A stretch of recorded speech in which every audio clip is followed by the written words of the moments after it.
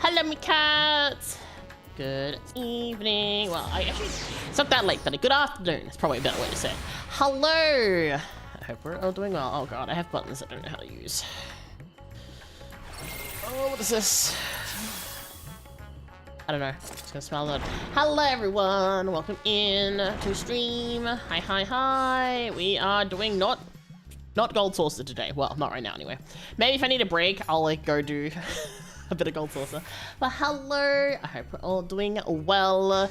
If you're new here, hello, my name is Mika. I play a lot of Final Fantasy XIV, which is what we're doing right now, because we're getting very close to me losing my Sprout status by going into Dawn Trail soon. Yeah, look, it's me. Ta-da, it's me. Yes, hello, I hope we're all doing well. Give me 1 second.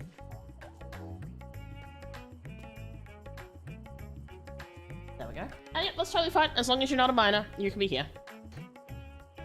Well, as long as you're not minor and you don't be a dickhead. It's like, basically my two rules are don't be a dickhead and don't be an underage. So, other than that, we're good. But yeah, welcome in. We're gonna be doing the last couple of role quests that we need to do. We've got 2 to do. I don't know why, I forgot that we had done the Leminson one. So I was like, shit, I have 3 role quests to do. No, actually I have 2. So maybe we will do some Gold Saucer later. Or maybe we'll do Fates or something, I don't know. We managed to get Lakeland all done, so now that's all nice and complete. And now I just have 2 more to do. Except the 2 more to do is like, it's like 5 of 60, and then this is like 3 of 66. So, you know. Yeah. But yeah, welcome in. I hope we're all having a good day today. I took a little bit to eat my lunch. I know it's kind of late for lunch, but you know, that's fine.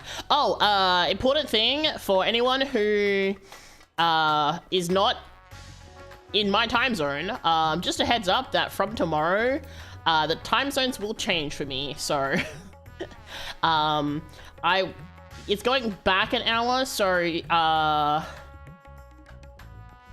technically I'm closer to you, question mark, depending on what time zone you're in. I don't know. Basically, it'll go back an hour tomorrow. So, from tomorrow, if I would normally start at like, say 4 PM, it'd be starting at 3 PM. So, sort of thing. But yeah. Mostly in the land of the queens, yes. Yeah, depends on what time zone you're in.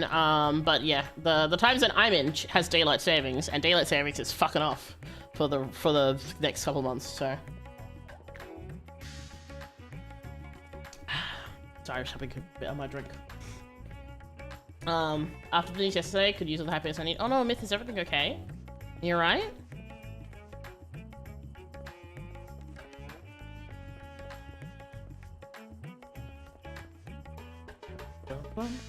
I'm being very rude by running on this table, but I don't care. Am I from England? No, I am Australian. And also Māori, so kia ora. But yeah.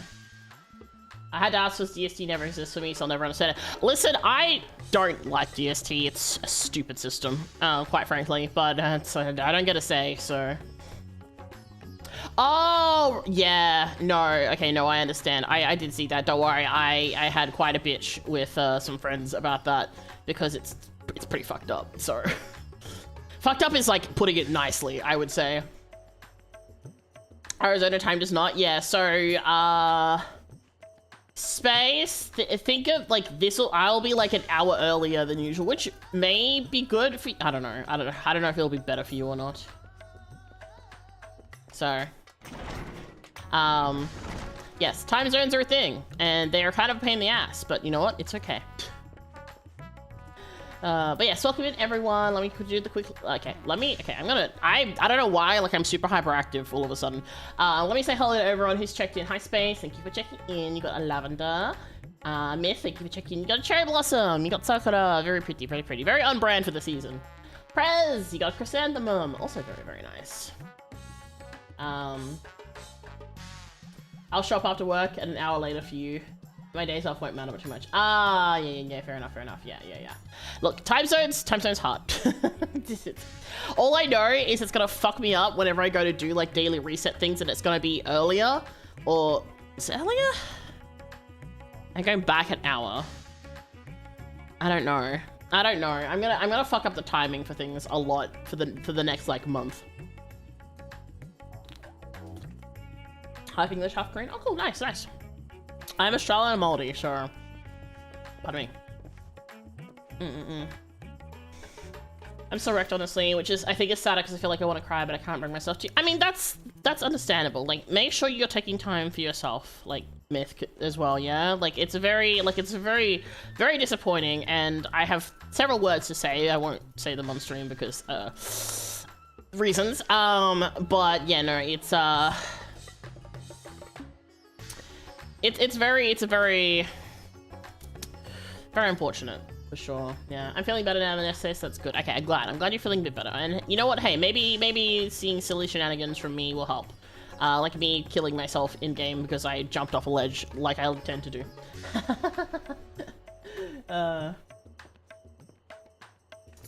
I think it should still be the same. The servers are in call.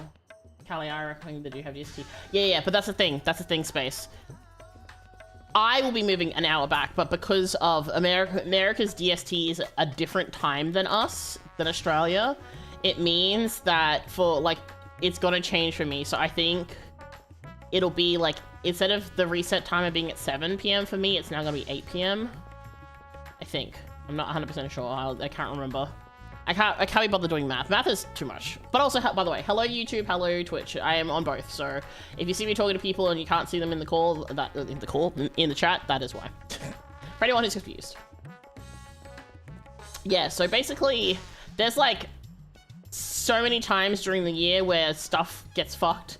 Like, the amount of times I've tried to organize something with like friends who are on American DST, and then their and then it like either DST turns on or off, and then it like fucks up our, like, we're trying to do like a collab, and they're like an hour early or an hour late because the time zones borked. Time zone's hard, okay? DST stupid. DST stupid. So yeah.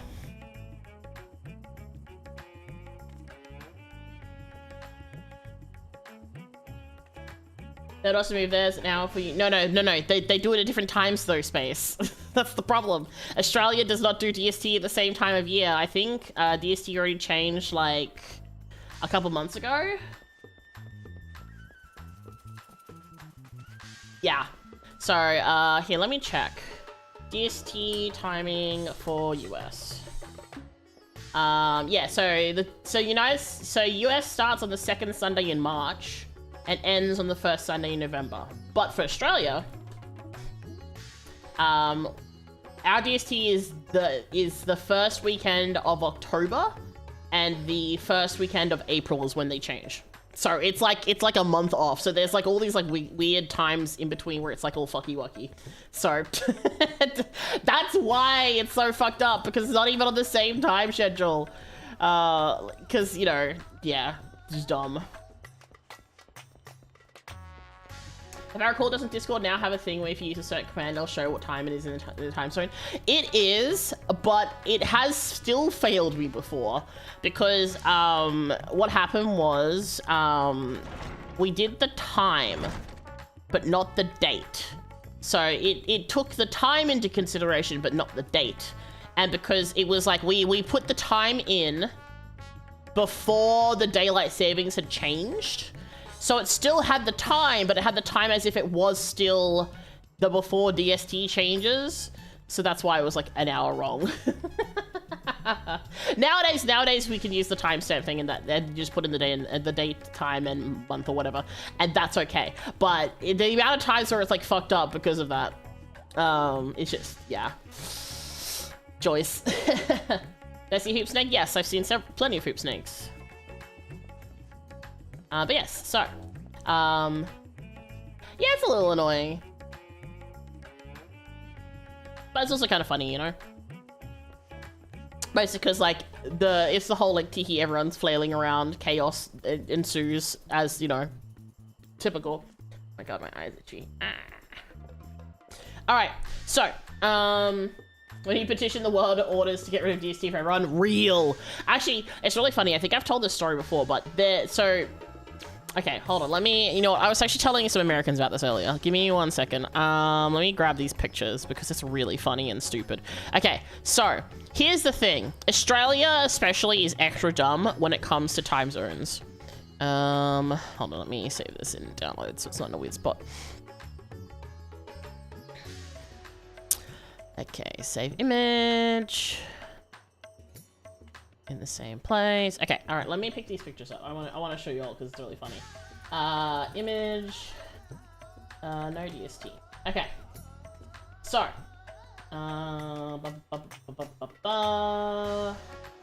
So when daylight savings is off, this is what Australia looks like.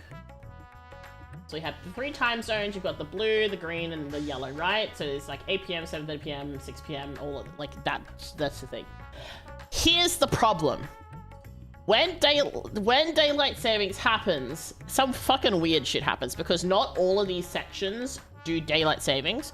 Part of it is because, okay, you can't actually see me pointing. See on the right-hand side where the big pointy yellow is, they don't do daylight savings because that's where a lot of the cow production like farms are for like milking and that. And obviously animals don't understand daylight savings. It's the sun is up when the sun is up, right? So here's what happens. This is what happens to Australia when there's like daylight savings.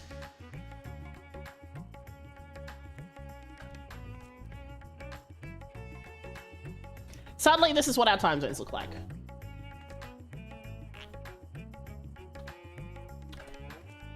Also, if you're on vertical stream, I'm sorry, but I can't show you this because I'm not fiddling around with the vertical that much.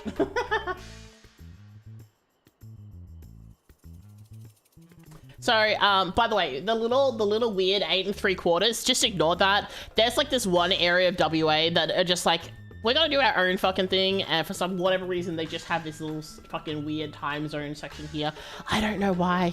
They just wanted to be special, I guess. But yeah, like, so, like, instead of instead of the 2 in the middle and then the 2 on the right being the same time, these, like, all change.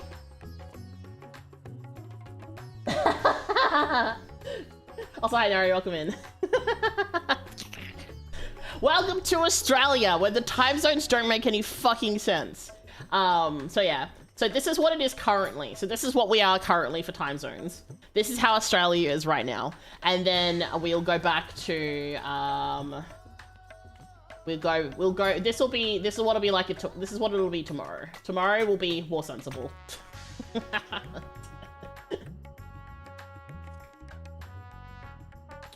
Head Australia, each different time zones, but that's crazy, yeah. When you see it, when you actually get to see it, you're just like, what the fuck? Because it's weird. But yes, this is what happens.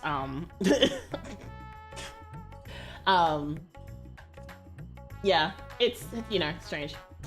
Oh, no, thank you for checking in. You got a Crocus. Hey, Asahi, welcome in. You got a frangipani. I was just showing everyone the horrors of DST in Australia.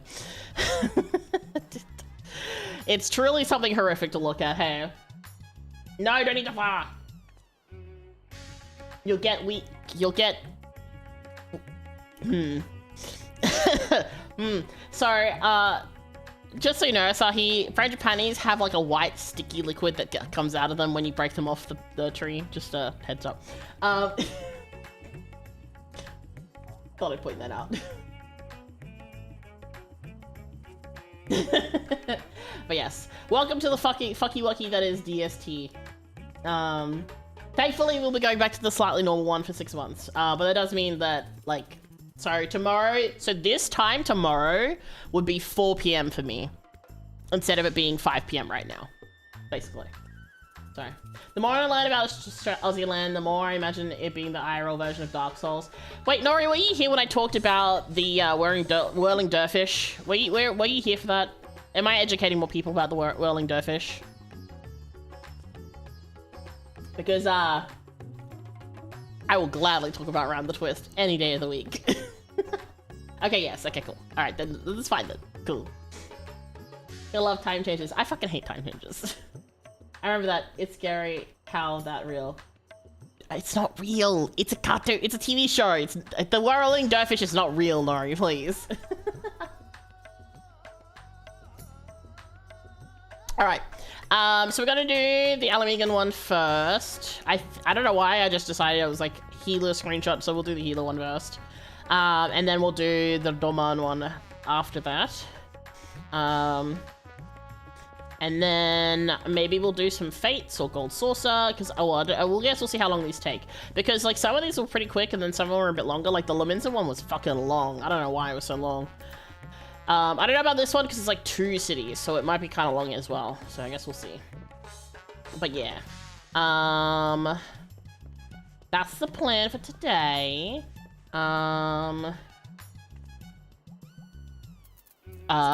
I've been hard at work. Where's my mount guide? Oh, excuse me. I got the Emerald Guiber, which now means I have the waffle. I also bought this, finally. And then, what else have I done?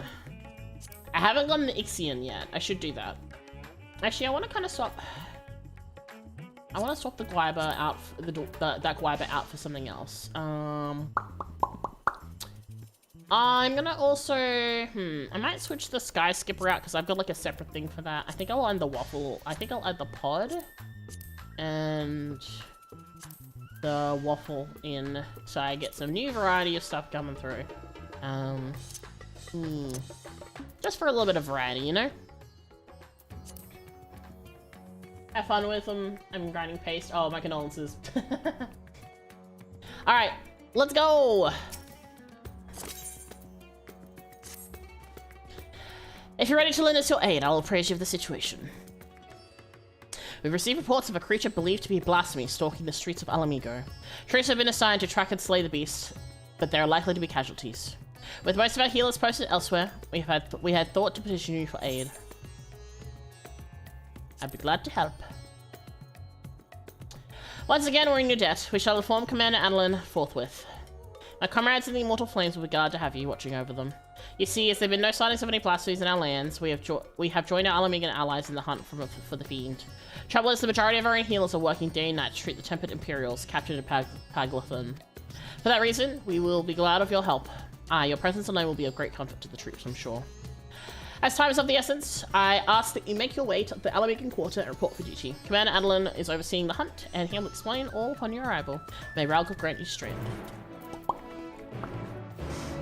I also started doing, I also am very close to, like, I need one more day, and then I'm done with the Endwalker Societals. I'm so excited. And then, oh my god, I need 2 more player commendations, and then I can, I think it's like, I think it's like a 500 achievement. But anyway, once I'm done with Endwalker, and then I'll be done with Shadowbringers, and Stormblood, and then I have to finish on Heavensward, and I guess I should do these at some point. Honestly, okay, I will say doing the Realm Reborn ones fucking suck because it's like 100, it's like 10 points per fucking quest, and it's still like 500. Whoever decided the AR one sucks. Anyway, Alamigan Quarter.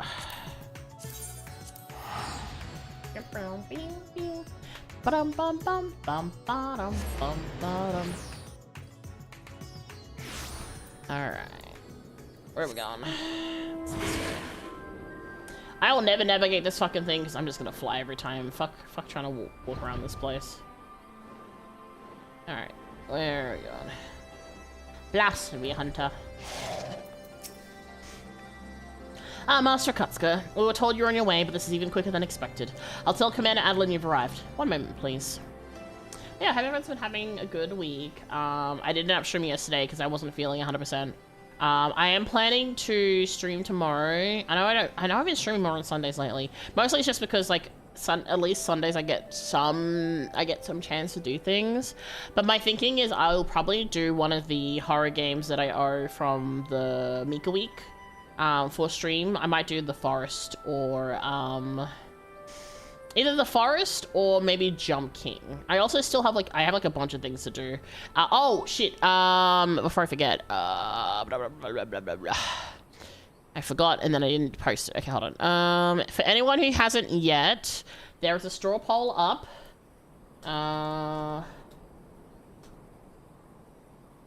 If you would like to vote on what hand cam I will do on a stream, there is a straw poll up for people to pick from.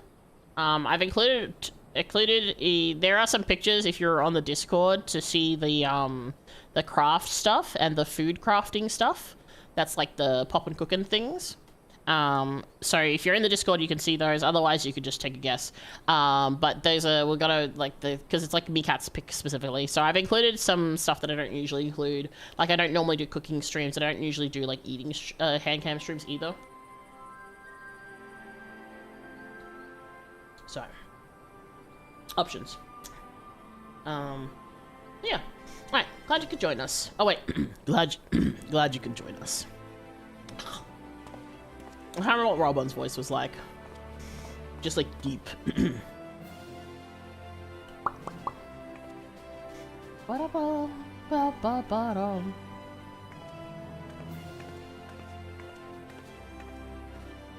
Now that, now that the far greater crisis has been resolved, we may and must turn our undivided attention to the matters of a smaller but no less deadly scale. I would like nothing more than to hear you about your recent adventures, but I'm afraid such pleasantries will have to wait. Oh, that's interesting to say. As our man in Thavner will have told you, a blasphemy is loose in Alamigo.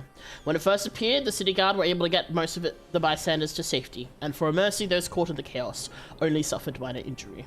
But the fiend managed to escape and has not been seen since. We must find it, and soon, for as long as it remains at large, every man, woman, and child is at risk.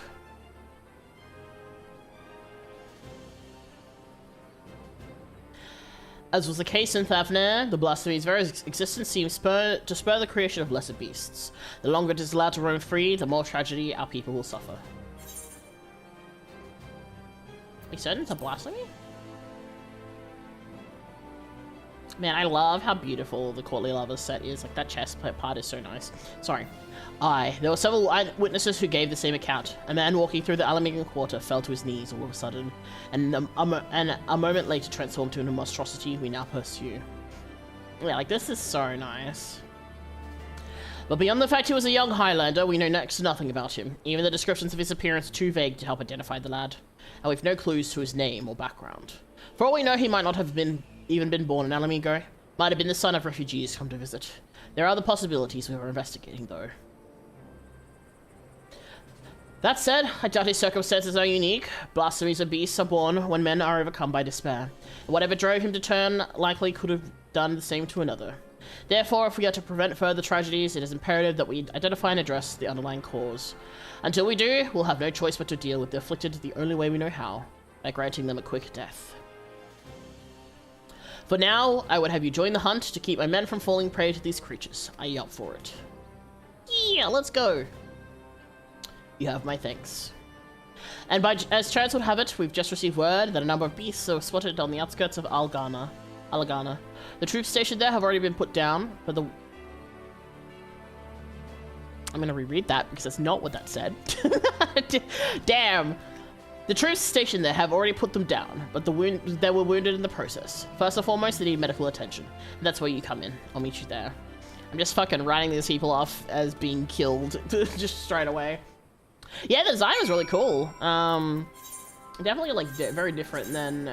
I find it interesting that the blasphemies in these areas are very different than the ones we were seeing in Thavner. Like, the ones we're seeing here are very much, like...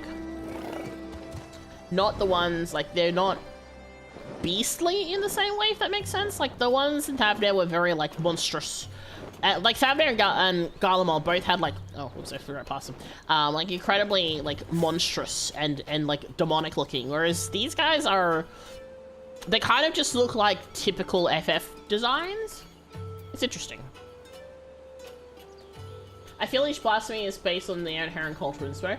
I guess, but like Thavner and Garlemald had the same sets, so I don't know if it was just they decided later on to make these ones quite specific. Like the one we saw in Gridania was very much like, I mean, that made very much sense for the area it was from. And then, I mean, the one from Laminza made sense because it was just frogfish lady turned into frogfish monster. Although the soldiers were able to lead the beasts away from the village and cull the lot of them, victory did not come easily. It is times like these that our lack of healers is most sorely felt. I dare say they've yet to receive any treatment at all. See to their wounds while I survey the area for any stragglers that may have escaped. Once I've completed my patrol, I'll head to the village to gather eyewitness reports. Look for me there after. Mostly it's because you're an eating boy yesterday. I was tired yesterday, but it was because, okay. You know what, I'm gonna tell the story. There's a reason why I was tired yesterday, and it was my fucking cats. Okay. Picture this. You're lying in bed. You're literally about to pass out asleep. You know, like it's that little bit where your brain, like your body is like shut down because it's going into rest mode. And you feel what feels like a giant spider crawling up your arm. So you jolt the fuck awake because all the adrenaline has suddenly blitzed through your body. You're like sitting upright, freaking out. And that is because your cat decided at that moment to very lightly brush against your arm whilst you were about to fall asleep. So that is why I didn't sleep well recently. Because my fucking cat scared the shit out of me. In Australia, yeah, in Australia, that's the problem. In Australia where it is very common for there to be very big spiders. So being very, very much nearly asleep, I didn't have a blanket on my arm, and my cat's whiskers just like brushed all the way down my arm in a way that made it felt like there was a big spider like walking down my arm. I fucking shot out of bed. And then the problem was, because it was like that paranoid sensation, I kept feeling like spiders were crawling all over me for like a good hour. I could not sleep. I was like, ugh. So yeah. That is why I was EP yesterday. Fucking spiders, man. I hate it.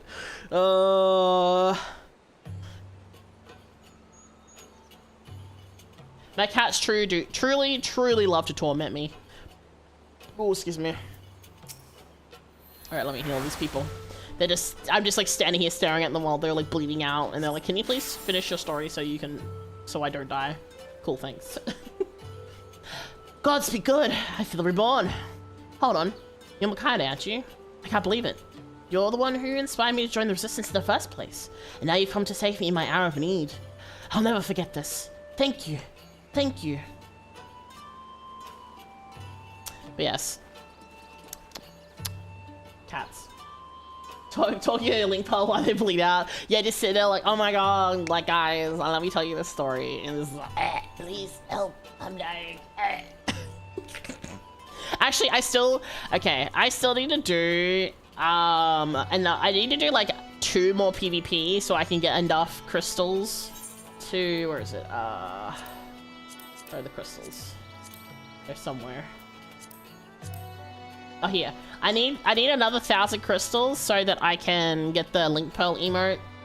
I'm just lazy. I don't want to do PvP. PvP is boring. Hello. I saw them change right before my eyes. Those weren't monsters I killed, but innocent men. But it had to be done. There are others we had to protect, and thanks to you, I can continue to do so. Once I've made my way back, I'll give a full account. The families, they'll understand. Oh yeah, I can't remember if I mentioned this, but I did unlock Sage. Do I know how to use it? Absolutely not. But I did unlock it.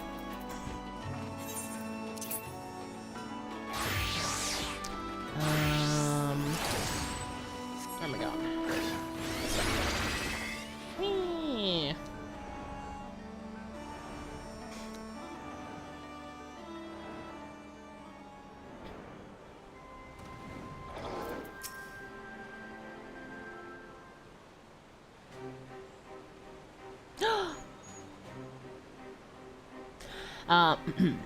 For treating the wounds of those soldiers, you have my thanks. And theirs too, no doubt. It would seem they're indeed successful in slaying the beasts. If my search is any indication, we must remain vigilant.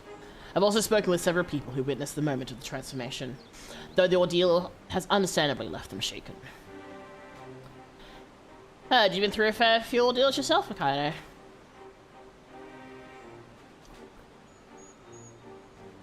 As for me, I've been kept busy with this and that, like getting the hang of this wheelchair. Obviously, it has its limitations, but it gets me where I need to go. I've been working with this new organization as well, which is what brought me here. But no sooner had I arrived than those locals turned. Honestly, okay, I have to ask the question. Why have the Ironworks not given him, like, a mechanical chair? Like, I feel like with the Garlean technology and also, like, the Allegan technology that we have, surely they could give him an electronic wheelchair that can, like, you know, be like a powered wheelchair, and also probably could turn into something that flies for him, so he's, you know... Like, I feel like a wooden wheelchair in this day and age just seems... With the technology we have, it just seems a little weird that he doesn't have, you know, a proper wheelchair. I mean, okay, it's a proper wheelchair, but, like, it's a push wheelchair. It's not a powered one. Maybe he prefers keeping active? Okay, but the thing is, like... at least having the option to use, like, I mean, I'm pretty sure with mechanical wheelchairs, you can still, like, push them normally. But I feel like, especially in a place like a desert, the last thing you want to do is get, like, you'll get bogged in, like, a sinkhole or, like, mud or, you know, get stuck on rocks and things like that. Hi, Kimberly, welcome in. It's just kind of, it's just kind of interesting. I don't know. It's just, you know. Ryan Freed, I heard you were there when it happened. What can you tell us? The ones... Hold on, old man voice. The ones who underwent the change are the very people who we were trying to help. Perhaps I should explain from the beginning. The meeting Lisa held in the Royal Palace marked a turning point for the Garabania. It spurred us to open dialogue with peoples and communities we otherwise would have shunned.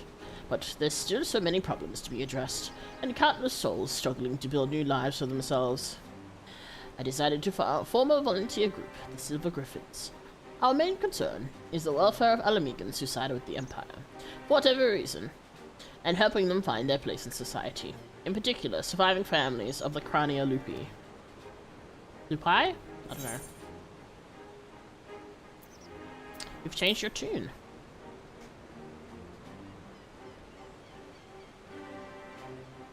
Make no mistake, I have not forgiven them. I don't have that in me, and I doubt I'll ever will, but the memory of that day in the palace of Fordola asking to be locked up again, after saving us all, it stayed with me. Got to be thinking about why she and the other youths would commit such atrocities. Why they'd swear to serve the Empire. And the answer was simple. Because they'd seen what we'd seen, and suffered much the same. In a hell where we were all condemned, they chose to betray one brother to save another. That's how the Garleans win. Not by breaking you, but by making you break yourself. By making the choice the right one for a man at the end of his tether.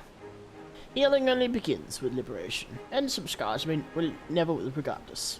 Those who've returned from foreign lands may have difficulty carving out and living here, but the ones who've pledged allegiance to Garlemald. This is not the Alamigo we dreamed of. But after 20 years of misery, I'll not see it all thrown away because we can't come to terms with the past. That's why I formed the Silver Griffins, to see that no one is cast aside. It's a cause I support, and it's what brought me here today. I've been acting as a mediator. You know, maybe they haven't bothered to upgrade him, aka Squinting Svagor. Maybe. Yeah, like... Okay, here's the thing, right? Like, the reason why it immediately picked up for me is just because of I think of, like, in, like, Avatar The Last Airbender, right? There's, like, a character who's in a wheelchair. But that wheelchair can also transform and fly. And, I mean, we have gods and, like, giant magical beings and, like, ancient, like technology and modern technology. And they've given him a wooden wheelchair. It's just kind of like...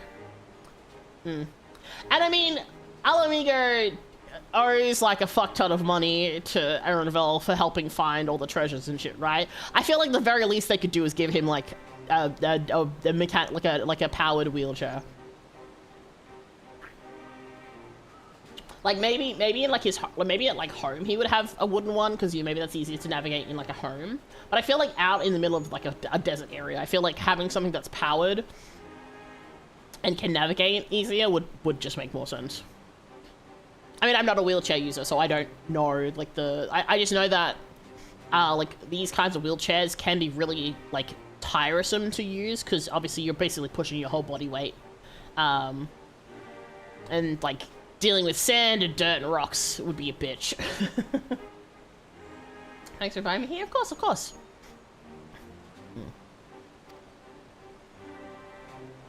I like when people come in and say hi and hang out. As long as people are, you know, respectful and have fun without being mean and rude and things like that.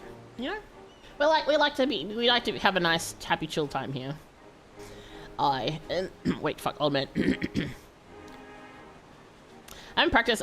I'm so used to doing my old man as in like old man and not like 60-ish year old man. I'm used to like the 80-year-old man, like Monty and in Charlene. And in the short time that he's been with us, he's proven himself a natural. But despite our early successes, the family of the Skulls continue to refuse our help. You know what? It makes sense that it'd be the skulls are the ones that are changing, considering, like, the fucking twofold of despair that they probably have to deal with. I think I see where this is heading. They're the ones who turned, yes? It comes as no surprise. Their kin tormented and murdered fellow Amigans. Anyone with a conscience will feel shame and guilt, and for some it might be too much to bear. I think I might know why they're turning us away. It's a sensitive matter, though, so let's go somewhere where we won't be overheard. Then again, there's nothing like an energy source of battery during the first Avatar series. Yeah, exactly right. They still managed to have like a powered-esque type wheelchair for the guy. I think it's like they're using like flying and stuff, but like he's still like very. It's like it's still like murderized to an extent. Who knows? All right, I forgot Arenveld has the echo. I was like, what do you mean memories? And then I was like, all right. Oh, excuse me. It's not one of the men who turned. I saw his memories. With the echo. I'll not pretend to understand it, but tell us what you learned. I only caught a glimpse, but that was enough. It was during the occupation, a man raising his son. Only the two of them, but they were a family. To keep his boy clothed and fed, he chose to side with the Empire. He knew what others would say, but he did it anyway. I think that's the kid we saw turn, right? And so he was branded a traitor. Every day his son listened to the jeering, the insults, but there's nothing he could do. When he came of age, he joined the Skulls in the hope he would make life easier for his father. He never dared to question his orders, no matter how depraved. He died in the revolution, but not before killing his own countrymen. Never mind. His father wept not for the betrayer and murderer, but for the man he could have been. He blamed it all on himself, right up until the change took him. Man, that's fucked up. See, yeah, this whole thing it's like the thing with like the Skulls is really complicated because it's the same with Fordola, right? Fordola, like the whole thing with her parents being with the siding with the Empire, and then her dad getting stoned to death as a result, and then you know that's big part of the reason why she became a Skull. It's really, really complicated because it's like they're trying to survive, and you know there's there's understandable idea of like being a traitor and turning your back on your people, but people are only human and there's only so much you can do really when it comes to this sort of thing. Like when you're hungry, when you're starving, when like your body is like screaming for food or water and someone offers you that, people are going to take that. Like that's just the way, like survival is the number one thing when it comes to humanity, right? Like it's why you get things like with plane crashes where people will end up eating other people, right? Because it's surviving is the thing. So it's like it sucks, and people being punished for like doing things like what the Skulls did, where they beat up people and they things like that. Like it's understandable that people will be upset and treat them that way, but they're also stuck between a rock and a hard place as well. It's really difficult. It's kind of like you can't really throw stones. I don't know. It's it's hard. Muzukashii. But yeah, like. Yeah, it's one of those things where it's like the morals of it is really gray, and understanding why people are angry is so valid. Like people seeing them as traitors is so valid, but at the same time, like I can also like understand why people made the choices they did. Because it's just really, really tricky. It's such a complicated thing, and it's interesting the way FF just like what's the word? I don't want to say discuss, because I don't think discuss is the right word. Explore the way it explores that through like its themes and stuff, especially between like Stormblood specifically, is really interesting because of the whole because the whole thing of like war doesn't decide who is right or wrong, but who is left. is like a really common saying that people have, and it's honestly it's very true. Like, war is kind of like a thing, right? And obviously the Garleans weren't good, like the Garlean Empire weren't good people, and obviously the Garleans are incredibly, like, you know, racist in how they, like, I mean, we saw it over in Golemon, they saw them being like, wah, whenever we tried to help, because to them, all they see are like these quote-unquote savages who do evil magics and are here to kill them or take revenge, and like, or take what's the word? Take advantage of, you know, the shoe is now on the other foot, so because they're the ones who've lost everything, oh, those evil savages are coming to get their just desserts and take over, you know, because that's what they as a people would do. But like, the everyday person is not necessarily going to be like that, and a lot of it is also like propaganda and like, you know, fear is another thing, or like corruption. Yeah, corrupt is another thing. Like, it's such a complicated thing that's discussed between both Stormblood and honestly, like, that part of Endwalker. I think it was really, really interesting to see. And I still really laugh at seeing that person being like, oh, Final Fantasy XIV isn't a political game at all. And I'm like, your reading comprehension is shit if you think this is not a political game at all. Like...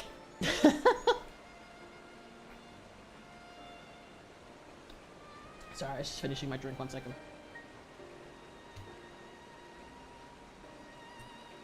I had a soft drink my lunch. I was just finishing my last little bit. Politics and corruption, who'd have thunk it, right? Well, like, even if we're just talking about ARR, like, I think I said this, like, previously. Like, ARR, you literally have, do you want to start in the town that's full of pirates? Do you want to start in the town that's full of racists? Sorry, the town that's full of racists, or do you want to start in the town that's full of, like, capitalists? Like, even in the very, very initial part of the story, it's already talking politics about things like that. Like, you know, like for Laminza, you're talking about, you know, taking land off of other people's, so the kobolds and the Sahagin. And also, obviously, you know, like the morals or lack thereof, quote, air quotes, in terms of, like, piracy. And then you have Gridania, who is full of very much like that like old school, like, we're better than you, oh, you're, you know, this, that, or the next thing kind of thing. And then you have Uldar, which is full of, you know, people, it's literally just it's just capitalist hellscape, right? Like, I mean, some things are better, but like some things are also not great. Like, we see that a lot with like the monetarists and all that sort of jazz. So like, even from the very, very get-go, like, even if we're not talking about like things that happen in ARR, like the fucking political assassinations being, like, you know, the whole thing where Nanamo is supposedly, oh, excuse me, where they, like, supposedly ganked Nanamo, which, you know, turns out to not be a thing. But, like, you know, still, there's an implication of political assassination, like, regicide, like, there's, like, fucking just... like, even with the Garleans, like, you know, it's, you know, there's genocide with, like, the Alamingans, because, you know, they've taken over, like, the Garleans take over Alamingo. It's, like, talking about refugees and refugee status, like, and immigration, and, like, all these things that are all very, very political conversations being had. And then people go, nah, FF's not political, it's just, like, even like the other games, like if you look at Final Fantasy VII, it's like the whole theming of the story is like environmentalism because of the fucking, like, with Genova and I've forgotten the company's name, like with all like the company stuff and pollution, all that jazz. I mean, ignoring all the like other weird shit that is, you know, Final Fantasy and Sephiroth and like Genesis and all the other things like Angeal and all of that. But history teacher referred to StarCraft as two nations fucking each other. Yeah, I mean, I think a big part of it is people just don't want to think about it. Which, I mean, I guess, but it is still kind of important to consume it. I think another big thing is media literacy is very dead. It's very frustrating, I guess, that people just refuse to have like a single iota of thought sometimes when it comes to the content of what is happening in the game, and especially trying to understand the real world symbolism or consequences that are trying to be put out. So, yeah. Monstrous aren't angels, but when needed, they have stepped it up in for the right reasons. Look at Lolorito, that has he's a monetarist, yet he refused to allow murder because of his overall loyalty. I think that's true, but it's also the sense of like, it's kind of like, It's kind of like the sense of, oh, well, this billionaire isn't that evil because he donates to charity sometimes, right? Meanwhile, like, potentially fucking over, you know, his, like, I think of, like, say, like, Amazon, where they're, you know, making their staff piss in bottles or whatever, whilst, you know, making fuck tons of money, and then, like, occasionally doing stuff that is useful and helpful for the world, but not really in the sense of, like, not necessarily for the community, obviously not quite the same thing, but like there's like levels of it, and I think people just don't want to or refuse to understand the kind of conversations that games have, because games are inherently, like, art is political just in general. Like, art is a very political thing overall, and like sometimes you want to just turn your brain off, that's fine, but if you gotta commentate on it, and this is one of the reasons why, I mean, y'all are very, very well aware now that I yap a lot during FF because I have a lot to say about art and stories. But like, so many people are like, oh, it's a video game, leave politics out of it. Literally all art is political just inherently by being art, because it's a form of expression, and you know, expressing something is political whether you like it or not. It's gonna be political. So you know, losing a certain person was not on the cards. I expect to secretly sort of proud of it. Oh yeah, for sure. I think Lolorito is very interesting as a character, because he's very much like, you could be way more evil, but there is still, like, you could have been way more evil if you wanted to, but you at least understand how things work enough in a way that you're not completely gone. So, but yeah, I think it's really funny. Like, I think what was another one I saw that was like, oh my god, blah, blah. Actually, honestly, like, there's just so many different things. There's no black and white, good and evil. The overall lesson is that there's no absolutes. One man's evil at another time a necessity. There is such a thing as an honorable assassin. Yeah, I agree with that. I think that things are not always black and white. I mean, there is, like, for example, there are some things that are very clearly like, no, this is an evil thing. There's no ifs or buts about it. So, like, you know, for example, like genocide, a bad thing. So, you know, just in general, bad. But when there's, you know, different things, like religious stuff, for example, right? There might be something that you don't necessarily agree with religiously, but is, you know, like a standard religious practice. I'm not going to say any particular religion, I just mean in general. Like, there's several religions where people will be very vocal about practices or, like, things like that, where you don't necessarily agree with them, but that's how it works for them, and people are happy with that. Like, that's where it's, like, not black and white, right? So, it's one of those things where it's, like, it's very complicated, because, like, people are not black and white, ever. People are complicated, and it's one of those things where I wish people were more willing to think. I feel like, so, oh my god, especially in the current day and age, like, I just wish people would think more. I don't use my Twitter that much anymore, to be completely honest. I mostly just, like, retweet things every now and then, but a lot of the stuff I do retweet at the moment is basically fuck AI, because AI is one of those wins. Like, there's, like, already studies coming out about how AI is just turning people's brains into mush.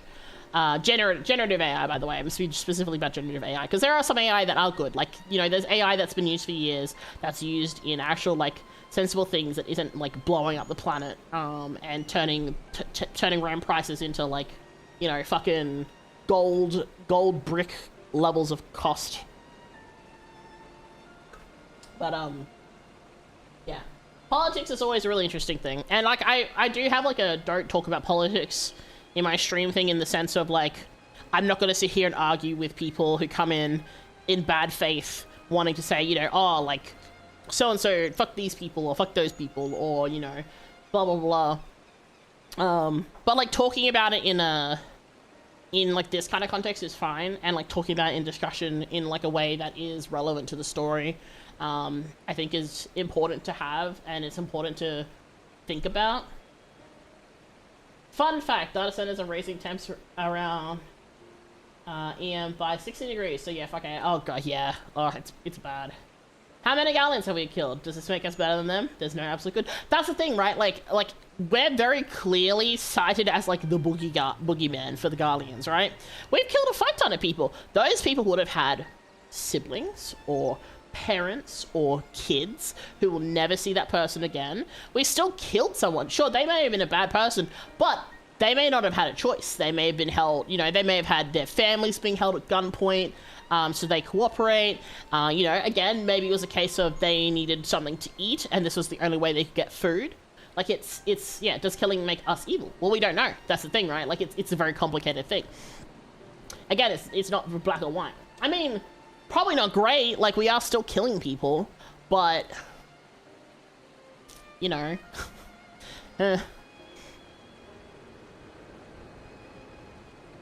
Yeah, it's one of those really interesting things that people just don't want to think about a lot of the time. So but anyway, I can only pray he and his boy have finally found the peace they were denied in life.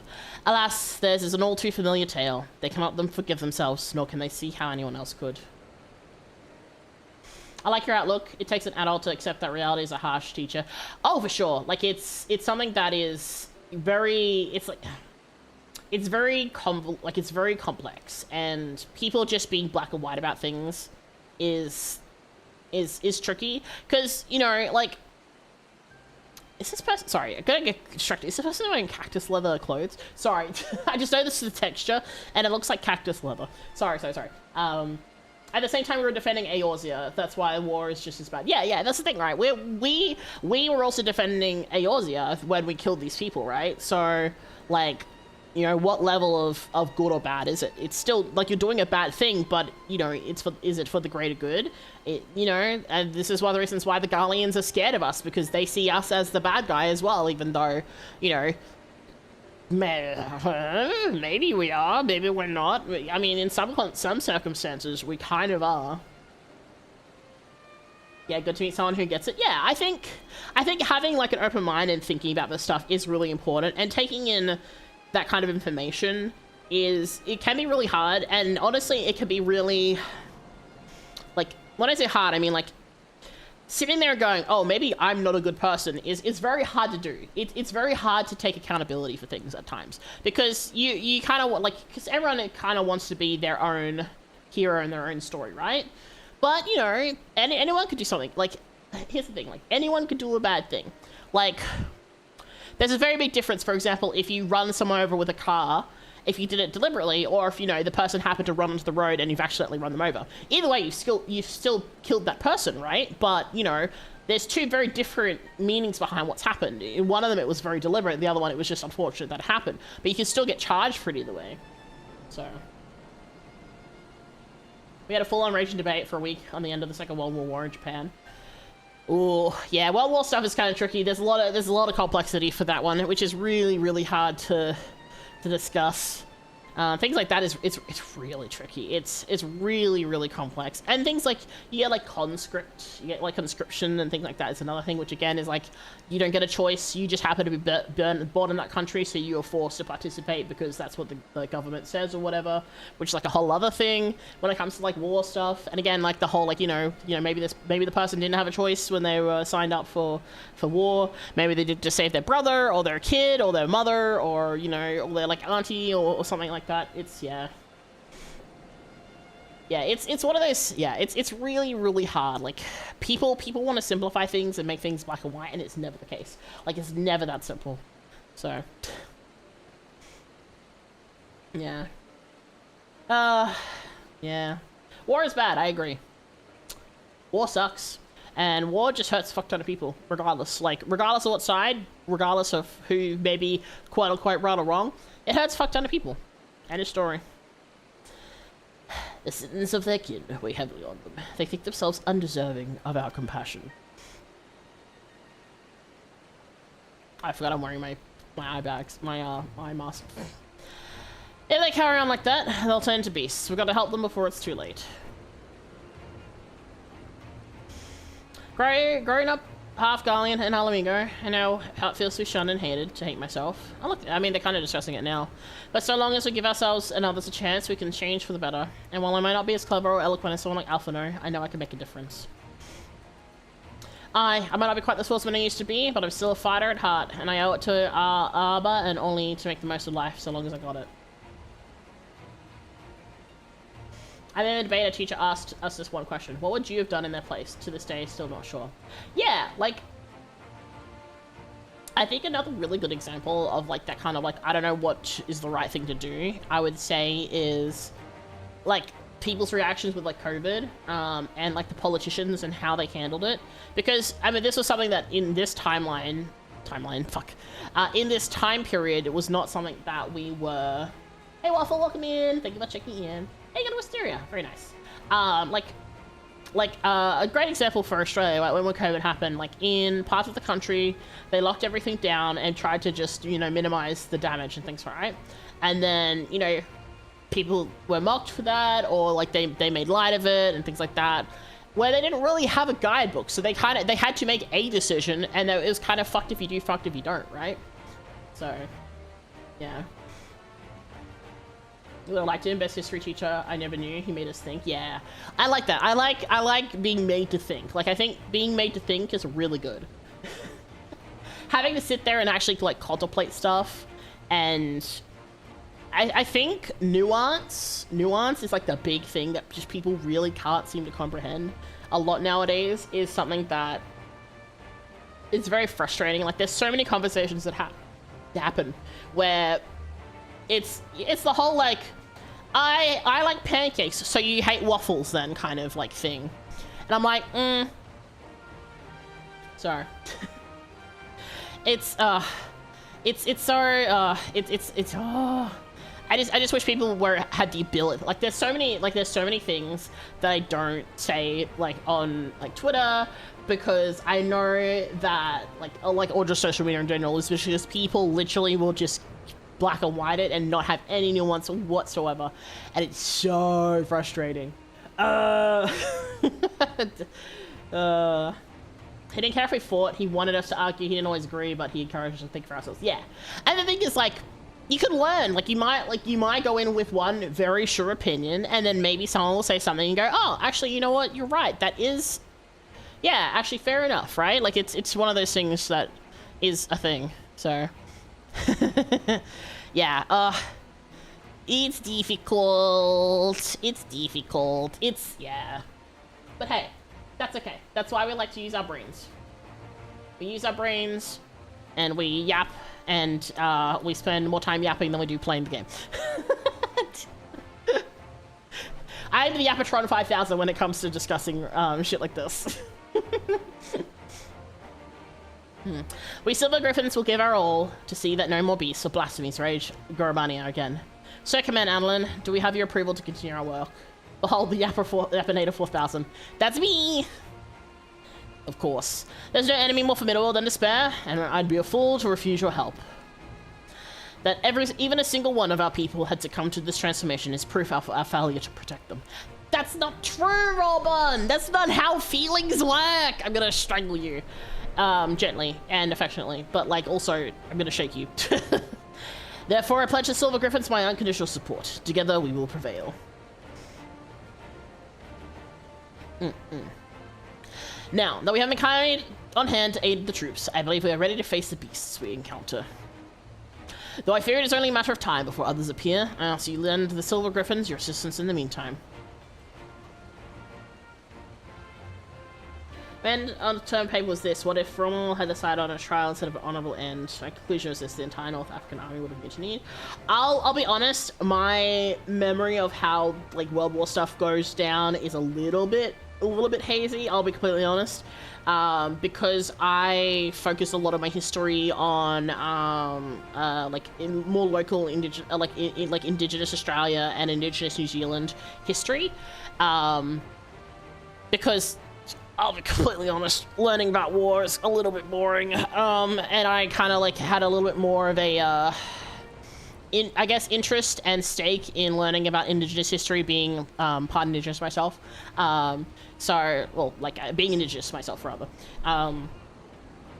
and kind of learning about like the more like local type historical stuff is a little bit more squished into my brain than like the general world was. I know that they were important, but also, you know, learning about them was not as interesting and kind of like you know, impactful, I guess, as like sort of like Australia has a really shit history when it comes to how they treated indigenous peoples. I mean that's pretty common. Indigenous peoples kind of get fucked regardless of what country it is, but there's a lot of that sort of thing that is what stuck with me. Yeah. Very good. For now, let's return to the city. With respect, you should. That one campaign slips your stream always, and people know. I mean, that's true. There's only so many things I can retain in my brain, though, right? Like, we definitely learned all about it. Like, there was definitely like a lot we learned, but there's only so much my brain can retain. And I have the single brain cell. I am nothing if not an orange cat. So remembering everything is risky, because it doesn't happen. Now, if you were to ask me about ancient Egyptian history, I could probably tell you a lot, because that was one of my obsessions for a while. Yeah, unfortunately, like, war is very important. Like, it's like, you know, the world wars were very important and they're very historical, but they are very difficult to kind of sit there and think about and things over time. And it's been a while. Like, it's been you know, it's probably been quite a while since I last looked at like that kind of information. Those who harbor guilt do not so because they are weak of heart, but because they have failed to meet the demands they make of themselves. It was the same for me when I believed my failures had led to the Sultana's assassination. I speak of none of most thing from era. The despair and self-loathing were indescribable. You know what? That's so valid, Robon. I was fortunate that you and the other Scions came to my rescue. That I had friends who convinced me I was more than the sum of my worst mistakes. Now we must do the same for the people of Alamigo. We must help them to heal and find the strength to, if not forgive, then come to terms with who we were, so that we can look to who we can be, who we should aspire to be. This is precisely why the work of the Silver Griffins is so vital. Though our problems are not new, the emergence of this deadly phenomenon means we cannot afford to delay addressing them any longer, and will be better for it ultimately. Once we've decided a course of action, you'll be first to know. Until then, may Relga watch over and keep you. There we go. Wow, boom, boom. The other thing is too, like, you have to remember, like, the way history is focused on does depend, like, a lot on the... Yes? The Australian education will focus on, like, Australia's efforts and impacts and things like that. Same with, like, other countries. The Butcher's Blade. We're hoping you'd stop by. I'll show you to Command Adlon at once. Oh, here we go.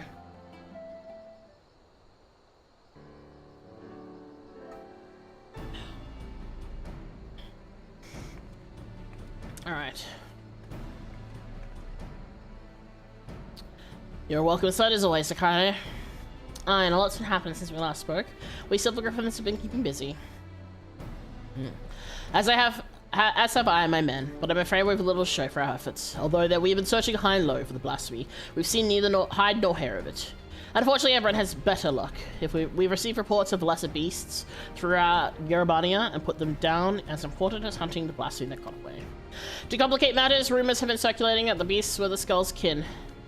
While this is true of recent incident in Algana, we cannot have people jumping to conclusions given what they might feel tempted to do. It's a suggestion that we take these individuals into custody, for their own protection as much as the safety of others, but that only isolate them even further and give credence to the rumors. Yeah, that is kind of tricky. The recent unrest that hindered the efforts of the Silver Griffins has hindered the Silver Griffins to no end. Therefore, I ask that you aid them in their endeavors, and see that if there's aught that can be done. Also, you'll be joined by another volunteer. Try not to be too surprised. I'm assuming it's $4. I thought I heard my ears burning. There she is. May I have a suggestion on 2 books? That's okay. Honestly, I have a friend who's like hardcore into like World War history and stuff like that. So I will often talk to them about stuff if I want to discuss it. So I don't have a lot of time to read. I'll be completely honest. And when I do, it's usually like fiction because that gives me, you know, time to decompress in the current state of the world, shall we say. I said I don't need a keeper, but did they bloody listen? Did they bollocks? Come on, don't be like that. This is what you agreed to. Besides, you never know what you might need of a healer, and there's none better than Mikaide. He's right. You've earned a measure of trust, and this shouldn't be taken to mean otherwise. Think as thieves, are we now? Then there's no need for this sodden collar, eh? Well, no, it's not coming off anytime soon. But if that's how it's gonna be, then fine. As long as he keeps out of my way. I want the 2 of you to visit the Silver Griffin headquarters in Algana. Several relatives of the Crania Lupi have agreed to meet with them, and we could do with a measure of precaution.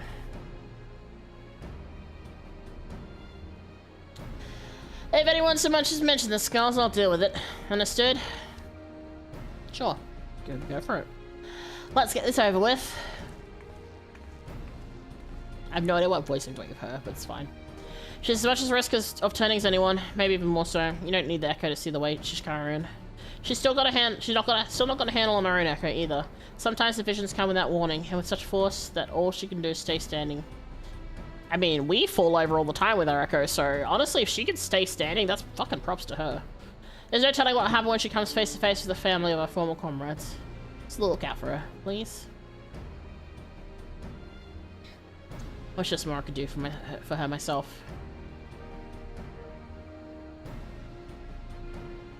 I've got all our own duties, and I'll see them through to the end.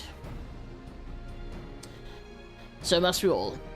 Follow Vordola's lead. We're counting on you both, but be ready to step in, even if she curses you for it. Oh, I'm sure she will. She does seem the type. I'll be honest, Fordola reminds me a lot of Mad Maggie.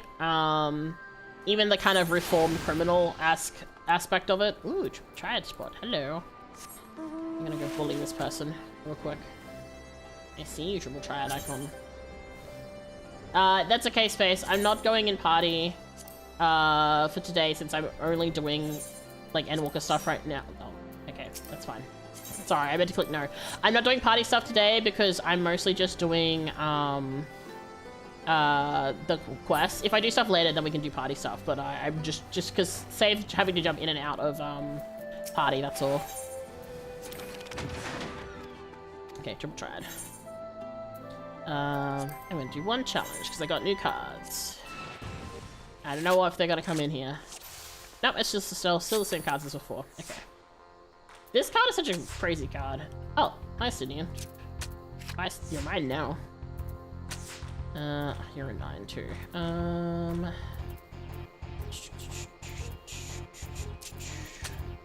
Do this. That's rude. And then that's where I'm gonna flip that one. Oh! Nail Van Darnus. I don't remember who you are, but sure. Guess I'll do this. Draw. Alright, one more round.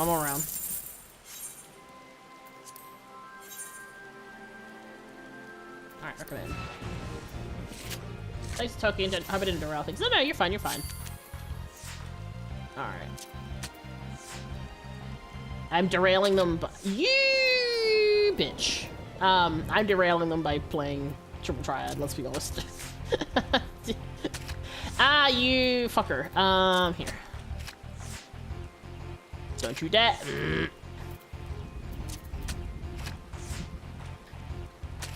You... Okay. Fuck you. Okay. Alright. One more round. Oh, this is an Imperial Deserter. I just noticed their name. I always give it 3 tries. Your awkward side is always captain. It's how you dress me. Oh, that's cute, right? Because you're part of the flames. That's really cute, Space. Alright, fine.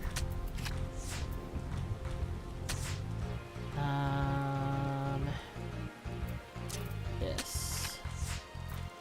Gotta go there. That's fine. Because now I can do this, and then probably you'll go there. Okay, fuck you, I guess. And then I'll do this. I'll still win though, because you can't really do anything here. Give me a card. Bitch. It's fine. Alright, cool. I'll fight you again later. Alright. Oh, God, no. Let's go. That guy, I call him several names, none of them kind. Oh. I didn't even realize who it was. I just saw the triple triad. I was like, oh, give me card. And then he didn't, because he's bum. Alright. Oh, she's not even talking to us. Oh, wait. Old members. I had a feeling Robin would send you, Mikado. But as for her... If you got any complaints, take it up with the commander. No, it's fine. Truth be told, ever since that day at the Royal Palace, I've been thinking. Stop. You don't want to say it, and I don't want to hear it. To the matter at hand, then. We Silver Griffins have been working to support the relatives of the Cranialupi. The one family has gone missing. A mother and her parents who lived together under the same roof. One of ours paid them a visit, but they were nowhere to be seen, and when they went inside to check, they found the house had been torn to shreds. Thick gouges in the floors and walls, made by beast claws by the looks of them. You think they've turned? Does sound like it. Aye, that is the most likely explanation. Please, do what you must before anyone else is hurt. There's no time to waste. I'll head west, you east. She really does not want to associate with us. I mean, I get it. Like, I understand. But also, like, she's so bossy. I have 35 cards left for the mount. He's one of them. Oh, I see. Actually, Joe, really funny story. The first time I saw the mount, the triple triad card mount, I thought it was a piece of toast with jam on it. It did not register to me whatsoever that it was supposed to be a triple triad card. I just thought it was a giant slice of bread with like a thick like slather of toast. With jam, sorry. Yes, I do have triple triad decks set up. I need to redo my decks because I haven't done them recently, but I do have a bunch of decks set up now. Oh, hi.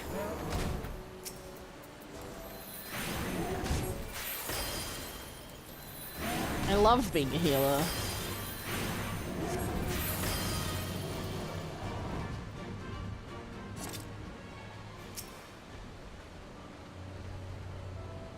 Oh, okay. I realized now, Space, why you were like, party. You know what, you're so right. I'm stupid. Hold on. After this. You're so right. I was thinking of the fucking solo duty part that happens. I forgot there's like these little sections in between where we actually have to like fight shit. And so we don't have to do it twice. You're so right. I'm so stupid.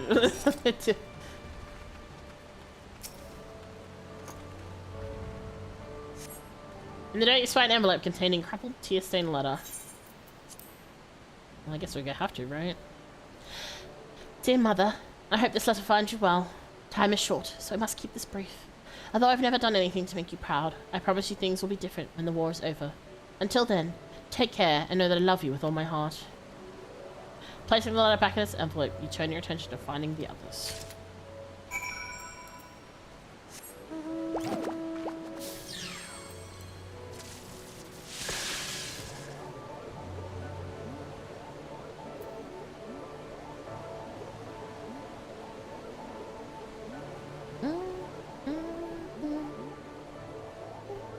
Well, I hope you managed to get the cards off him. I don't know. What is it? What is the hold on? Achievements. What's it under?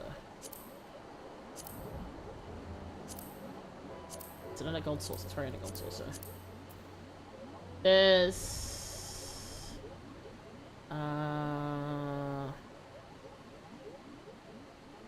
stuff the races. Okay, yeah. Didn't fear? Oh. And then there's like a mount, right? Once you get to a certain... I remember how many. Wait, is that a card? Oh, this is a Vanat card. Oh, okay. I know there's a mount somewhere. Hold on, if I do... Wait, it's not? But I know there's like, I know you have to get like X amount of cards to get the mount. I don't know what it is though.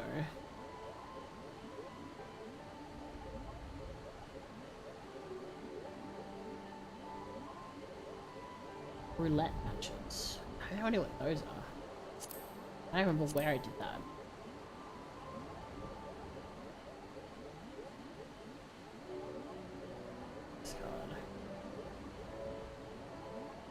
Oh, you get an umbrella? Ooh, that's cute.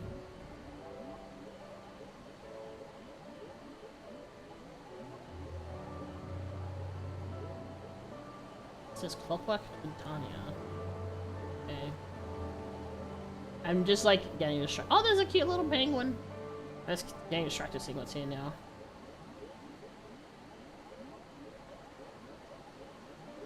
Foreign claimed music scrolls. I forgot there was an achievement for collecting them. Oh, is there? Oh shit, where's that? Where's it under? It's probably me too, honestly. Items general.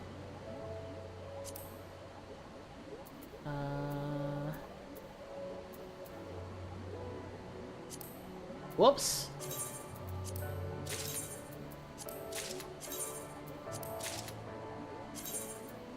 Haha. Haha. Whoops. Ha. Oh, I'm already really close to this one too. Haha, whoopsies. This one along here. Oh, okay. The achievements, okay. Yeah, probably have them on your other as well. Yeah, whoops.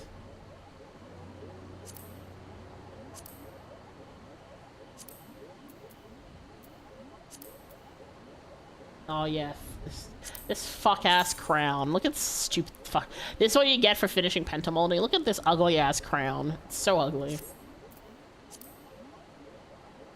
Also, I really love this achievement, having a gay old time, which is the vengeful lance thing. But having a gay old time is so funny. I'm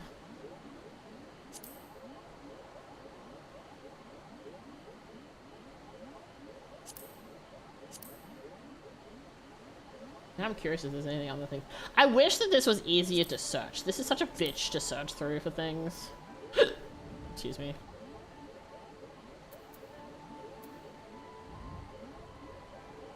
Because like these are all separated and it's just like, can you not just like do things where it's like where you have stuff that needs to be picked up?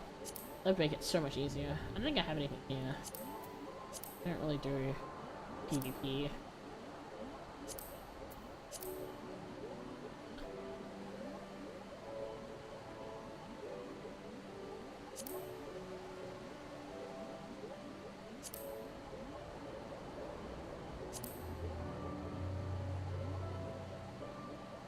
I'm getting a lot of progress in the hunt. I'm at, like, look at, how if I do unfinished achievements. Where is it?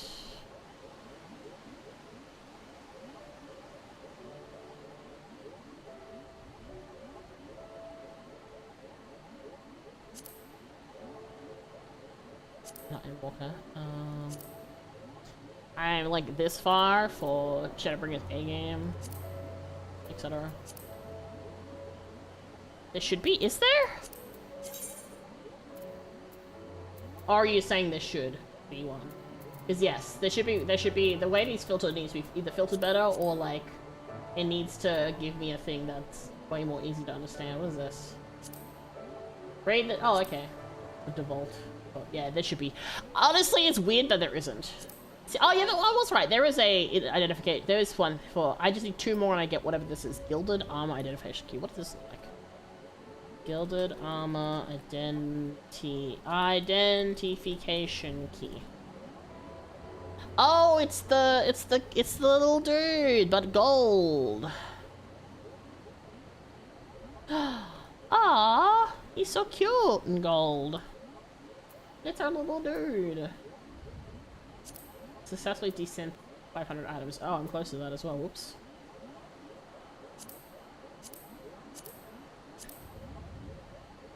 Anything else with rewards? Nothing nearby. Amber. Anyway. Where am I going? over here.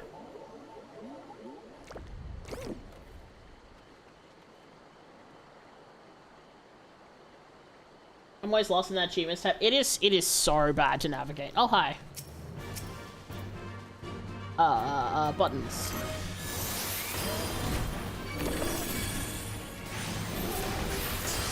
Oops. Sorry. Sorry, I didn't mean to involve you. My bad. I forgot that was an AoE. Whoopsie. Time-worn wedding ring. Oh no, that's the parents of the people, I guess. Someone appears to be a wedding ring with a name and date engraved on the inside. You got a lighting crystal? Whoops. With seemingly no more clues to be found, you decide to report to Rugenfried.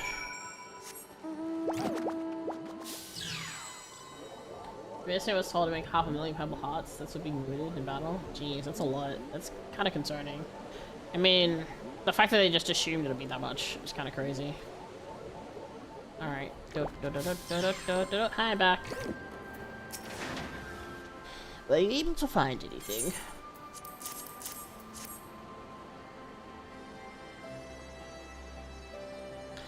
Then just as we feared. I found and killed a third who was carrying this.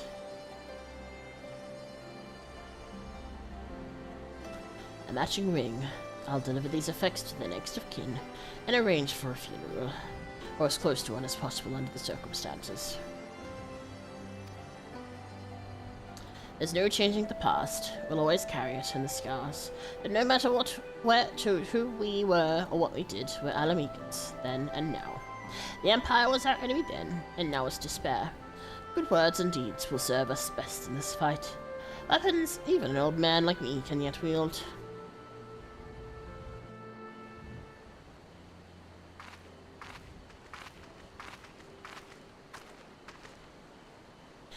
Thanks to the two of you, the missing villagers may finally be laid to rest, and the other Silver Griffins will redouble our efforts to prevent any further tragedies.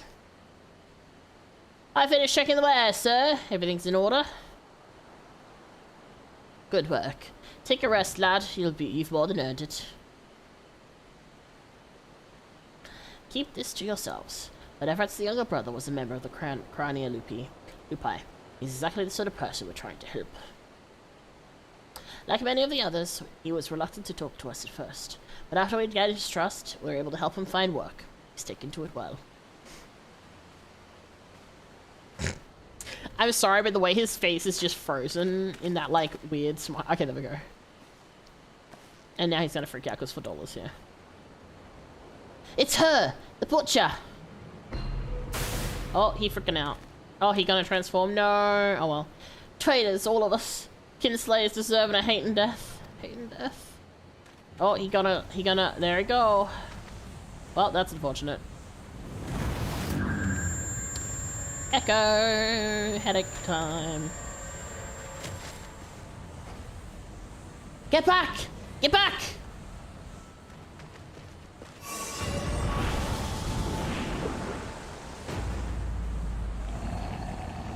Big ol' beastie. Do not eat the child, please. Don't eat the child! Ooh! Nice save. Good job, $4. Damn. I kind of forget how strong she is, because she's actually pretty fucking strong. I mean, obviously she just got slashed to hell, but like, the fact that she had the echo happen and still got up and was able to stop the girl from getting killed, honestly, very impressive. Stay away from her!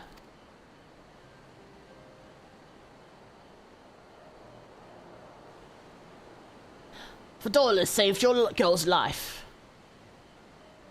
I know, but she's...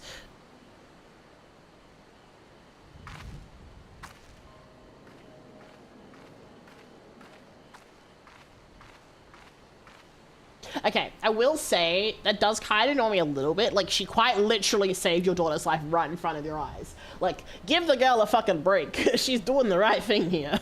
Jesus. It happened. It happened in an instant. That poor lad. But it had to be done. Without hesitation. Wouldn't have been much worse otherwise. Would have been much worse otherwise. Could you go after $4 and see to her wounds? I'll do what I can here.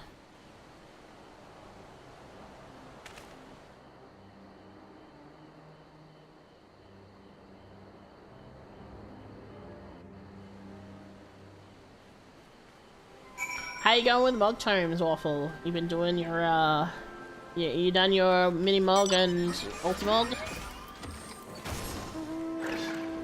Whee! For $1, I want you to play me out, please and thank you. I'm fine, leave me be. Shut up and let me heal you, bitch. I said I don't need your help. I'm a healer. Let me do my job. Shut up, sit down, let me heal you. God, you're like a dog with a bone. Go on then and make it quick. Also, by the way, just to clarify, I said bitch just in like general, because I've been saying bitch a lot lately. But like, not because she's a girl, it's just bitch as in like, as a descriptor. I just thought I'd clarify. In upstream I was using the C word because I got pissed off at cheating way over in Charlene. I got so mad. He cheated, the little fucker. Coil can't change its spots. There's no washing the blood off my hands, nor would I, even if I could.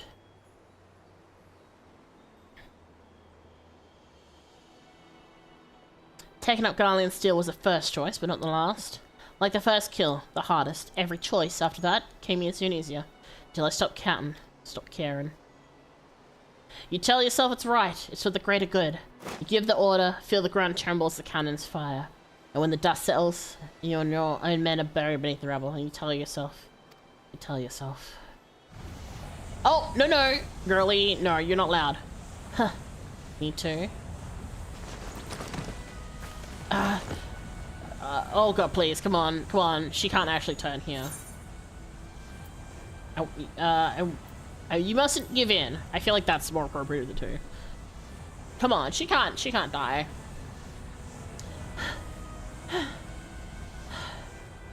Man, the fact that she like instantly started turning because she started speaking out her feelings though, crazy. That man in the village, I saw his past. I'm the one who killed his brother. Oh boy, what are you supposed to be seeing in that visor over your eyes? Okay, so for context, healer Mika is blind, which is why he's wearing this. All the Mika classes are slightly different and lore-wise, depending. In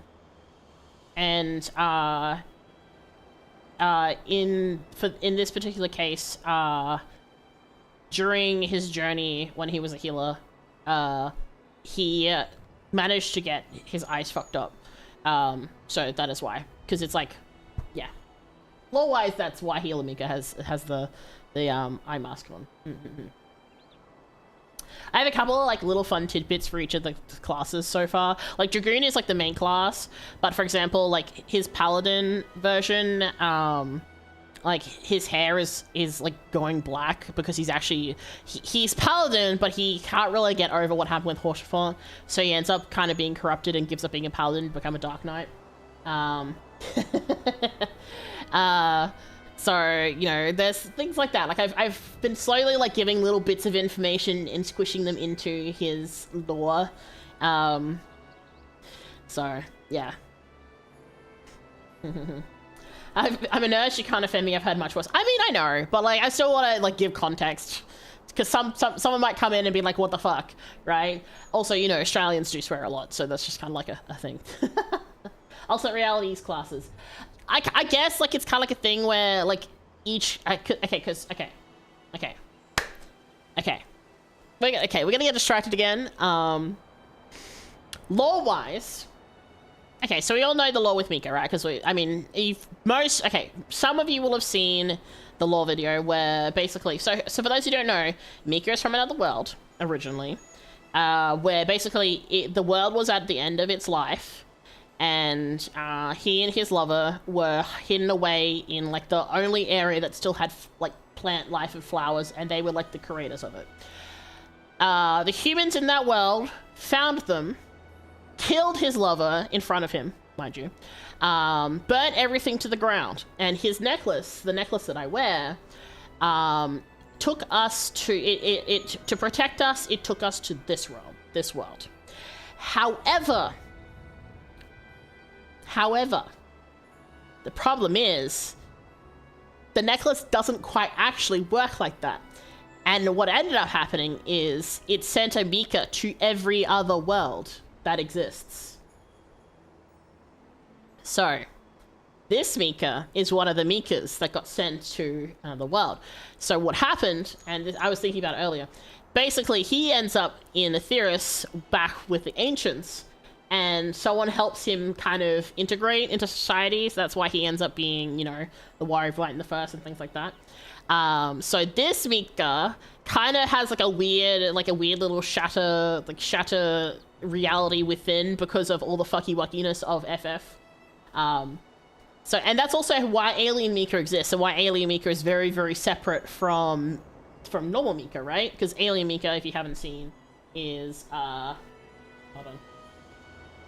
I'm gonna show this off because I don't have the model yet for this, but I will eventually. But also because he's beautiful. So we have this Mika, which is very big. Hold on. So actually put it on. So this Mika, is, as you can see, we don't look the same because this Mika ended up in a different world and got experimented on, as you can see from like all the scars and things. So he is very different, right? So this Mika kind of has this weird thing where it's kind of like little fractal differences depending on like classes and things like that. So, yes. Anyway.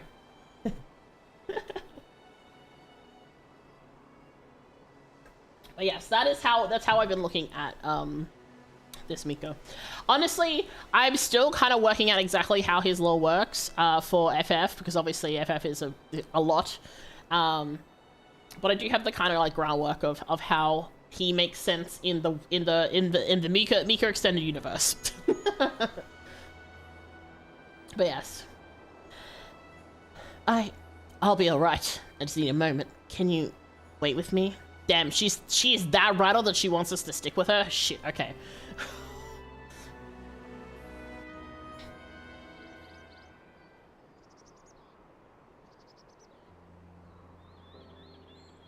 But yes, Dragoon Mika is like the true Mika line in FF, but like the other classes do exist. Everything the Skulls fought for, the sacrifices we made, the things we did, in the end it was all for nothing. Sometimes I look back on the road I walked and the bitterness I can still taste, and I wonder, if I'd grown up in another time, another place, would I have done the same to a different people? Was it always in me to be me? And you know what, this is the great thing, this is kind of like what we were talking about, how like, you know, circumstances change people, and like sometimes you don't have a choice because, you know, desperation's a thing. I've used language that melts steel at 300 meters. I mean, I try to not to be too much on the stream, but can't guarantee. God, this reminds me, I should probably iron out some lore bit software in Character 2. Shadowbringers really had struck an idea with me. Yeah. It's all the lore for Shadowbringers and Endwalker is just really like chef kiss. I've been slowly working out what I want to do for Mika for in terms of like the Mika extended universe. But like it's actually kind of funny because in a way, his lore kind of interweaves with like how FF chose to do stuff with like the Source and the 13, the 14, like the Source and all the realms and universes and whatnot. But like different at the same time, but it's been like that for ages. Like the thing is, when I first put up the video, like I did not mention any of the other Mikas, right? Like the other Mikas exist, and we've seen some of the other Mikas. Not all of them. We've seen a couple of them already in like previous things and like even previous art. But like I hadn't explicitly said anything until now, so guess what? You're all kind of getting like spoilers. Then seeing like what they've done in FF, I was like, huh, it's very kind of like spiritually similar in logic, just a little bit different, right? And again, it kind of like what Fodor's saying about, like, you know, if I had been me in a different place and different time, would I still be me? That is kind of what the Mikas are. Like, they are how, like, what, because of how, where they ended up, how are they different? How are they the same? What about them has changed? What about them is, you know, are their morals the same? Are their ideologies, like how they behave and how they act, how are they different? Like Alien Mika is a much more, like, you'll see eventually when I get to pull him out properly. You'll see how different he is. So I create a book on my Star Trek Online characters and their alternate realities. So as for XIV characters, that's the thing, right? Like, I have a couple of alt characters at XIV I want to write stories for as well. So my main alt Rebecca, like, I have like the basis for her like personality, but I don't have any of her story. I haven't kind of worked out her story yet in terms of like what she does. All I know, like, the main thing for her is that she has the face of like those bitchy mean girls you see in like a club or whatever, but she's actually like really sweet and really nice. Because she has like she's like a pink goth girl, right? She's like an aura, right? So she's a aura. She's a Rayan, I think. But she has like that bitch, like the resting bitch face. She has like the really like goth makeup. She looks like a real, like, she looks like she would curse you out for looking in her direction. But then you talk to her and she's like, oh yeah, I can totally help you with that. That's totally fine. Like, it's like that kind of like dichotomy. And I really want to write more on her like story, because I really like her as a character. She's really cute. I love her a lot. But also, I just have so many Mikas to write. And then I have a bun boy and also another aura guy that I need to write about. My Lalas are daughters of a South Seas islander and an Uldon merchant. My Mikote was adopted orphan. Ah, I see. For my aura male, his name's Kaitoa. For him, he's interesting because I had actually created him before I had actually gone to the Asm Step. So I had like ideas for him, and then when the Asm Step stuff happened, I kind of got to realize what it was for him, because his whole thing is that he was one of the smaller clans who were participating in the I forgot the name of the big fight that they have, except he found out that his family were basically trying to sabotage it, basically, you know, being really fucking dirty fuckers and, like, you know, fuck everything over. And then, so he basically,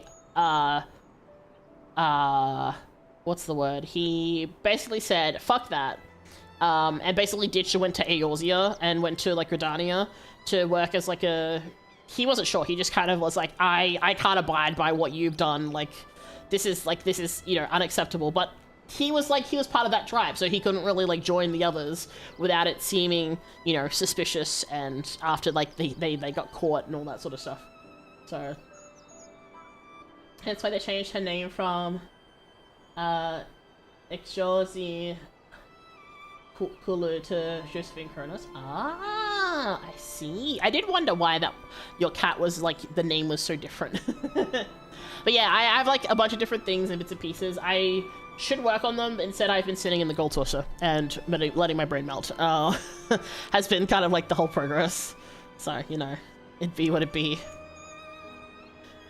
Alright, let us... Okay. All I know is everyone would have been better if I'd never been... better off if I'd never been born. But I was, and I dragged others into a hell of my own making. Remember these two brothers in particular, childhood friends of mine. The older one enlisted me, but the younger... The Nadam, that's what it was. Gold Saucer mentioned. Waffle, I've been in the Gold Saucer for like the last 4 days.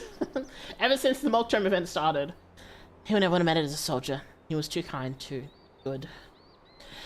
Ansfried died at Specula Imperios, but his brother's still out there somewhere. Not that I've got the courage to face him after what I did. Hope he's found the life he deserves. I met a former skull called Rudolph.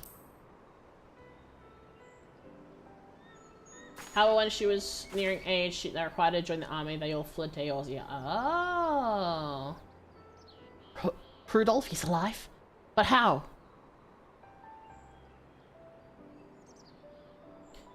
I'm glad he made it out, but too many others didn't. Too many others still need our help. And I helped make this blasphemy, and by Rug, I'll kill the bastard if it's the last thing I do. Wait, Waffle, let me send you the thumbnail, like the picture I used for for my stream where we just did Mog Tomes and Fates. Where is it? I feel like you'll. Oh no, that's the wrong button. That's also the wrong button. Hold on. Dun dun dun dun dun dun dun. There you go. This was the picture I used for my thumbnail for stream. The G pose I took. Anyway, that's enough out of me. I'll be heading back to the city to make my report. I suggested you likewise. Well, she didn't turn, so that's good. I do like that we're actually getting to do more with her. I'm glad that we're kind of getting, like, not necessarily like a redemption arc, but, you know, something that helps kind of, like, explore her whole thing a bit better. You didn't meet Cruel Buff yet? Oh. I don't even remember who it is. I just saw that there was, like, a specific name, so I assumed I've met them somewhere at some point. Whee!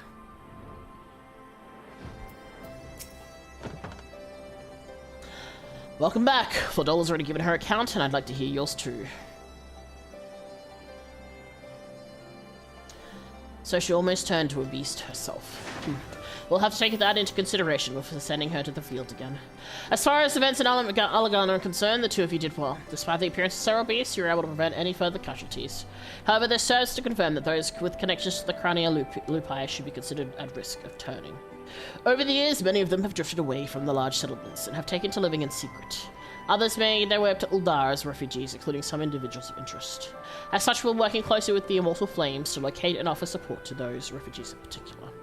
In fact, I plan to make the journey there for an audience with the Sultana. Once my preparations are complete, perhaps you might accompany me. I'm sure she'll be glad to see you. Maybe for the Nantas? Maybe. I have done all those quests, so it is possible.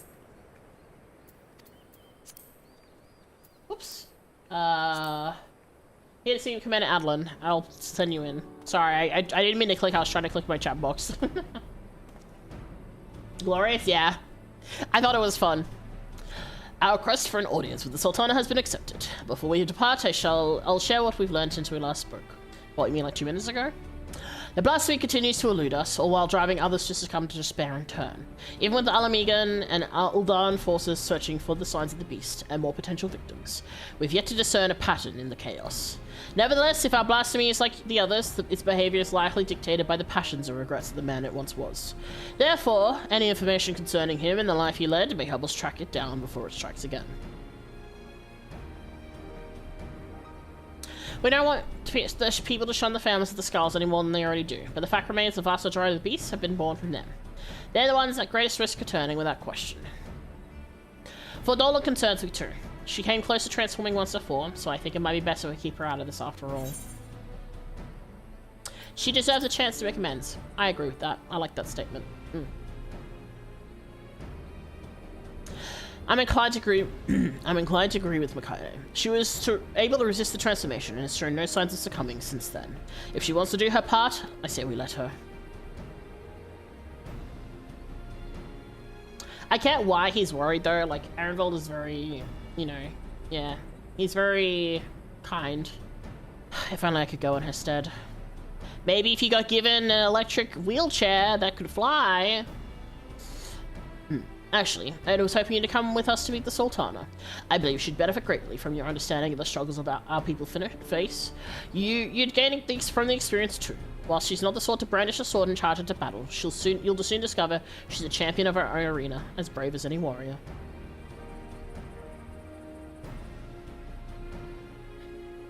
I doubt she'll have much to learn from the likes of me, but it'd be an honor to make her acquaintance. Arenvald and I will go ahead and wait for you at the Hustings Strip. We'll see you anon. I'm gonna do a break after this this quest accepted too, by the way. Because it's been nearly 2 hours and I need to run the pre-roll ad thingy and also like walk around. Need to stretch my toesies. Alright, let me put the burbs, and then I shall BRB. It is time for everyone to go. Okay, let me stand like not in that near a wall. Let me put this on. Okay, gonna BRB. Go grab a drink. Go stretch your legs, everyone. We're gonna take a little break, and then we'll be back.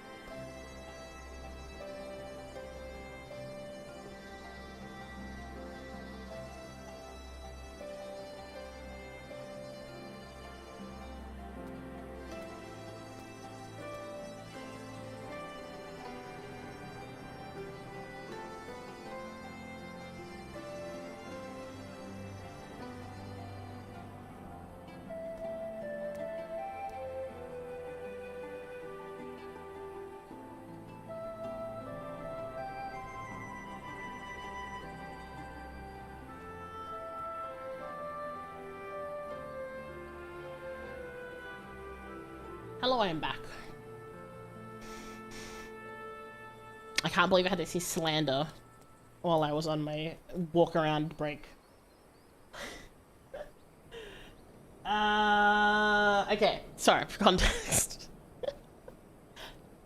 So, one of the very big ships in Fate is Lancer and Archer. And I was like scrolling Twitter whilst like, you know, walking around stretching my legs and things. And the fucking first thing I see is someone slandering this. And I was like, I'm on a break for stream. And I see slander of my favorite ship. That is what the gods, the powers that be decide is the thing for me today. Fuck off. Anyway, hello, I'm back. I can't believe this. I can't believe they've done this. That's so fucking rude. I was just having a fucking just chill times, taking a moment, and I see slander. Anyway.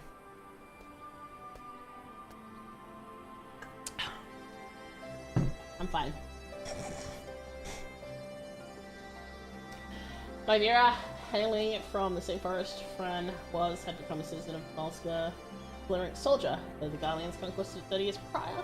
Carrying a squad, eventually fled to Orzia. Ah, I see. Though they always plan on going back to fight the rest of the non-Vieira squad mates, eventually got too old to continue the fight, so she had to start her own. Ah, interesting. I forgot that the buns, like, are just age slowly as hell. Thank you, welcome back. Where are we going? Right, we're on Alamigo. No, fuck, we're in Alamigo. We're going to Uldar. They live like 300 years. Yeah, they live a while. Which is interesting, because I think it's the only, like, race that has, like, a really long life, right? Just randomly, they in particular live really long lives. No, it's not right. No. Yes? Maybe?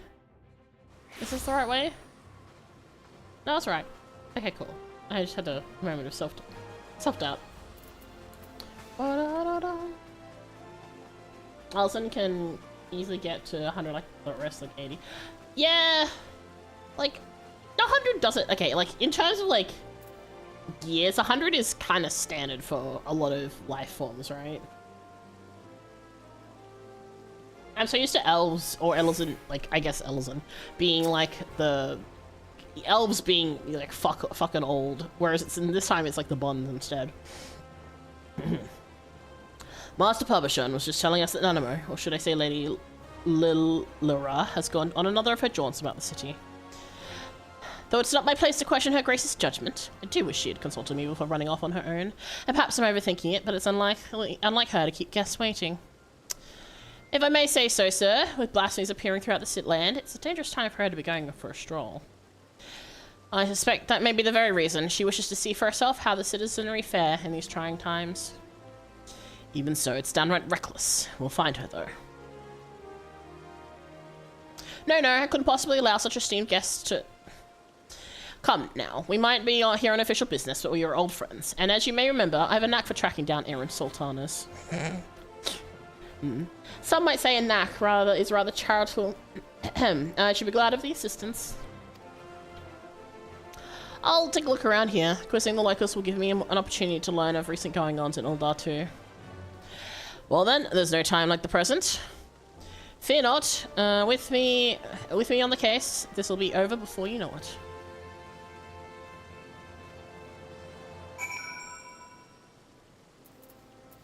Sapphire Avenue. All right. Whee!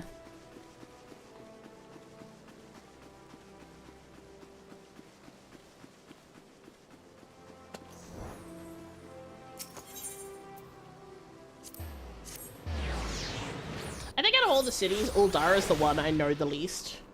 And like I remember the least and where things are. So I spend the least amount of time here, I'll be honest.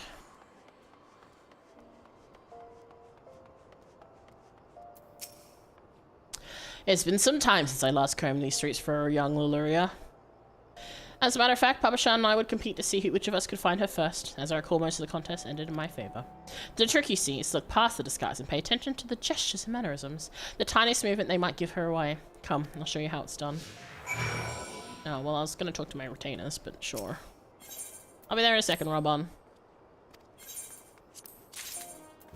Ooh, homemade cookie set. Thank you, Marika. Oops, that's not what I wanted.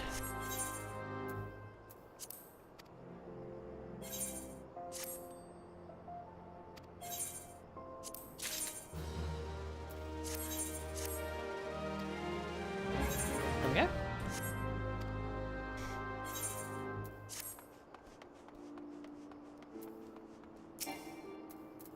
Oh.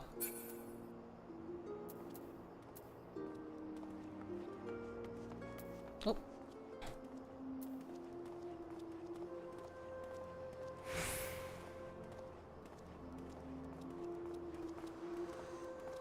Slow walking. La la la la la.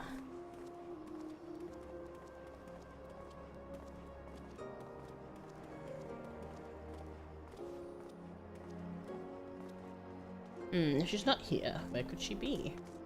What if she's been adopted? We haven't even looked the whole way through the place, my guy. Come on now. This way. In one of these pots, perhaps. Not. Why are you looking in the fucking pots? If he's looking... If she, okay, alright. Alright. Sure.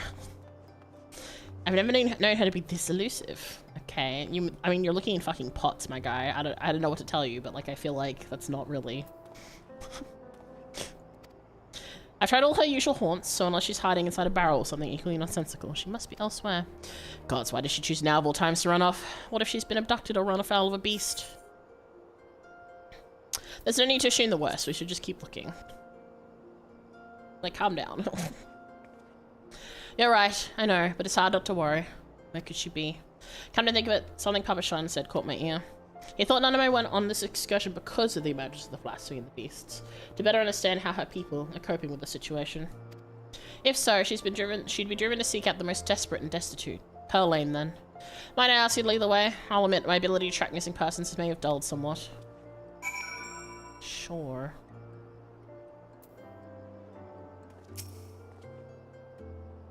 Pearl Lane has ever been plagued by pickpockets and the like.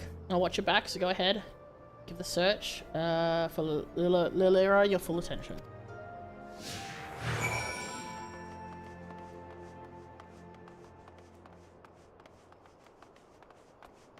This way? Yes, this way. Okay, cool.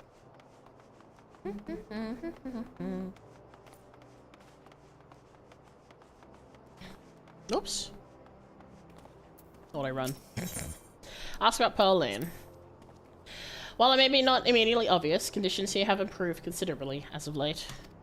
Her Grace continues to support the rebuilding efforts in Grobania, which has led to the creation of jobs for many of the locals, both here and on the other side of Balsair's wall. That's good. What is this?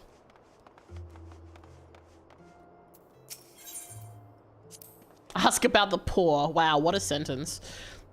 In every society, there are the haves and have-nots, and seldom is this divide more sorely felt than here in Uldar. Many of the young and able-bodied work for Lolorito as guards, that he earns more in the afternoon, and earns more in an afternoon than most will in a lifetime. Ah yes, capitalism.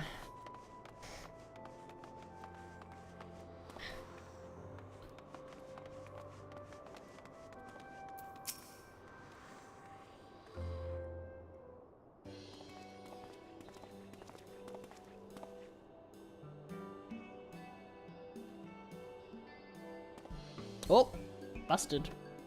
Lady Lilira. Ralpan, whatever are you doing here?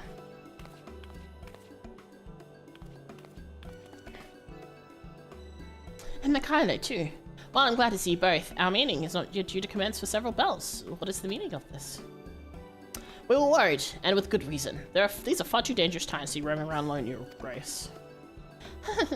Some things never change, but I assure you I'm quite capable of looking after myself, in my own city of all places. More importantly, I wish to observe firsthand how the people have been faring as of late, that I might be better prepared to participate in our discussion later. But I've finished. You'll be comforted to hear. Then pray allow us to escort you to more amenable surroundings. Would you care to ride on my shoulder? Certainly not. You've already attracted more than enough attention. Damn. Get rejected. Hey, Kodos. No jump scare sound alerts. I haven't had sound alerts going for a while. Because, I don't know, they stopped working, and I kind of just never worked out how to fix them. But hello, welcome in. You can throw stuff at me for free, though. There's the, where is it? It's the one that Mika gets flowers. See?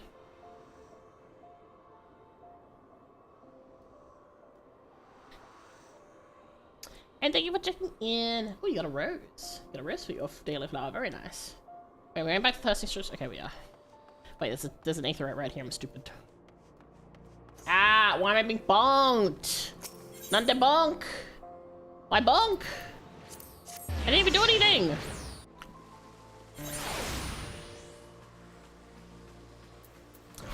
Oh, that wasn't the button I meant to press. I don't even know what that button does. Reduces damage taken by self or target party member by 10. Oh, okay, it's a shield. Okay, cool. Also, restores HP at the end of the effects duration. Ah. What skill is this? 86. I literally have not used this skill at all. I have kind of forgotten how astrology works, I'll be honest. I have like so many buttons that I need to learn. Relearn. Throwing flower you is far less satisfying than a flyby air horn. I'm sorry. Ah, she's back in her cupcake dress. God, that thing is always wild to see. I thank you all for making the journey here during these difficult times.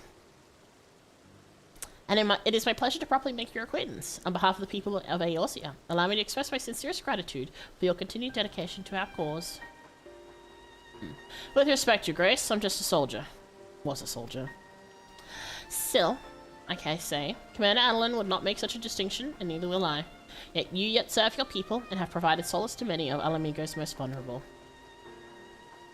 If we are to deal with this threat, we must forearm ourselves with knowledge. I understand you come bearing information regarding the blasphemy and its victims. We have indeed. I'll have a look into trying to fix the sound alert thing again. I'll have to see if there's other things. I know that there's an update for VTuber Studio that allows like direct sound things. So I wonder if there's a way to tie that in to mix it up, so you can just, it can be just really within like redeems and stuff. Hence the need to locate families of Cronia Lupi members who have fled to Thanalan. There's no end to the struggles faced with Alamigan refugees, and those who once pledged allegiance to the Empire are no exception. But rest assured that, irrespective of their pasts, all will be treated with an even hand. All will be afforded such aid as I am able to provide. Magnanimous as always, Your Grace. If I might be so bold, I have a question. What do you have in mind for those at most at risk of undergoing the change? I believe that there is but one recourse. Earnest and open dialogue. While some are born into an unimaginable wealth, others suffer great hardship and oppression. The circumstances of our birth are beyond our control. Our fate's subject to whims of the gods, some would argue. Well, not anymore. They're dead. I want to slot myself a prisoner to my fate, a figurehead, helpless to watch on as my people starved, a powerless puppet. I wanted nothing more than to cast it all aside, to free us all, but failed for my naivety, and then was afforded a second chance for my privilege. The world is unfair, terribly so, but we have the power to push back against inequalities and injustices, if not overcome them on blessed occasions. To love our neighbour and share in life's boundaries, to open our hearts and come together as one. Truer words were never spoken. But without the support of the people, such words are not but vain platitudes. Thankfully, my recent attempts to make inroads with the monetarists have met with some success. Despite different views on many subjects, we yet strive to find common ground. Actually, now that you mention it, I should make sure to get sound alerts working. So while I'm doing solo Phasma, y'all can fucking terrorize me, I guess. Common ground. We've been pouring all our efforts into aiding families of the Cronia Lupi, and while it seemed to help to agree, some come and turned. Of course, they're not the only ones in danger. Alamegans everywhere, whether they sided with the Empire or not. Sided with the Empire, fought for the Resistance, or were caught up in the middle. They all suffered. They all wake up in the night at times, haunted by memories of death and despair. We know what can help happen if those feelings are left to fester. The legacy of the Imperial occupation will not soon be forgotten, but rather than we seek to forget, perhaps it is necessary to remember, to acknowledge and accept the truth of it, and they may properly mourn those that we've lost.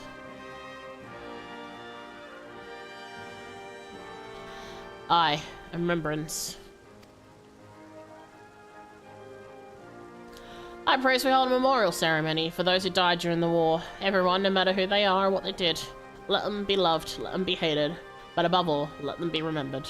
In remembering the dead, in the honor and their sin, we live in the Alamigo. We in Alamigo may yet find a silver of common ground.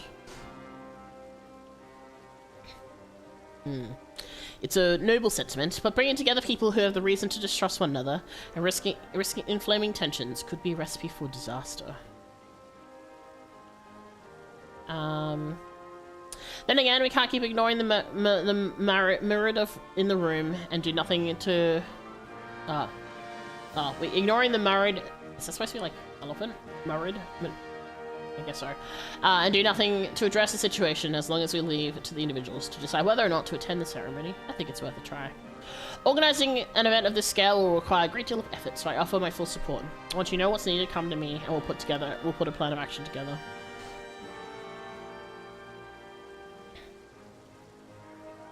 Obviously, some will balk at the idea, which is perfectly understandable, so I'll be listening to their opinions as well. After all, we want it to be a ceremony that brings Alamegans together. And I was wondering, Your Grace, if I might ask about your approach to, well, talking to people. Win them over. As you can tell, I'm no politician, so be grateful for any advice you can share with me. Why, I'd be delighted to. As a matter of fact, I have a number of matters I wish to discuss with you. And on that note, I suggest you and I return to Alamigo. Yippee! The elephants and Alamigo. Yeah, I figured as much. I don't know why my brain was like... My brain keeps trying to say Madrid, which I know is a place instead of Madrid. So my brain was just like, huh. Actually...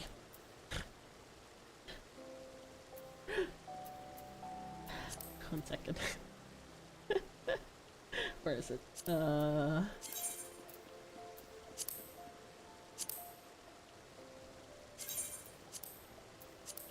Anyway.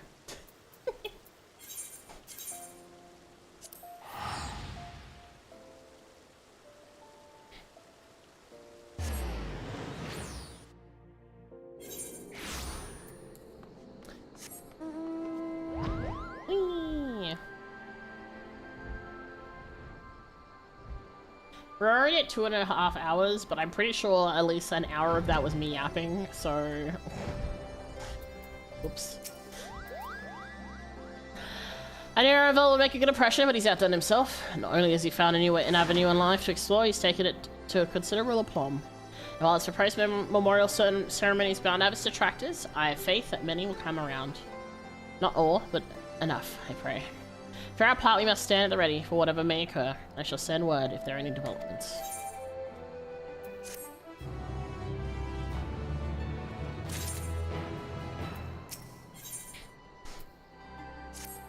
Alright. There you are, Mikado. Commander Allen has asked me to convey to you the following information. At present, we are looking into reports of missing relatives in the Crania Lupi. With the cooperation of the Silver Griffins, we're currently searching for any clues as to their whereabouts. Thanks to the considered efforts of Regenfried and the others, the general public has been willing to cooperate with our investigation. Though many still harbour feelings of distrust for the collaborators and their kin, they've grown more receptive to our cause on the whole. Aaron Volt's been making steady progress in preparing for the memorial ceremony. He plans to host a meeting between the various community leaders to go over the finer details. In fact, he was wondering whether you could assist him delivering the invitations. If you could spare the time, you should be able to find him in the Mercantile District. Anyways, that's all for now. I have a few other matters to attend, so if you'll excuse me, due to calls. Alright, bye-bye.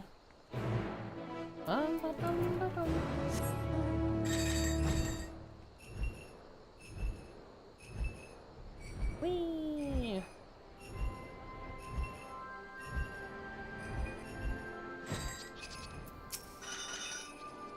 Thanks for coming. It should have come as no surprise that planning a memorial ceremony for a whole bloody nation would keep a man busy. But by Raga, this is something else. The hardest part's been gathering information on those who died in the war, especially when it comes to the skulls and other conscripts. And they're the ones we need to treat the most carefully. And we don't acknowledge the crimes like a kid in all their painful truth, then we do a disservice to the victims and the living and dead. But if we let people paint them as monsters who did monstrous things, things we believe we would never do, they perpetrate a different but no less dangerous lie. As for preparing for the event itself, I'll be holding a meeting with members of each of the settlements around Garabania. I've sent invitations to most of them already, but so hoping you'd help me with the last two. There's Miraz Na in the Peering Stones and Sarisha and Vira Nilla. I'll give you one for each. Not the Peering Stones. To be honest, I wouldn't be surprised if they refuse, considering how their people suffered at the hands of the Skulls. But I hope we can remind them that deep down we're all just people trying to survive, to protect the loved ones. Yeah, this is kind of like what we were talking about earlier. Okay, we may have driven the Empire from our lands, but as long as we hold fast to the grudges born of the attempts to divide... Sorry. But as long as we hold fast to the grudges born of their attempts to divide and set us against one another, we'll never be free of their legacy of cruelty. With that in mind, I've included an account of my experiences with the Silver Griffins and the people I've met. Victims, collaborators, their friends and their family. Men and women who lived through it all. Survivors. Even if they refuse to join the ceremony, at least they'll know, and hopefully understand our reasons for holding the event. Granted, I've not had much practice in writing important letters, but I think they'll get the message. You being the one to deliver them will make a world of difference, I'm sure. Take care, won't you?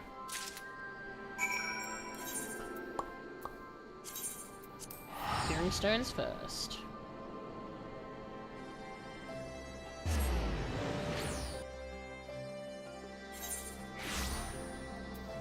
Oh! Hi, Artude. It's one of the scouts for the trains. Greetings, my friend. It's been too long since we last spoke. What brings you to my village? Got a letter for you. Oh, I saw that strategy board too late.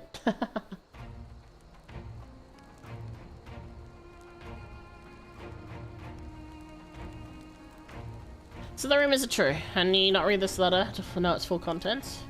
I understand Ragenfried's volunteers are working to support the families of those lost in the war, which few will deny is a worthy course, but to include the relatives of the Crony and Lupi. The Skulls watched the Empire slay us in our thousands, and they still turn in their cloaks to fought for our oppressors, and you'd ask us to mourn the deaths of these curs alongside their victims? Oh my god, look how long this line is. I cover it. I ask only that you read the rest of the letter. You have every right to be angry and to refuse. Arenfeld wishes only that you read his account before coming to a decision. I think that's reasonable. I think that is an important thing to say. To dismiss it out of hand would be discourteous. Very well.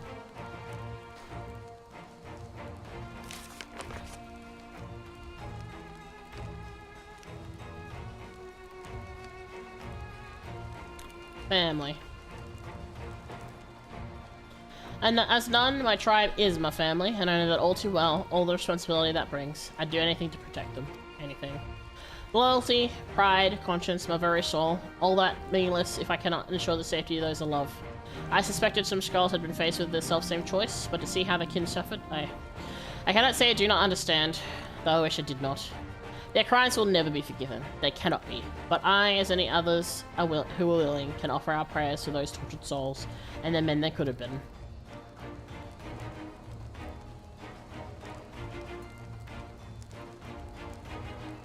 I accept the invitation. Not on behalf of the M tribe, but as Miraz none. Though I will put to question to my people that they may decide for themselves. I'm also eager to make the acquaintance of the person who wrote this letter. He's not one to turn a blind eye to the bitter truth. Painful though it is to confront, this meeting will be the perfect opportunity to take his measure.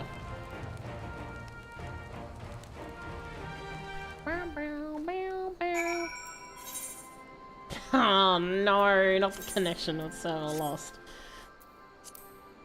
Cursed. I have so many... What's my save list like? Oh yeah. I have Fat Cat, and then I have... The clear is only 10 mental breakdowns. I sent this to one of my FC members earlier today, by the way. What is this? No pool figure. Oh, this one. Okay. Hong.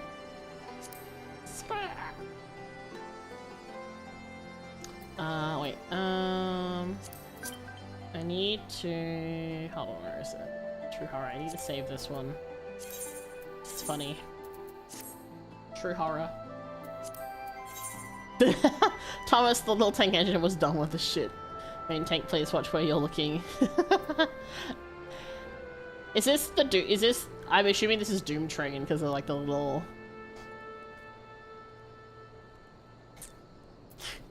I love that, like, the strategy board has not been used whatsoever for the thing that was supposed to be used for, and instead it's just used for complete fucking nonsense. It's great. Oh my god. Okay, I'm cursing people with this later. This needs to be renamed something else, so it's not obvious. Can I rename this?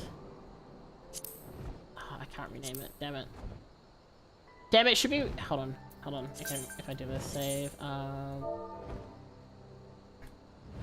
just gonna put this as Rick, because then it doesn't click until like,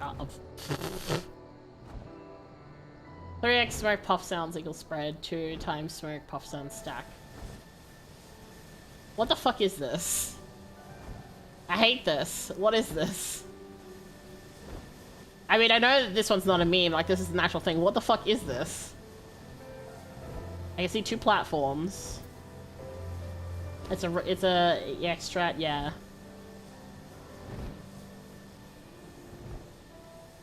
I hate.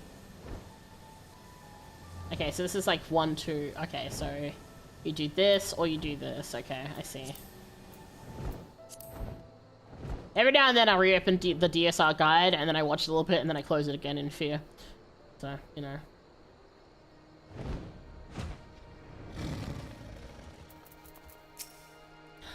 Welcome to what we had the pleasure to visit.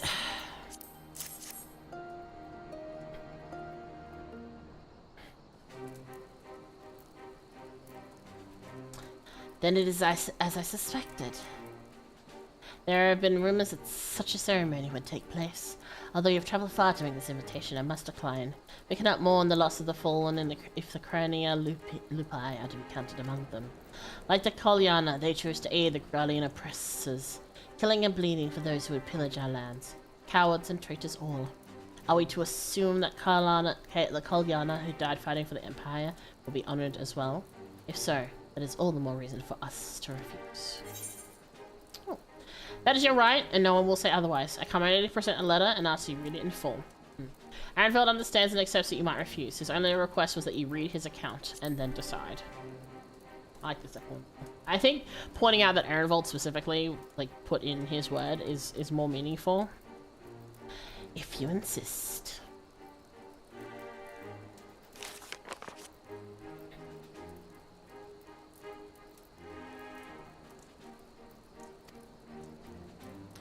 No one was spared suffering in the occupation. Not the resistance, not the collaborators, not the families of both. No one. That so many would die in shame and ignominy, having sold their souls only to lose everything, is a tragedy and a lesson. If they are forgotten, then the lesson of their folly is forgotten. For the sake of this land we call home, I will join you in remembrance, and implore my people to do the same. In mourning we may strengthen our ties with our neighbours as well. By together facing our past, we can build a foundation for lasting peace and prosperity. It would be my honour to attend the proposed meeting, and I look forward to personally thanking your friend Arenveld for his dedication. I and my peers have much to learn from the example he has set. I think it is nice to see that they very much are like, absolutely fucking not, when we first come and try to talk to them, but then they actually see the letter and go, you know what, actually, that's understandable. Actually, that's a reasonable thing. You know what, you're right, we should actually sit down and, you know, think about these things. Hello, me, welcome in. So yeah, I think it's good. Like, it's like a hard lesson to learn, just like in general. But I think it's an important lesson too, you know? And again, it comes back, oh, excuse me, to the whole discussion we kind of had about how, oh, that's right here, never mind. About how, like, it's not black and white. So how did you fare in the fringes? They said that about me? It's rare for me to get such glowing praise, especially from the renowned leaders like Sarisha and Monraz Na. More importantly, though, they agreed to attend the meeting, and I've got you to thank for that. After all, I imagine it's hard to turn down an invitation when it's hand-delivered by the Warrior of Light himself. Before I go ahead myself, though, I must remember that the only thing... This is only the beginning. Bringing everyone together is one thing. Coming to an agreement on an extremely divisive issue is a different kettle of fish entirely. As the Grace was quick to point out. But as she's taught me, if our cause is just and our hearts are true, those of like mind will surely answer the call. And answer it they have. While there are bound to be differences of opinion, I'm sure there's nothing we can't overcome if we put our minds to it. To that end, I was hoping you could join us, if you've the time to spare. There are still a few loose ends Ragenfried and I need to tie up beforehand, so we'll meet you in the palace as soon as we can. Just having you there will make a world of difference. When you tried to say ignominy, you didn't say it right. It reminded me of the beginning where the Pope was like in the beginning. Yeah. Sometimes my brain tries to say the word faster than I can comprehend what the word is. So sometimes I'm just like, how the fuck is this word supposed to be said? Because clearly the first way it came out does not sound correct. Language hard. Here for the meeting, are ya? Oh, I sure am. Yeah. Sometimes the mouth moves faster than the brain, and then everything just kind of goes... Oh, I remember you. You're at the little place. I can't remember your name, though. Okay. So while we all agree upon the importance of the ceremony, we recognize that the inclusion of the cranial lupi will be distressing for many. I too lost family at their hands, and I would never ask others to forgive and forget. But for all their crimes, they were Alamegans, just like us. None made the decision to side with Garlemald lightly. They had a choice, and they chose to betray us. Who amongst us has not made difficult choices for kith and kin? And do not forget that Fordola chose to stand between us and a primal. What does that have to do with it?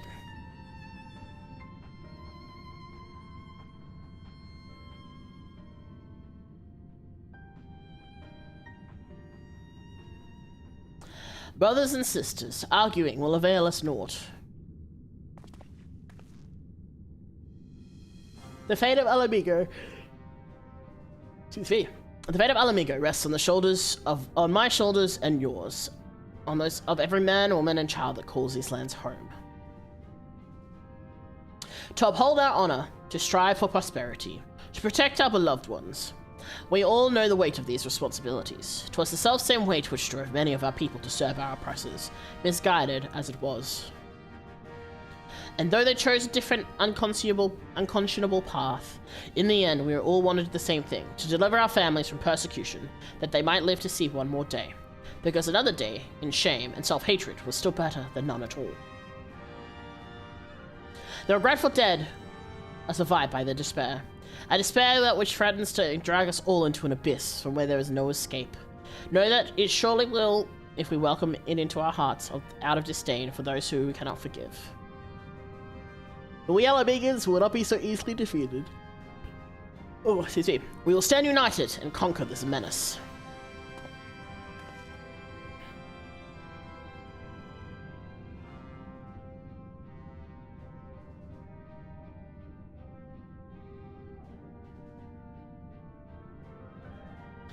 Every Alamegan who fought and died did so in the hopes that one day we'd be free. And we are free. We are free. By the blood of our fallen brothers and sisters, we're free. Free to lock away the pain and pretend it has no power over us until it festers and takes us in our beds. And free to lay it bare and let it breathe, to acknowledge and to mourn our people at their best and at their worst. The past is ours to bear, all of it, for ourselves and for the future generations, so that they needn't suffer like we did. Let's make Alamigo a nation where no man is left behind, where he can make all the wrong choices and still be afforded the chance to make a right one.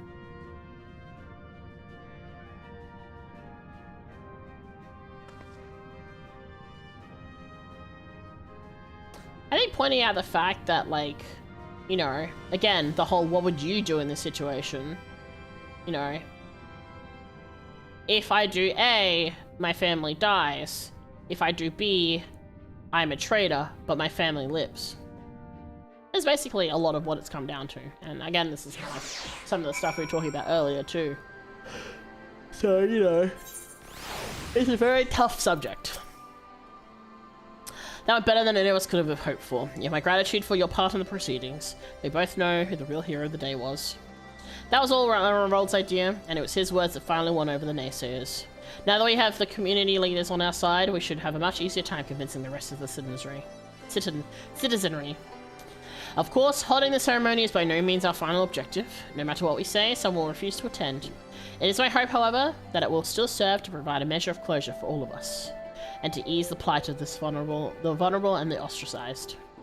Speaking of which, you'll recall the incident with Fordolo and Alagana. The young girl she saved and her mother wished to thank her personally. Considering what happened last time, though, I have reservations.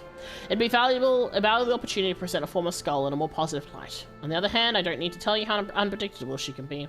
And that's before taking her echo into consideration. But that's a conversation for another day. Go get some rest. You've earned it. My brain moves faster than my mouth, so I either think what to say and end up just sitting in there mid-conversation like... Yeah. Yeah, that's very real.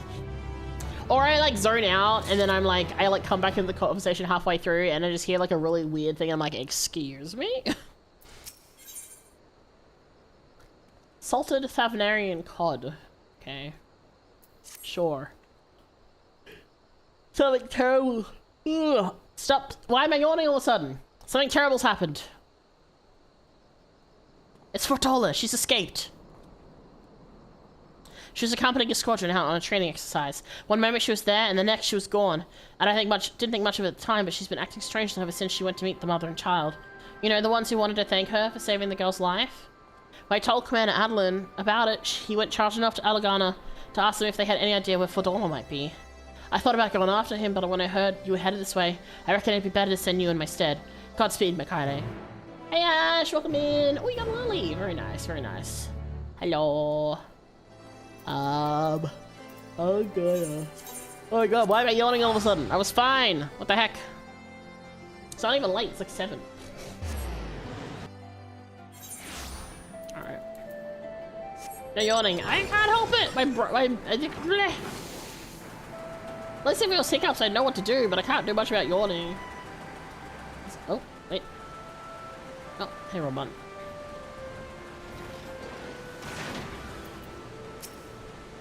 Uh-oh, what's happened?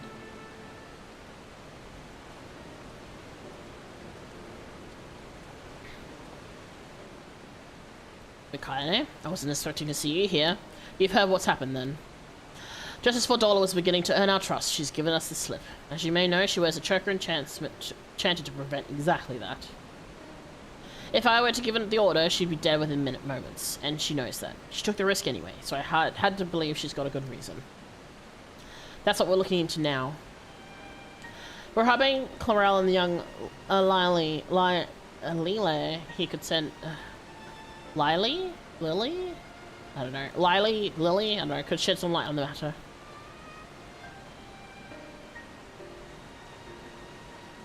We'd like to ask about your conversation with Fordolo, if we may. Yes, of course. I know she's the butcher, or was at least, but it didn't seem right to go without thanking her. That's why I requested the meeting, to express my gratitude and my apologies. She was quiet at first, stood there as we spoke, as if she weren't even listening. And then I mentioned the blasphemy, and she looked at Lily, and all of a sudden she clutched her own head and cried out in agony. Sounds like the echo. Yep, the echo. Names don't seem to be so strong to you. Well, here's the thing, right? Like, I'm going off I'm taking a guess at how these names are pronounced. So, I don't know the context of how they're pronounced.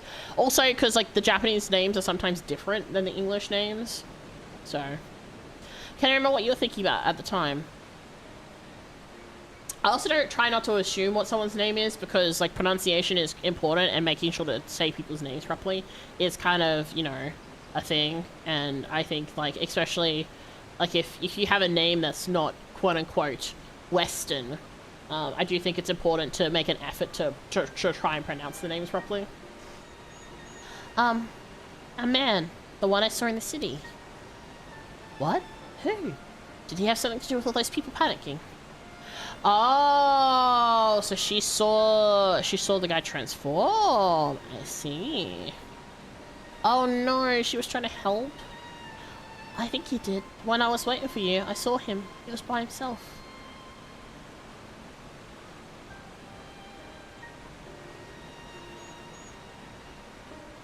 He looked poorly, so I asked him if he was alright. And he said yes, he had a nice smile.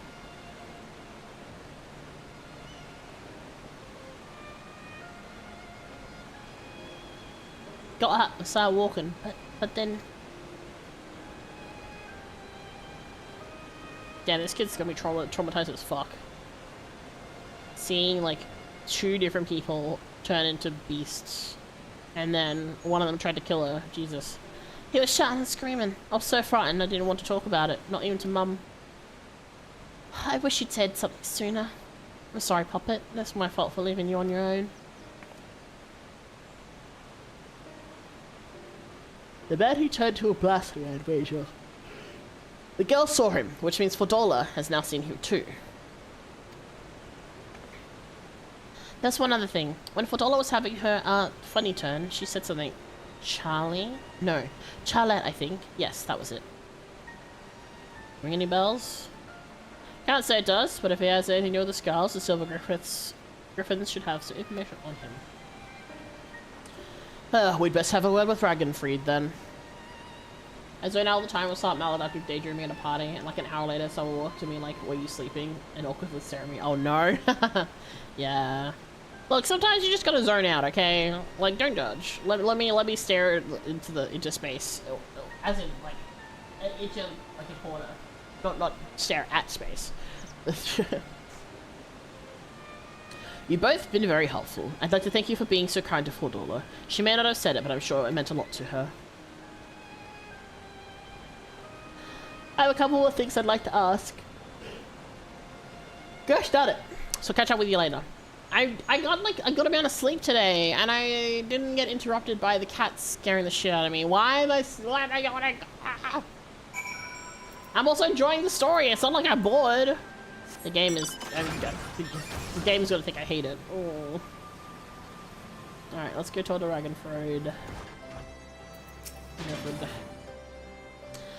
Charlotte, you say? Yes, the name came out during our recent investigations. As I recall, he served under the Viceroy during the occupation, and his whereabouts is currently unknown. He had an older brother named Ansfrid, one of the Crania Lupi, which would give him a connection to Fordola. Is there anyone who could tell us more about him? Yes, an uncle, who was recently helped find employment here in Alagana. He's actually the one who asked us to look for Charlotte. You'll most likely find him working at the Sleeping Stones. As it happens, I was planning to bring him something to eat. I'll join you there shortly.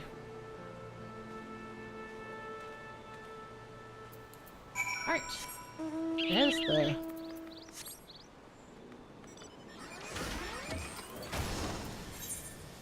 Oh, it's up that way. Okay. This way we go.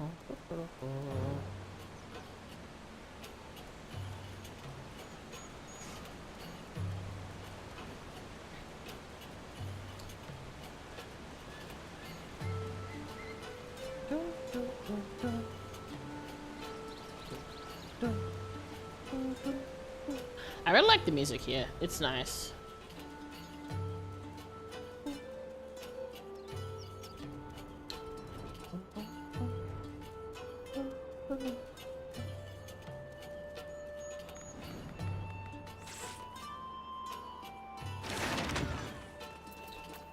You only started yawning because I came? No, I was yawning before.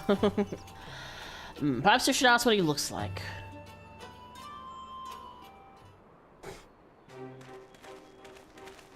Oh my god, what is this walking fucking animation? He looks like he's like got something stuck, like he's like legs are like stuck in place. Still looking, eh? That's him over there.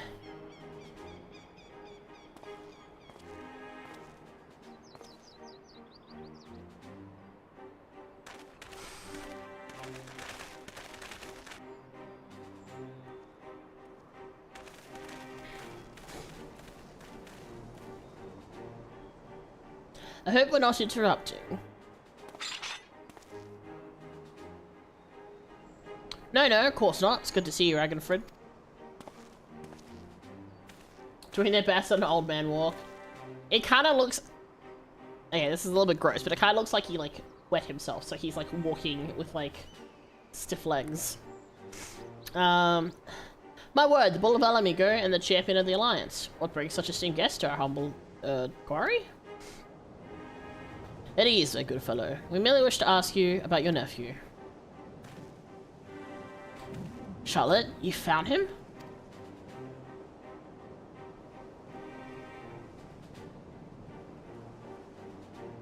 No luck yet, then. Is there anything else you could tell us? Or about his childhood, perhaps? Wasn't much of one, I'm afraid. Poor boy's life was ruined long before he had any say in the matter. His parents and I swore allegiance to Garlemald to secure ourselves in our kin citizenship. For all the good it did us here, living amongst our countrymen who treated us as pariahs. Took a toll on him and his brother, to be spat on as traitors by association. One thing led to another, and Ensfred, together with most of his friends, joined the Imperial Army. That's how it started, you know? The Cronia Lupi. Guys, as loyal little pups. Do you remember the names of these friends? Yes, they had quite the reputation growing up. There was Emmeline Dolph, and the angry little girl who's grown up to become the butcher herself, Fordola. Charlotte was part of their group, yes, but from what we've heard, he chose not to become a soldier. Wouldn't have lasted a day in training. He knew that better than anyone, of course. Not that it helped him feel less guilty for turning his back on the others. He blamed himself for their deaths, but not stopping them when he had the chance. But not been strong enough to fight by their side. Maybe save him, maybe not. But he wasn't there, and he wished he had been. And one day he was gone. Whatever he's up to, where he is, I hope he's safe and well.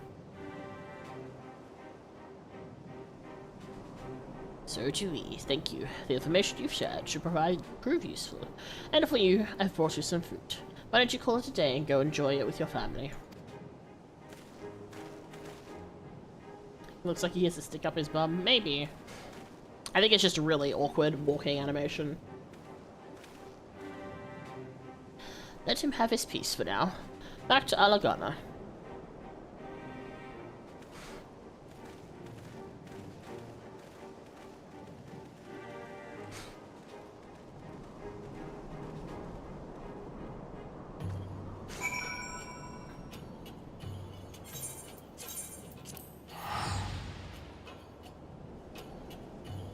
Alright.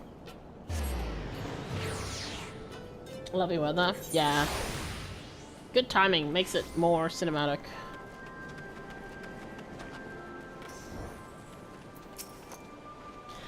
So not only was his brother a member of the Skulls, but Charlotte himself was a childhood friend of Fordola's. I'm told he refused the support of the Silver Griffins as well. He's been trying to make his own way for some time now. His brother and his friends died at Specula Imperatoris. Save for Fordola, and the gods only know how he felt about her after that. Or how Fordola felt about Charlotte after seeing Lily's memory of him transforming into a blasphemy.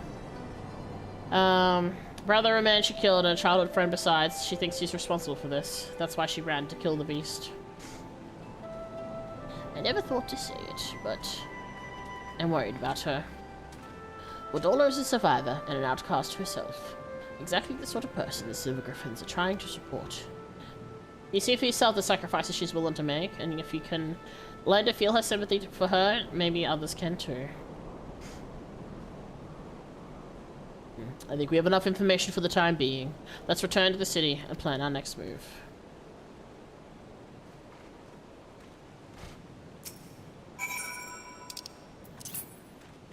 Hello.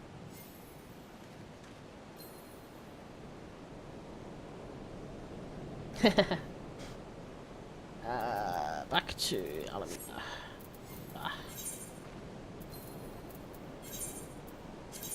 Yum.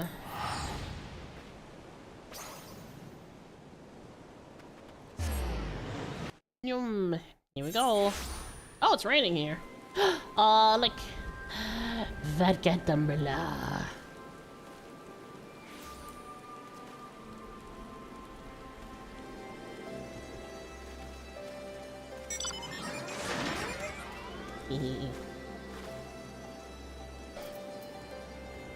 Anyway.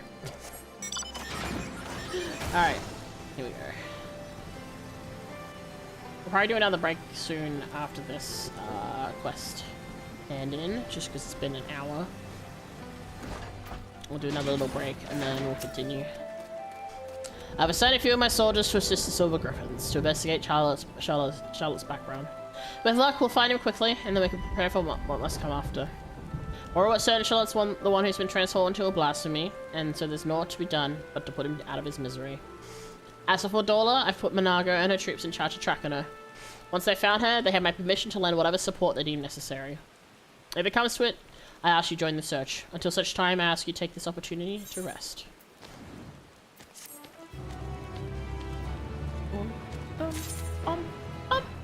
Alright, perfect. Okay. We're gonna take a quick break. I'm gonna put on cinematic mode. Oh, nice close-up shot there. Alright, I'm gonna take a quick break to run ads. Everyone gets a stretch break now. Yeah, I'm gonna take a little break. Just a little one. Basically, I'm to run, make sure ads are running and like are not causing problems, and also just to, like, you know, we gotta get up, gotta stretch the bones, all that jazz. Important to keep the limbs limber. Alright, I'll be back in a couple minutes.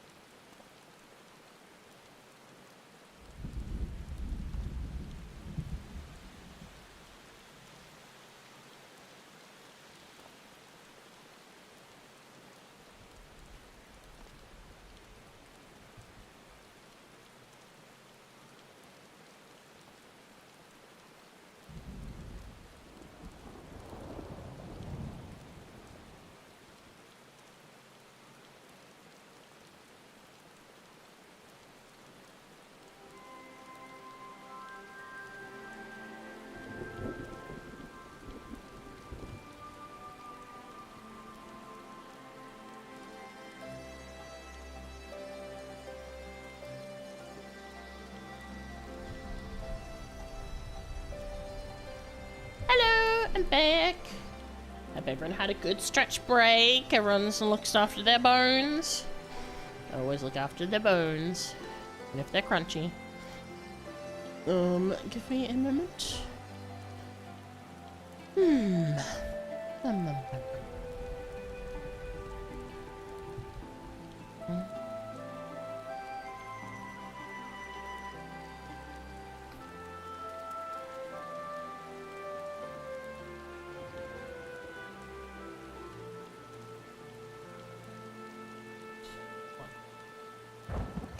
Thank you for the welcome bikes.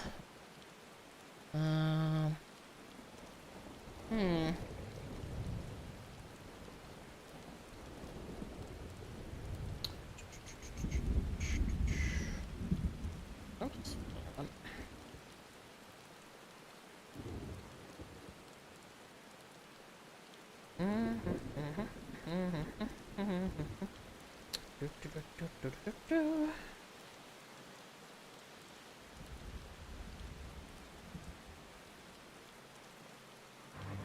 Oh my goodness.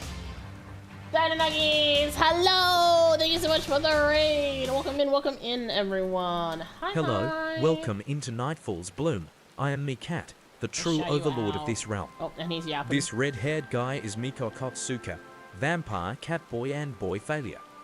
Please take a seat with us. Mika will ensure you have some tea. Yeah! Hello! Welcome in! How are you? How was your stream? What were you streaming? Sorry, I'm just checking something at the moment, at the same time, so apologies. But hello! How's things? The little one is talking to us. Yes! He does that sometimes. He gets pulled in by the power of the Mikats, the collective power of the Mikats, and then he speaks. Okay, Enfield. Ooh, I really should go back to Arknights. I haven't, but I should. But yeah, nice. I hope you had fun. Oops, that's not the one I wanted. Sorry, I'm just real quick checking something because I just need to.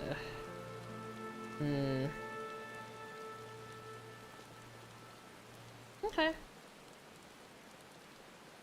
Alright, cool. Sorry, I was just checking something because I noticed something and I was like, but it should be okay. But yeah, welcome in. I hope you had fun with Arknights. We're doing some Endwalker role quest stuff. We're partway through. We're just about to finish the healer quest, so through Alamigo / Uldar, and then we're gonna do the Dorman quest, which I think is ranged DPS. Yeah, ranged melee DPS, I think. But yeah. Welcome in. Those umbrellas are so cute, right? Oh my god. I've been waiting so long to get this really cute umbrella. You have to go. No worries, Levine. Thanks for coming by. Range physical. Yeah. Range physical DPS. Yeah.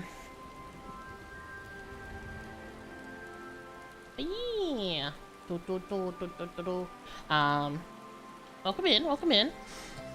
We're chilling, having fun, being silly. Yeah, they're matching.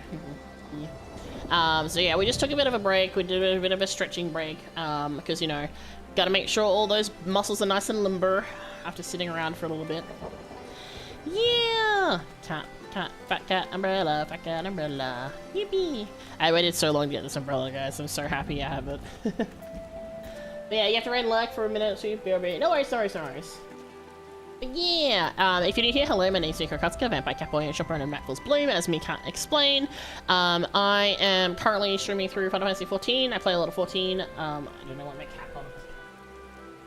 Sorry, for some reason my face tracking was a little bit weird.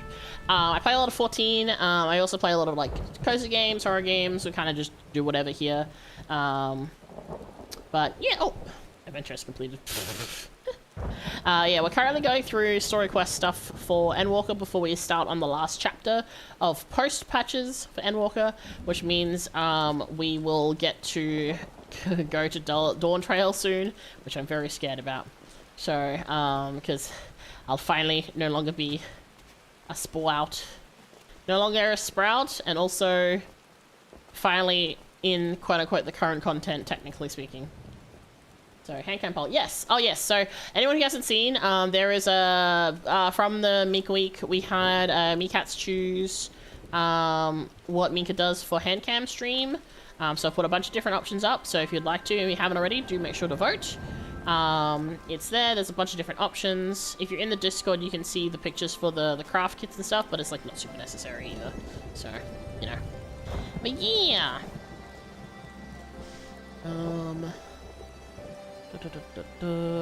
Okay. Alright, let me have a look. Oh, okay.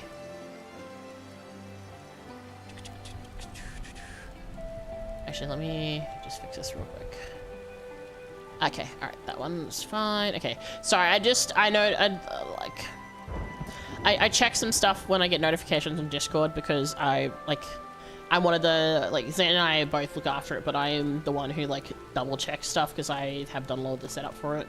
So I just try to make sure it's, like, not weird and nothing's broken. So, anyway, let us do the gift of mercy. Let's go. Thank goodness you're here. Commander Adeline needs to see you right away. Follow me.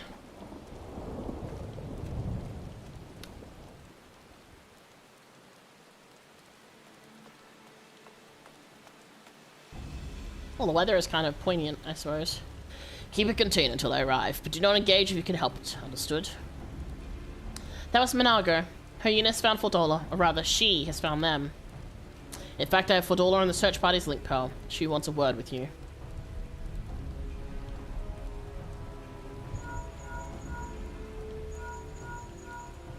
Oh shit. This is urgent, so be quiet and listen. This blasphemy, my friend, is right in front of us. I tracked him down, and when he spotted me, he started heading towards Specula Imperatus. Look, Mikade, I need your help.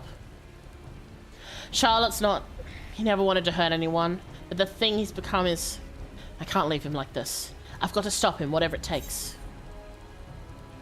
Wait till we get there. Do not engage. Is that clear? I owe you. Oh, she's learning to rely on others. Ah!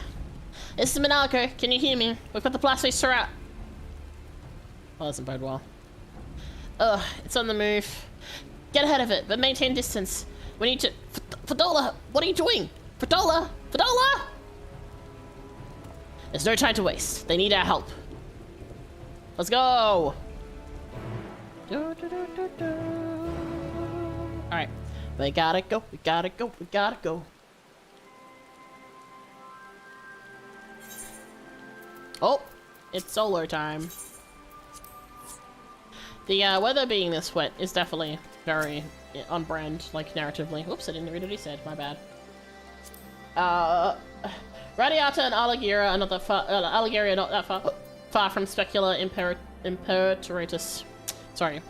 Imperatus. If we let the blast slip through our fingers, it doesn't bad to think about.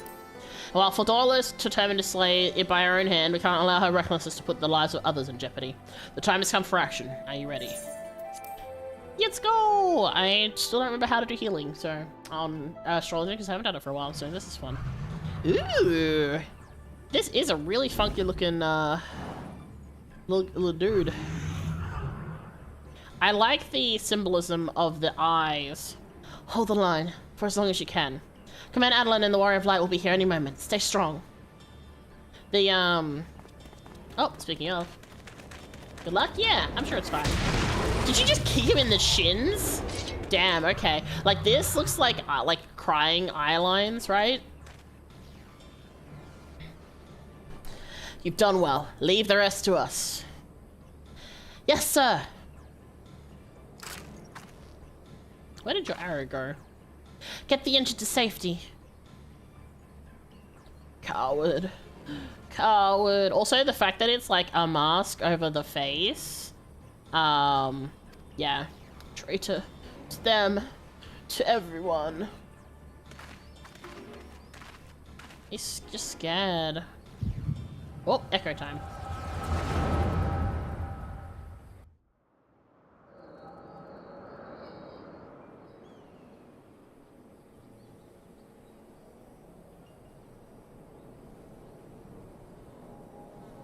I wish there was another way. So do I, but fighting's the only thing I'm any good at. Makes me wonder how I end up with such a clever brother.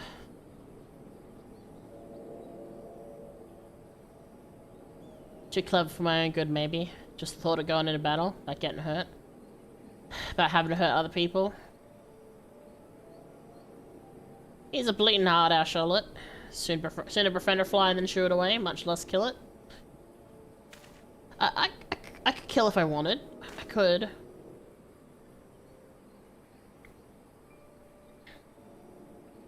But you don't, and there's no shame in that.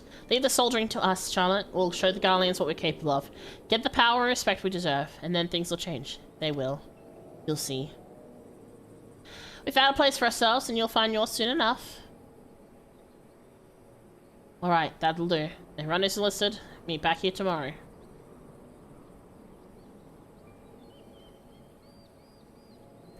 Man, that's rough. Being the only one not in the group who's able to. And then, of course... Oh, boy. And then, of course, this is not good. So, you know...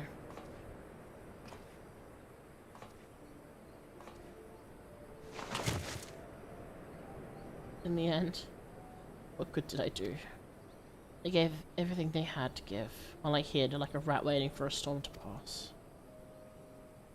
Coward. Coward. Coward. I'm not gonna scream, but, you know.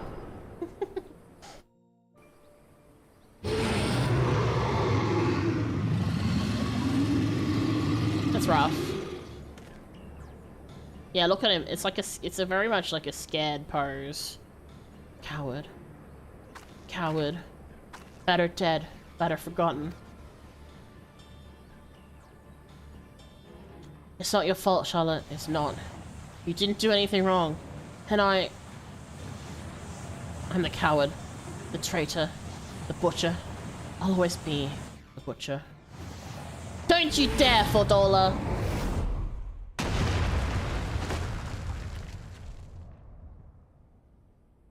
You don't get to end it. You don't get to give up. I won't let you. You have a lifetime to make amends and atone. Become something more than you were. But if you die here, you are everything they say. Everything you believe. Is that what you want? Damn, you tell her, Minago. She's not going anywhere. Arenvold! Sorry, Arenvold. Arenvold? Why are you here? That was close? Yeah, that was real close. There's nowhere else I'd rather be. I can't fight by your side, but I can still cheer you on. I've seen your past, Charlotte. How you left behind while your friends rushed into battle. It's bloody hard, isn't it? Wanting to do something so desperately. With every fibre of your being. Knowing that you should be able to. Should. But you can't. So you find another way to support them. Your way. You did that too, didn't you? You were there for them, even if it didn't feel like it. But you were, Charlotte, you were. As a friend of mine once said, not all heroes are forged in the fire to battle. Hey, let's go! The history of Alamigo is writ in blood. While we cannot change the past, we can change the future. And for that, we must all play our part, all of us. This is a great shot. Let's grant Charlotte the peace he deserves.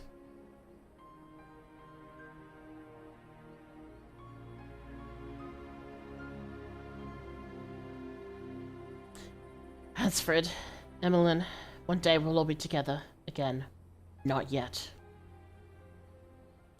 You'd never hurt anyone, Charlotte. That's not who you are. You'll be remembered as the kind soul you always were.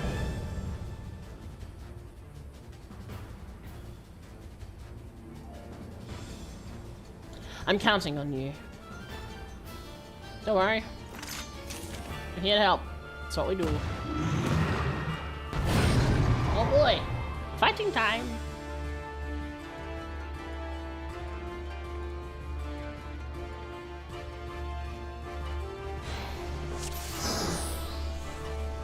Alright. Are we waiting for me?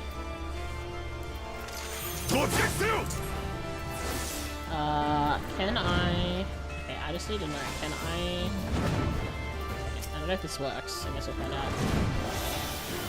Okay, cool. It does. Okay, Robin, you can have that. Fadola, take this. Nation. This. Wait a minute.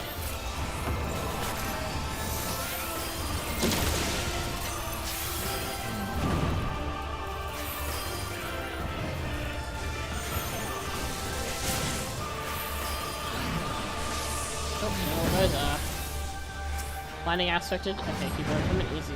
Cool. Not bad for us. Okay, take these. Fanola. Again, you have this. And then bust. Oh, shit. Short pass, short pass.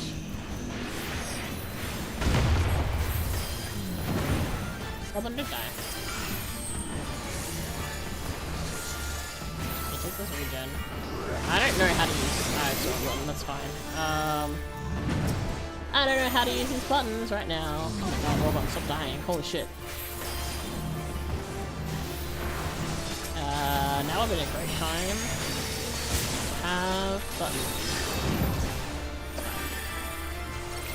I don't remember how to play astrology. This is fine.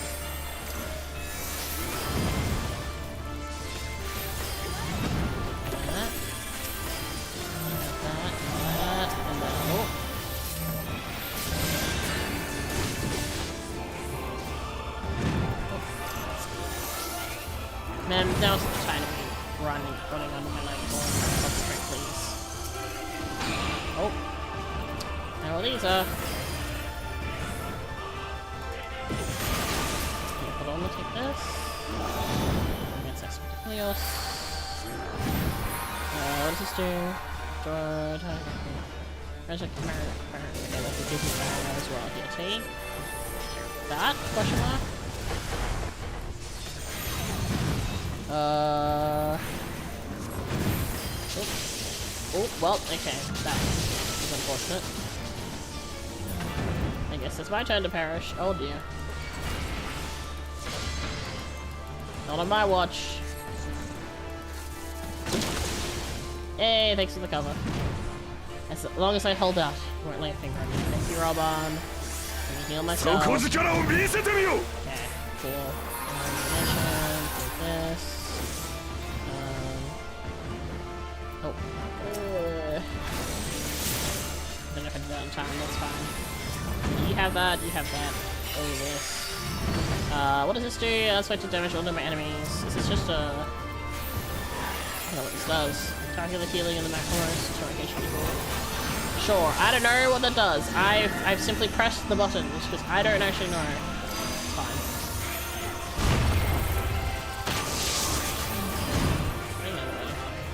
Oh my god, I miss having my dash buttons. I don't have dashes. Hi. Hello. I guess I'll do this. Cool.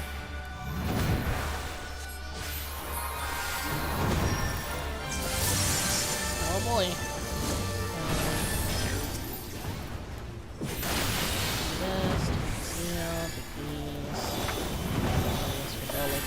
This. Drop this down. No one questioned my ability to astrology because I am. I do not. I have so many new buttons that I don't know how to use. So. We smile and nod and we do our best. Go Fadola, limit break, let's go! Oh yeah.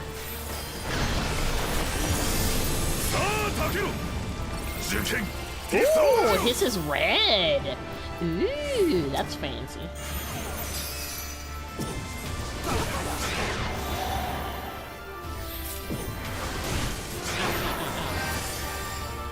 Ow, ow, ow, ow, ow.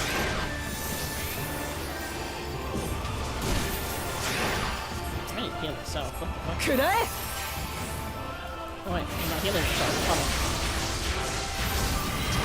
Yeah, that does a lot of damage. Alright. We survived though, so that's fine. I haven't seen a red, is it Hallowed Earth? I can't remember. The Paladin, thing. That was cool. I've only ever seen it in blue.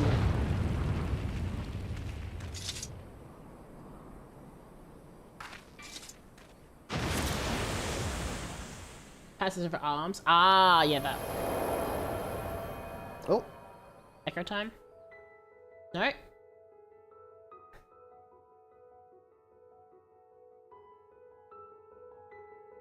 Oh! Interesting.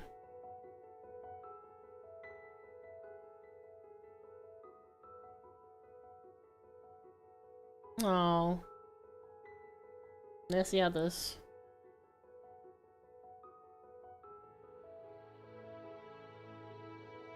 Well, that's nice that she got to see that.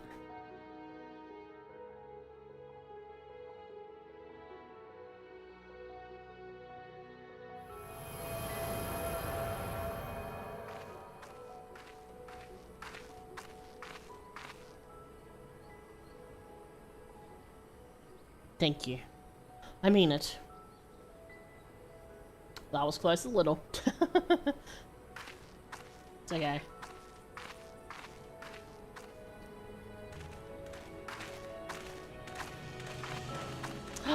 The little smile! Yeah!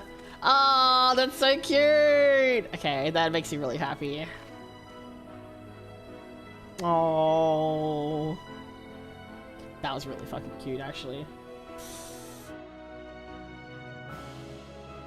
I will say, not being able to, like, easily click on the target names to heal is a bitch, because that was annoying trying to, like, click around to grab onto each person instead of being able to, like, grab from, like, the party list.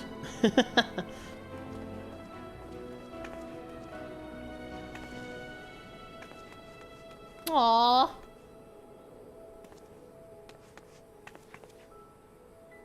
I've been looking everywhere for you.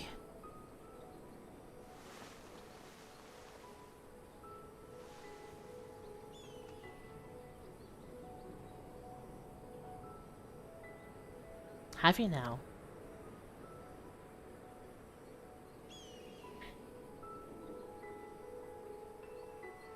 Even the pats. A focus target to roll on.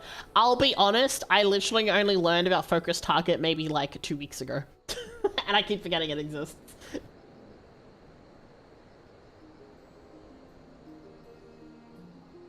And I found it by accident.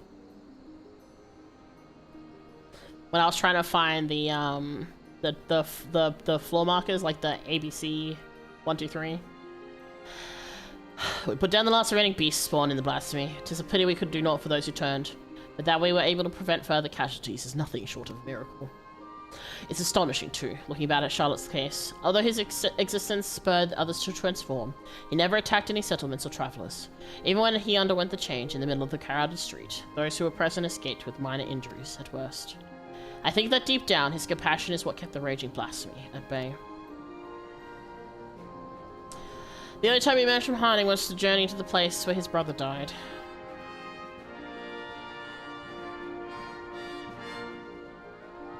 Aye. It's clear he still retains some semblance of his former self. Another victim of the Empire's terrible legacy, along with his friends and so many others. But the Crania Lupi weren't the creation of the Imperials alone. Many of those youth sought a place with them because they were denied one with us. That's why the memorial ceremony is so important. It's our chance to face our past together, to give them in death what we couldn't in life, to not deny anyone a place in memory, even if it hurts or makes us feel ashamed. You'll be attending, won't you? Oh, you'll be attending, won't you? I haven't been ordered to, so I suppose not. In light of your leal service to Alamigo, intend to have the conditions by which you are bound eased. Provided I'm able to obtain approval, you'll be granted a degree of freedom. At the very least, we should soon have no need for that choker. There'll be no objections from me. You've done well. Not the tsundere response. If I didn't know any better, I'd think you were smiling. Well, I for one couldn't be happier. Her efforts are being recognized. It gives me that much more motivation to continue my work with the Silver Griffins and bring the people of Alamigo closer together. Got to do my best to keep up with a certain little lording, eh?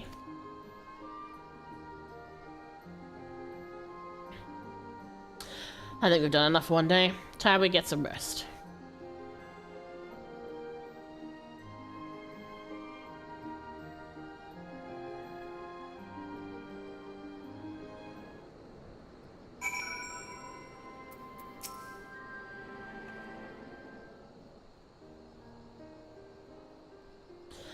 Allow me, as both guardian of Alamigo and your sworn comrade, to express my thanks for coming into our aid in these desperate times.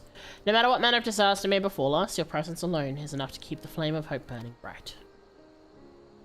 Aye, even someone on the very precipice of despair such as Fordola can find salvation in your guiding light. Playing on a bit thick, aren't you? Heaven bids people would stop throwing themselves in harm's way at every opportunity. Do something of an immortal flame yourself. I do like this line because, boy howdy, it's not wrong. Heaven forbid people would stop throwing themselves in harm's way at every opportunity.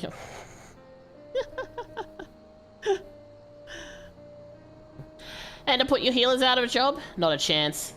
Though in all seriousness, we could stand to take fewer risks. In any case, it's safe to say we're all benefited enormously from your sterling work here. I couldn't ask for a better healer or better friend.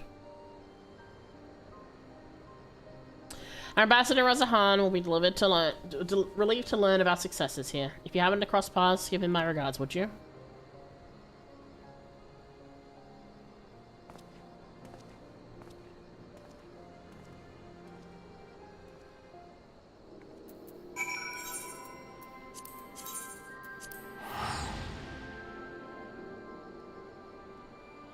Yum.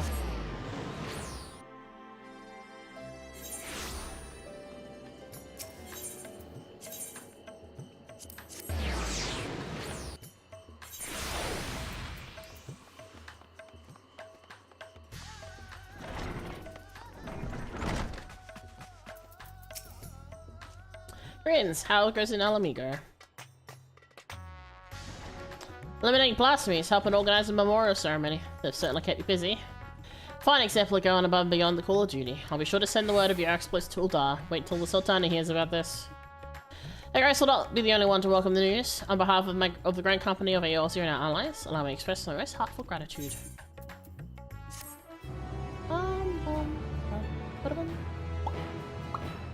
You now dye job-specific gears for healers. Let's go! I'm gonna look at them. What's the wrong one? I especially want to go look at that one dress for the healer, because it's really pretty. I mean, it's really pretty in the red and white, but I'm very curious as to what it looks like dyed.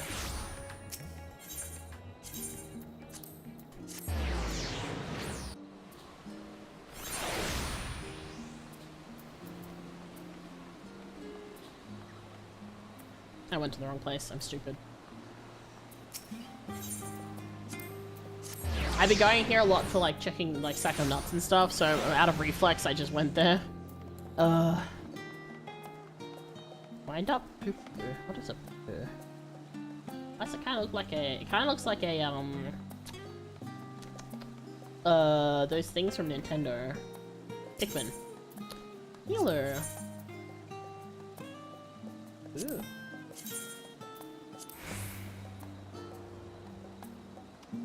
Are they knives? They kind of just look like knives. That's kind of fun. Stabby, stabby.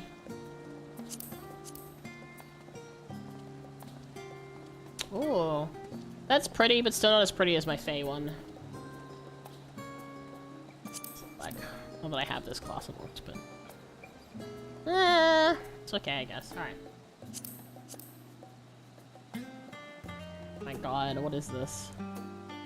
One of the Sailor Moon. Oh my God, not the hat. That's kind of cute. I don't like it hides my ears though. This robe! Look how pretty this is. Okay, what are the dye channels? Ooh. I do quite like that. What does this say? I'm assuming the other dye channel is going to be the... Yeah. I do like that a lot. It's not as nice as the Courtly Lovers, but I do like it a lot, so I'm gonna buy it. What else? This is very, like, Sky Pirate. Alright, the Urianjay art. Oh, and I like this one too, because it's very, ooh, it's very,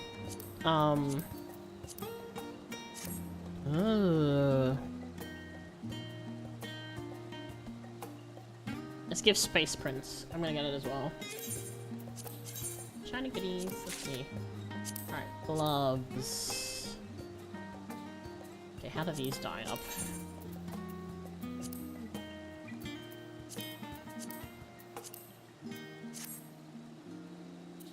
They're okay.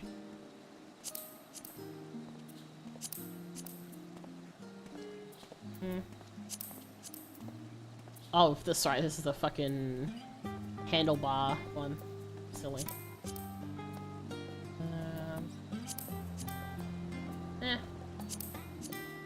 Pantaloons.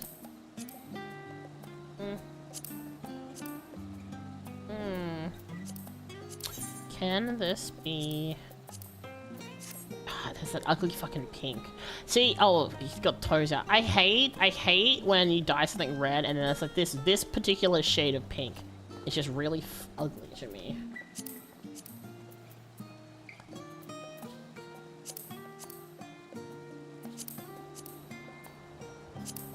Get this one. It's okay. These are okay, I guess. Doesn't really work for this outfit because I'm wearing it like a lot, but I'll buy them. So they're all gonna go into they're all gonna go into the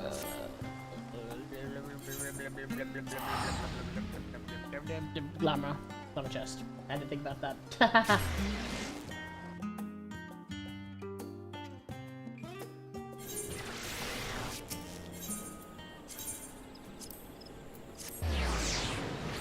Alright.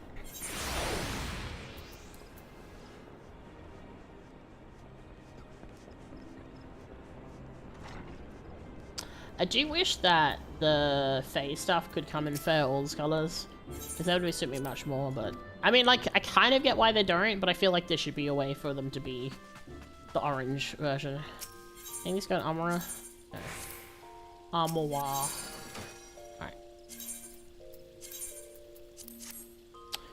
Dun dun dun dun dun dun dun dun dun dun dun dun. Okay.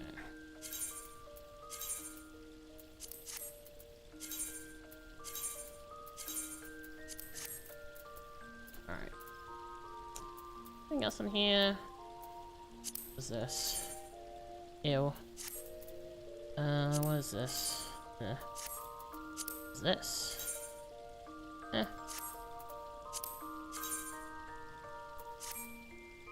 I already have one of these, so I don't need another one. And then these can all go to the GC.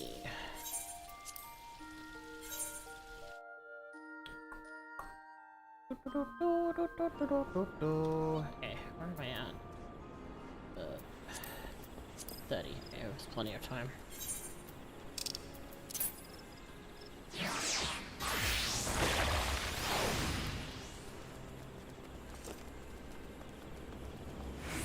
Yummin.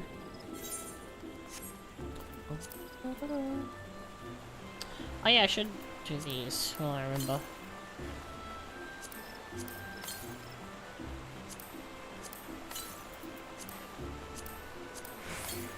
Okay. Alright.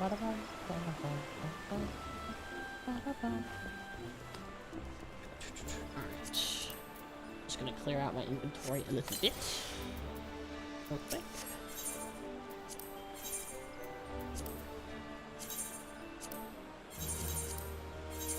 And then we can start on the last Walker quest and Walker roll quest, which means next week we can actually start on 6.5. Holy shit!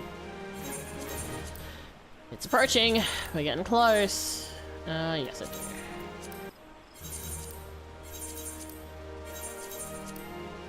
Chakram or gun? Gun.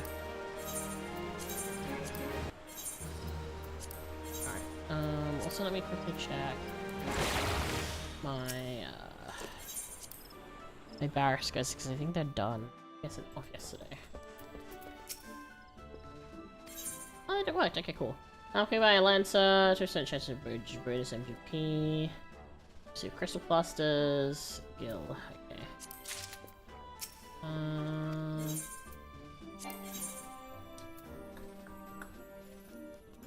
I'll come back. It's fine. Do we have any new recruits? Probably. Dismiss.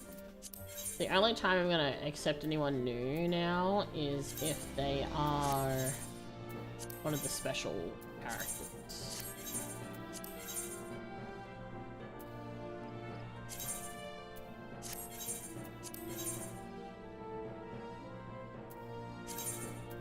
I haven't checked this in a while. I don't have any of them. Go away! I just said goodbye. Okay. I like he showed up twice. It's kind of funny. He was really keen to join in, I guess.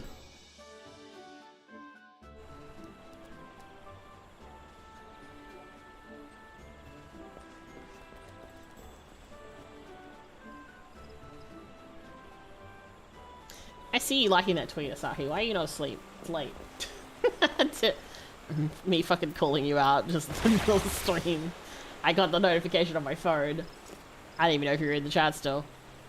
Oh, I saw you. I saw that. Okay. Range DPS, so I guess. I think Machinist is my... I don't know if I remember who is. Yeah, Machinist. I'm being dragged into roulette. Oh, my condolences. At this hour? Damn. My reason for funnies, I managed to collect all Lala's squad members. When I sent them out to learn those skills they keep getting when not with the same race or when with an aura. Oh, that is kind of funny, actually.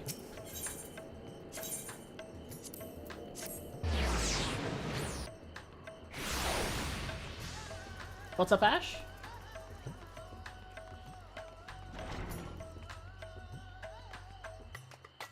What about to finish? That copies in GS. Oh, nice. Alright. Yeehaw! Hold on, let me do this so we can see. Okay. Oh, yeah, Asahi's doing roulettes. I'm not doing roulettes right now. And I knew you were doing pastes and stuff, so that makes sense. Do my eyes deceive me? Master Kaido, I thank the Kami. Lord Hien has requested assistance in the resolution of a most urgent matter, the hunt for a fell beast believed to be a blasphemy. Though we have many great strides in ensuring the safety of our people, we fear our finest shinobi will not be no match for the enemy, if it commands the skies of Doma. But as your talent for striking our foes at distance is beyond compare, I think of no one better than to aid us in overcoming this adversary. To be my pleasure. Oh, Kami be praised. I shall inform Lady Yugani that she may receive you at the Domain Enclave. Safe travels. Alright, going since you're doing it too, and then to the Domain Enclave.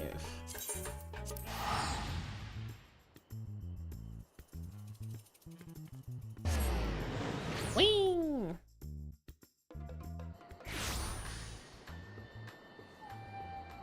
I feel like this person's name is familiar.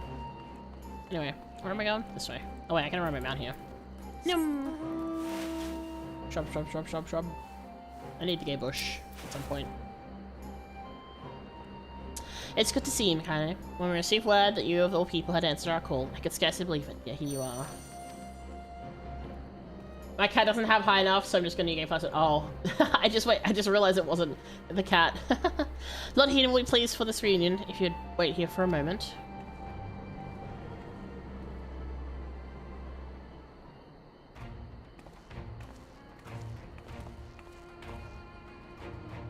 Well, well, that the Kami should guide your steps to our door once more, and with such fortuitous timing. And not in a bunny suit this time. Pray forgive me for not affording you a hero's welcome, but the time is not on our side. Not long after receiving word of men transforming into hideous beings in Favner, a similar creature was born of a woman in Isari. After attacking another villager, it took to the skies and fled, though to where we know not. An all too cruel twist of fate, for the one slain was among the prisoners returned to us in the deplorable exchange with the Sahi and the Empire, just when they had last begun to piece their life back together. This blasphemy must be stopped. Alas, our foes want to keep to the skies, well beyond the reach of our samurai and shinobi. Thus we did seek out the aid of those proficient in ranged combat, able to pluck the beast from the heavens. Of course, marital prowess alone will not solve our problems. Others have returned into weaker, but no less gruesome abominations. As was the case in Thavnair, and the numbers increased by the day. From what I understand, this phenomenon is not unlike the sickness, a sickness which spreads by feeding on fear and anxiety, emotions which, of late, can be found in abundance. Slaying the beast means nothing if the people's hearts cannot be put at ease. Lord Hian! Don't die. Catch your breath. You have to help! The villagers, they... Sir, please calm yourself. What kind of voice is that? Oh my god. Okay, hold on. Sir, please, calm yourself and tell us what happened. Another has been turned into my lord. For a blessing, no one was harmed when the beast flew into a rage, but the people are in a panic. I fear what may happen next. I'm assuming we'll see the kid and his sister in the village then. It seems we have even less time than I thought. Worry not, we'll see to the beast. As of yet, there's no cure for this affliction, but we'll save what lives we can, I promise you. I trust you're ready to join the fray. Fray! It was last seen near the glittering basin. Come, I'll show you. Fray mention, real. Flay!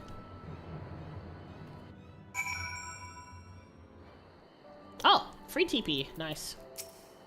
The beast was right here, I swear it.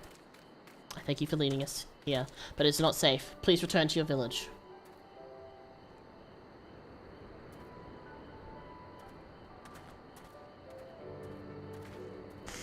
We should split up if we've any chance of finding it. Nikaido, which you see to the west, I'll search to the north. Yugiri, I'll leave these to you. If you find it, remember, these blasphemies are no longer people. They will not hesitate to strike you down, so you mustn't either. Now, let us not waste any more time.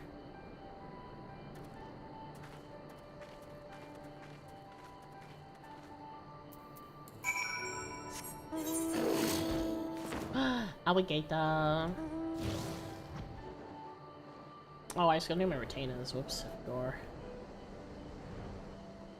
Actually, is there an inn in Razahan?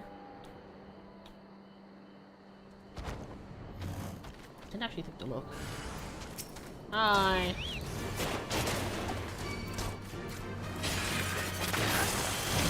Get drilled, nerd.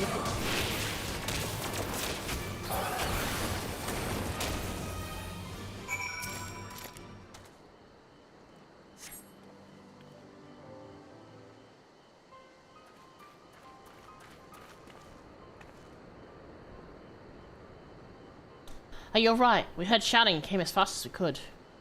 It appeared Mikane arrived not a moment too soon. Why? Why did you kill my brother? Well, unfortunately, kid. Your brother? Young man, that creature was not your kin.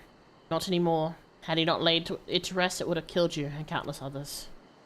But if your heart cries out for one to blame, let it be me. The beast was slain at my behest, for it was the only way. Angie face! It's so hard to take the kids' faces seriously. No! No, you're wrong! You killed him! Murdered him! I hate you! I know why I sounded turned British there, but anyway.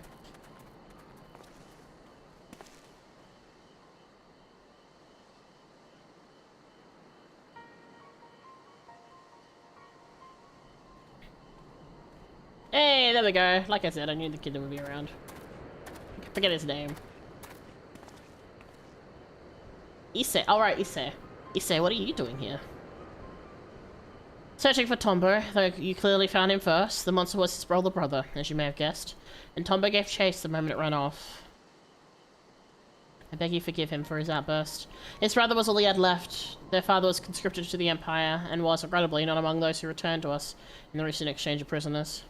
The hope they might one day be reunited was the only comfort when the Viceroy still ruled. I can only imagine how they felt when she walked into Isari, a shadow of her former self. Oh, she was the one who turned? Tsuyu may have no memories of the monster she was, but her victims still see her in their dreams. Nevertheless, like many, the brothers prayed your mercy would see their family restored.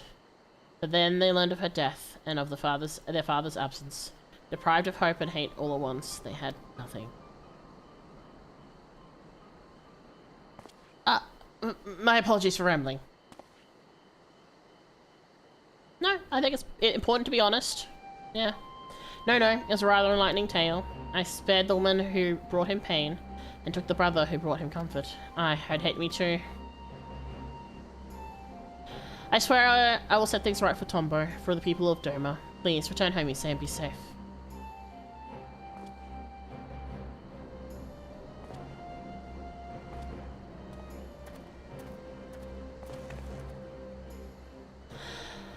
Let's return to the Doman Enclave. This ordeal has given me much to consider.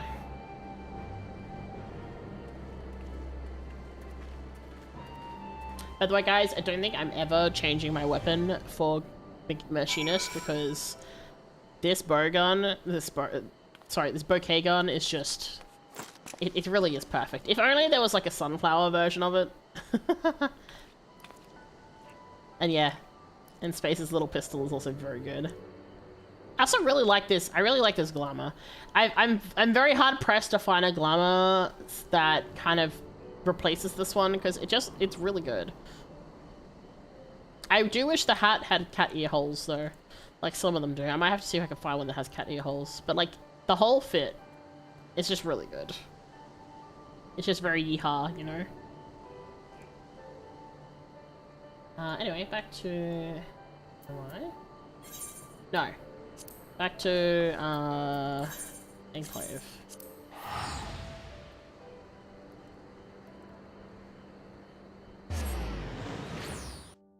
I kinda going for a saloon girl type look of mine. Yeah! Which is cool, I like it. Hey Frosty Boy, welcome in. I also like the idea of like you having like your little pistol, but then, you know, if someone pisses you off, you just pull out like a bazooka gun from under your skirts. Which is, I guess, is kind of what happens when you use your skills, right? You gotta pull out like the fucking AoE bazooka. I owe you great debt for your timely assistance, and an apology, for I've made you an executioner in young Tombo's eyes. Would that I had been the one he witnessed cut down the beast, would I be the one he witnessed cut down the beast his brother had become? We haven't the time to dwell on regrets of what should have been. No, we need to take action, and after hearing of Tombo and his brother, I believe I know what I must do. A great many of our brothers and sisters will return to us in the prisoner exchange.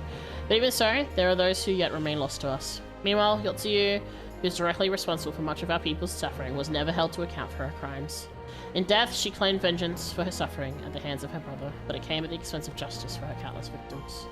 The people of Doma have every right to resent me for failing them, and their grief.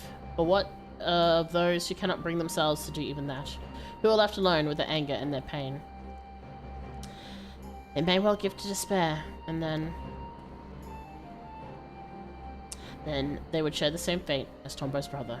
Yes. Which is why we must needs consider who else might share his anguish, and ere we find ourselves beset by more beasts. I'll begin making the rounds of the villages to inquire after those who their neighbours believe are most distressed of late. Very good. I and the other shinobi shall continue our search for the blasphemy which set these events in motion. And you, my friend, we'll have need of your talents again and long. Rest assured we'll keep you apprised of our findings. I do have a hidden shotgun at this level. Exactly! Rise, motherfucker. Exactly. Just, it's like, I think it's like, yeah, this one. These two skills. It's just like pulls just a giant bazooka. You have to head off, no worries. Thanks for coming by, Frosty. Mikado. We have yet to ascertain the whereabouts of the blasphemy from Isari, but for a blessing we have received no reports of others that others have turned. Lord Hien, for his part, has made a concerted effort to go about villages and converse with his subjects directly. I suspect his constant presence has served to allay the people's fears. As one might expect, he has been ever dedicated and diligent, but I fear he has been away over long. I thought to go and visit what should have been his last destination, Isari. Might I ask you to accompany me? Thank you. I'm sure there's no cause for concern, but nevertheless, I should be glad to find him quickly. Alright. Oh my god. it's so far. It's okay.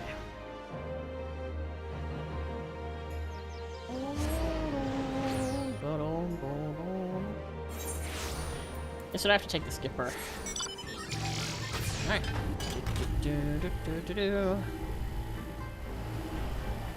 Also the flamethrower, yeah. The flamethrower and then like the bio blaster, which is like a poison type thing. But I love the whole cartoony aspect of like small Lala pulls that giant gun out from underskirts. Very like Looney Tunesy. Or like, you know how like those movies where like, oh yeah, you have to give up all the things on your person and this person just spends like 10 minutes pulling weapons out of places that shouldn't have weapons, and just how the fuck did you manage that kind of stuff? It's very fun. Mikaere, Yigiri, my apologies if I gave you cause for concern. Assessing the state of affairs here in Asari has proved difficult. To put simply, the people, one and all, refuse to speak with me. They simply bow their heads and turn away at my approach.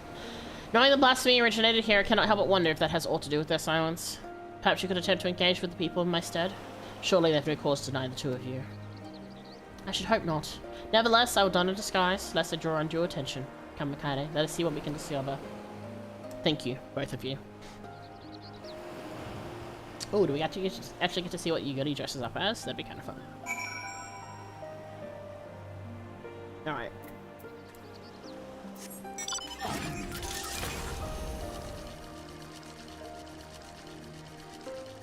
Over here.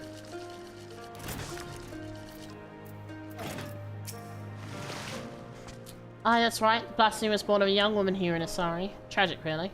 Every day she prayed for the safe return of her husband, but it was not to be. If I'm to be honest, I feel the loss drove her poor mother-in-law mad. Kisei has ever been a devout believer in the kami and their blessings, but she somehow convinced herself that Minato has become one. The illusions of a grieving parent, obviously, but an alarming number of people have come to share in her belief. Heresy is what it is. Oh, that doesn't sound good.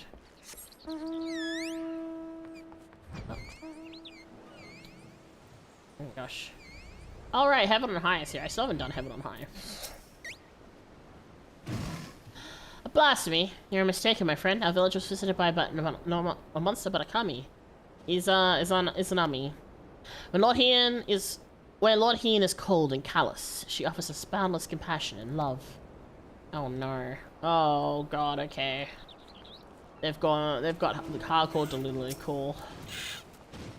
I owe a great debt to Lord Hien. If not for him, I'd still be fighting under the Imperial standard. But the village suffered dearly under the occupation. What's more, our Lord failed to punish the Viceroy for her crimes, and failed to reunite many with her fallen loved ones. I understand why some would think poorly of him, even if I do not. Damn.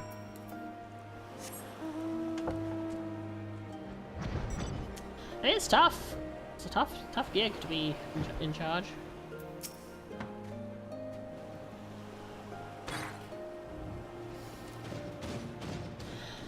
I see. Little wonder they would refuse to confide in me. The belief held by some that this blasphemy is a kami.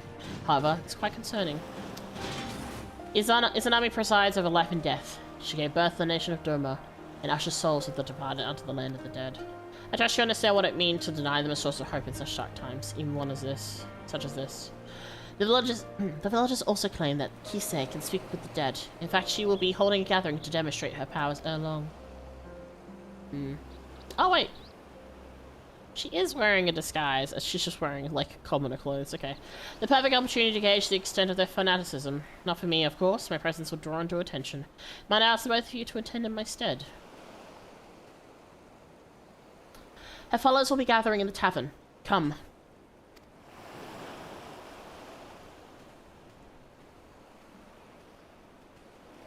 Oh, straight to cutscene.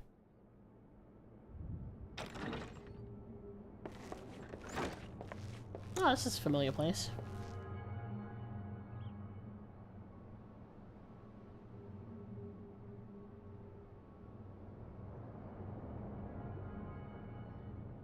O spirits of Isari, I beseech thee, you, lend me your voice and let your presence be known. Cross the veil and be amongst us once more.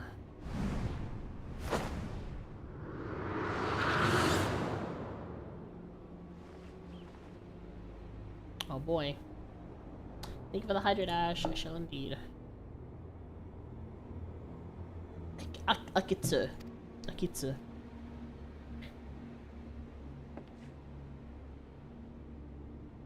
Father? Still tending the nets, like I taught you. Yeah, yes, Father. Every day, thanks to you, we never went for fish. Our bellies are never empty. I'm proud to be your son. I was always too embarrassed to tell you before, but... And I am proud to have been your father. May you be ever blessed by the sea's bounty. Okay, this is very charlatan type stuff. Father, what's wrong?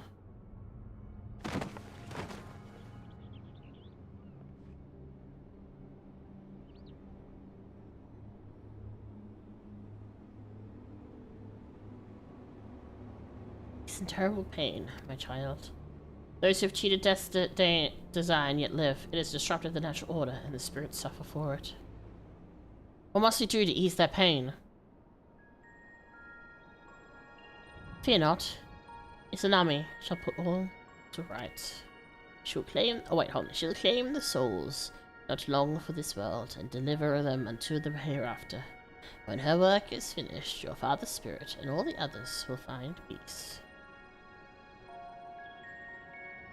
This is like hardcore charlatan type stuff. Hey, this kid again. Can you find my father? Can you help me speak with him? Kisei, can you communicate with my husband? What about my family? Help me, Kisei, please.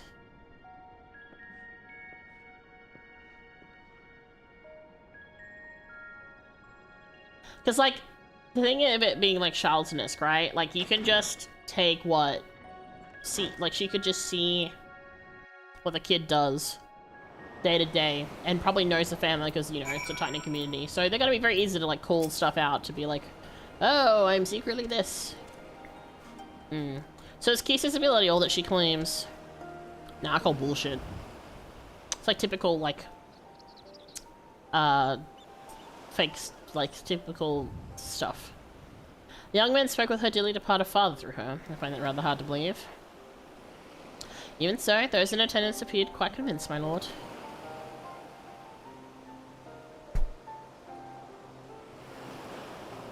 And I suspect a great many of the villagers I've spoken to recently are as well. Everywhere I went, the people were in so much pain, and there was nothing I could do or say to give them solace. Yet for all their anguish, there's not been a single report of villagers turning since the incident with Turnbo's brother. Which could only mean the word of Kisei and her ability to speak with the deceased has spread. The belief that we can communicate with our loved ones in death is a comfort far beyond my power to provide. Though I fail to see how the people will abide the kami claiming innocent lives to restore order. Claiming innocent lives to restore order. She comes! Izanami! A blasphemy? Here? I like how we nod as if we know, because even though we used to see about the same amount of shit as Hien. Like, please.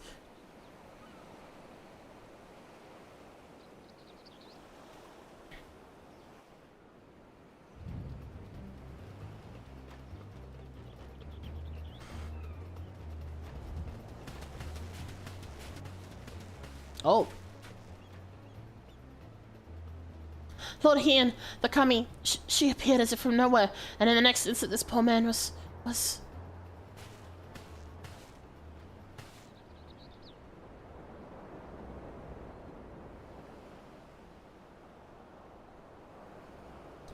So we're too late.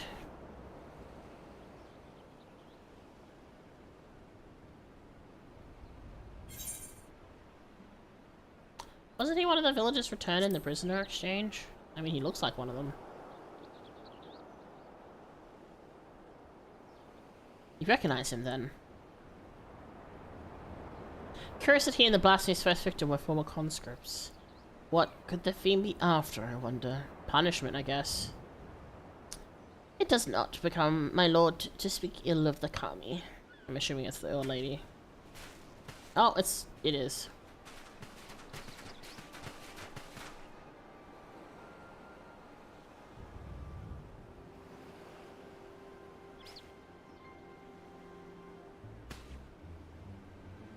I understand you are coming to investigate the rumors of a monster born in our village. A blasphemy, you called it, but you were sorely mistaken. My daughter-in-law, Minato, was chosen to serve as a vessel for Izanami. I witnessed her ascension with my own eyes. Oh, echo time. We got a first-hand POV.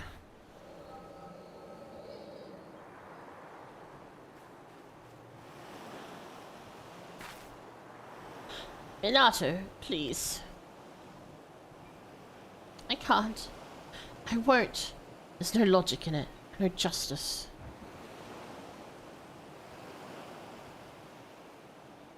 The Witch of Dome was spared, given a second chance, and my husband condemned to die as a conscript. I'll never know what became of him. Lord Hien can't even give me that. And when I look at the families he made whole, had their happiness, I feel a hole in my heart, the gaping wound that will never heal, begin to bleed.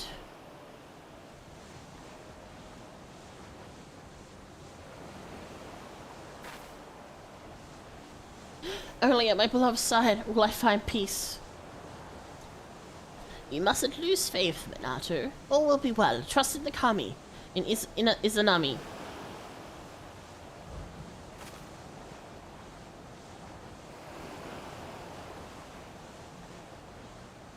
I want to believe, but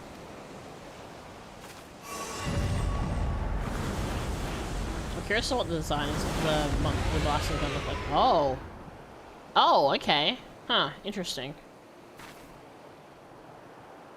Interesting that it doesn't have, like, cultural ties to the design like the others have been. No wonder.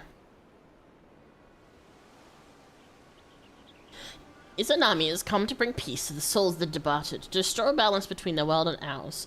Surely you would not dare defy the will of the Kami. This balance you speak of has claimed the lives of 2 innocents, but recently returned to us. I will not accept that the Kami would condone such cruelty.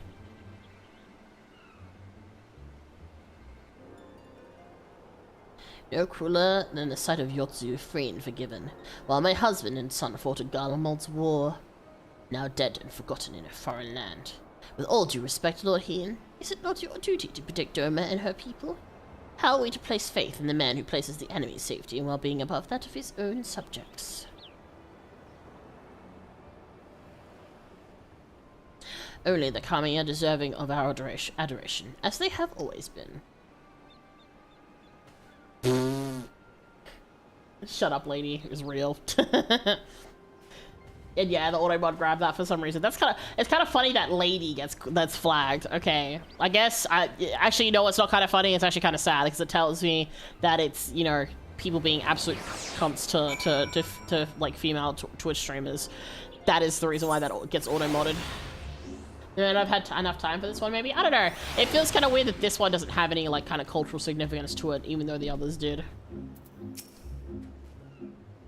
The villagers are no doubt loath to ask of me, but preparations must be made for burials and funeral rites. I can offer that much, at least. He seemed distracted during a conversation with Kise. Is there something the matter? Shut that bitch up. Yeah. Man. Like, okay, I can't blame her. Like, she's... Okay, here's the thing. Again, and this ties back to the whole conversation we had earlier about everything's not really black and white. I can't really blame her for putting faith in something that has had results. After all the grief and everything, and, you know... Especially with Yotsuyu being who she was, and seeing that as, you know... He and, you know... in a sense of taking her side in a way... I don't blame her for being pissy about it, right? Like, it's understandable. Also, she lost, like, so much from all this shit. So it's yeah, unfortunate. The echo, the blasphemy was indeed born of Minato. To bear witness to such a horror, her mind must have struggled to comprehend what she saw. And as a woman of faith, perhaps her only surviving family becoming one with the divine was the only reality with which she could come to terms. I believe I know now what must be done, but I pray her fervor does not drive her to oppose us. Come, let us return to the enclave. But that did get modded. Yeah, that's weird that that doesn't get auto-modded. I don't know. What about is weird? Oh yeah, no, it's not surprising at all, but to give Raze something just as bad always pisses me off. Especially in a game where it's like, be the better person. Oh yeah, for sure.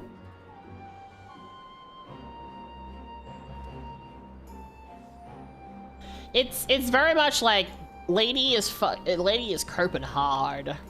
She is hard coping. Like, to the point where she is pretending or, like, believes that she's being pulled, like, you know, collected by the spirit of dead loved ones to talk to the other villagers. Like, hardcore coping. As he had said, what else could she believe but she became a kami? True. And I mean, when you really think about it, like... desperate for any sort of, you know, comforting thing. I guess that is going to be the one. From what you told me of your vision, the nature of Minardo's despair, as well as the focus of her ire, is clear. It is plain she was a good-natured and kind-hearted woman, grieving for the loss of her husband. This loss alone may not have been enough to turn her, but my failure to hold your two to account, together the side of other families reunited, compounded the turmoil in her broken heart. A path of despair paved by my good intentions, a truth that will weigh heavy on my conscience until my dying day. Minato was prepared to die in sadness rather than to live in hatred. If she could see the beast she's become, she'd implore us to stop her. Which is why we must find the others who will return to us in the present exchange before they come to harm. Once their safety is assured, we may hunt down the blasphemy and bring a close to this tragedy.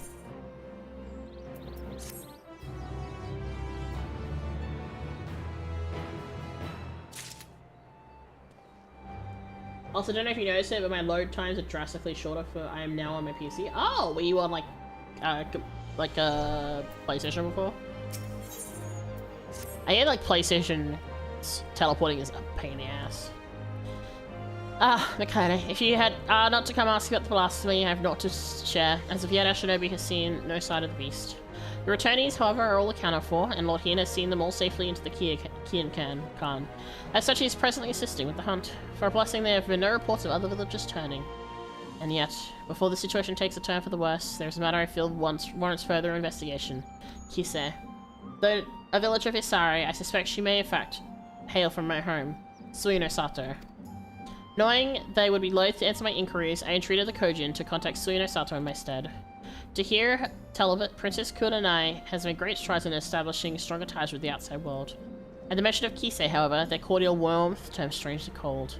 If we're to learn more, I fear we have little choice but to go and seek with the people of Suino Sato ourselves. A simple visit for you, I imagine, but my banishment complicates matters. That said, it has been many years since I left home. Were I to disguise myself, I might well go unnoticed in your company, if you're willing to take the risk. Sure, why not? We've done worse. Thank you. Let's make for Onokoro then. Time to go swimming. Ba-da-ba-da. Yeah, nice. That's good then. My teleporting times are always kind of slow anyway, because Australia. Smiles. I went to the wrong place. Fuck it, I'm just gonna fly the rest of the way. It's alright, we can simply fly. Oh no, this was correct. Never mind. My brain was like, we didn't go to Tamamizu. Well, we should have, but actually, yeah. Makes sense we're here first. My bad.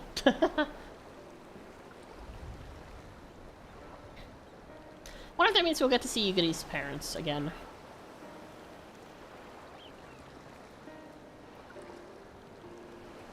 The garments I wore when we first met. Sufficient, I think, to conceal my identity. I don't know, your face and horns are kind of distinct, girly. How many years has it been since I last saw my home? Yugiri, Tamamizu is much closer. It is indeed. I am a shinobi of Doma. Aye, but even as a child I sought to ensure the safety and survival of Suino Sato. I was quite bold in those days, if not a touch reckless, and together with the other children I often ventured beyond the borders of home. We yearned for adventure, and so one day we sought to behold the wonders of Doma. Imagine our horror to discover a city of ruin of ash. Imperial soldiers are marching through the streets. We fled at the sight, but in my haste I lost my way in the bamboo groves.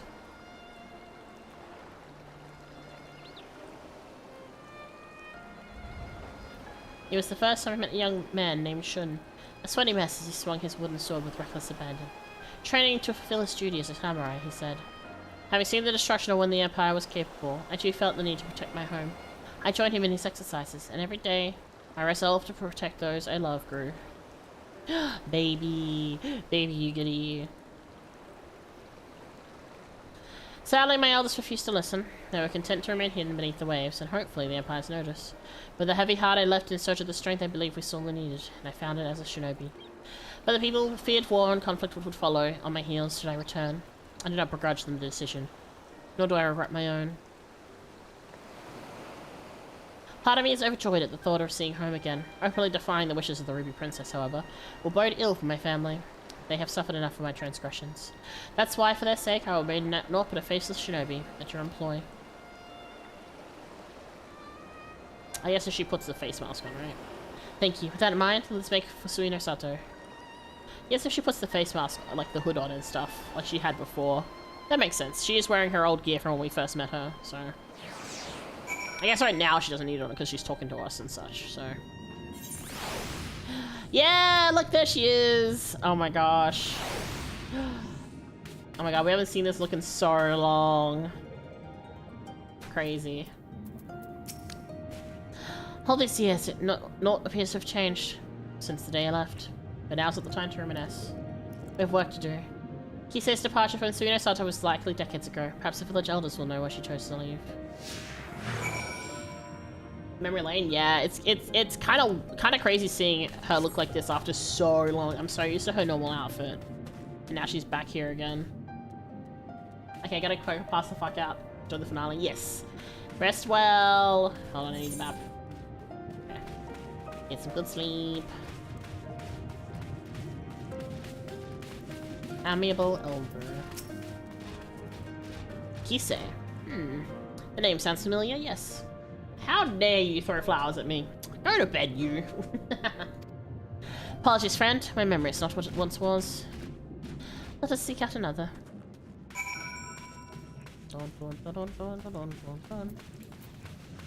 Maybe... Oh, I was gonna go up there, but I guess there's one here.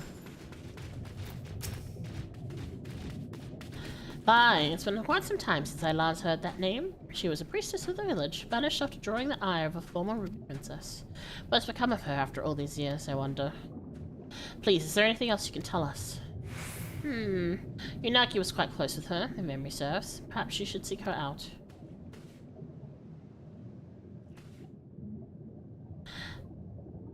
Mother. I'd hoped to avoid my parents, but if there's no other way... Mika, I might ask you to take the lead. Oh, they're absolutely gonna clock her immediately for sure. Like, there's no way they're not. There's no way they're not gonna notice.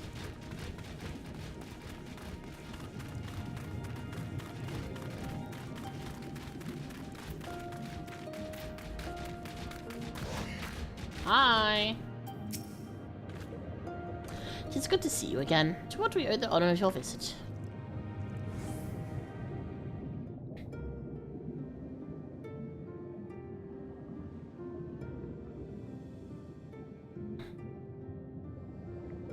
Kisei. Yes, we were close. That was a long, long time ago.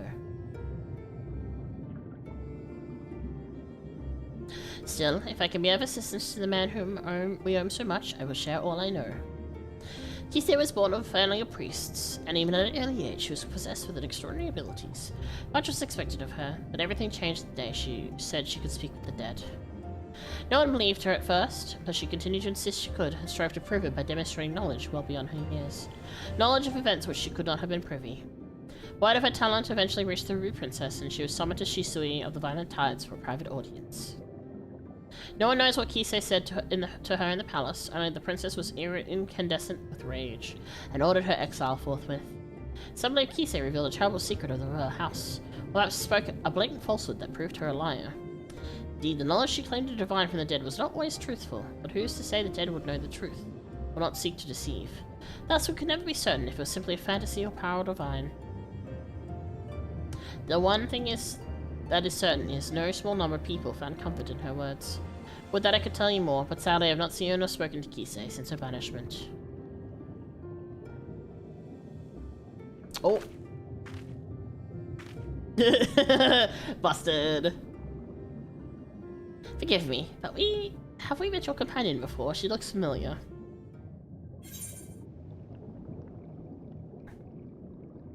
I imagine she does, considering she's I mean, this is the first time our humble shinobi's, but you know what? I'm gonna start the pause.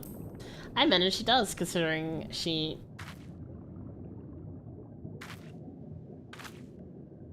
You could not possibly know me. I am but a lowly shinobi of Doma, nothing more.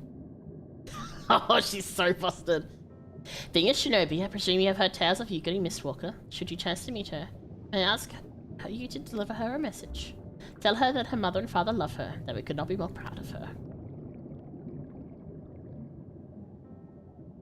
I will. Oh, they say no, it's her. I've no doubt she feels the same, and not a day goes by without you and her thoughts. Like, this is obviously, like, pretense, right? So anyone who passes by and is not gonna realize that it's her, but it's very much like, like wink wink, nudge nudge. I believe we heard enough. Shall we return to Onokoro? I don't care if she scolds me for revealing that. Worth it. She deserves to be able to talk to her parents, at least a little bit.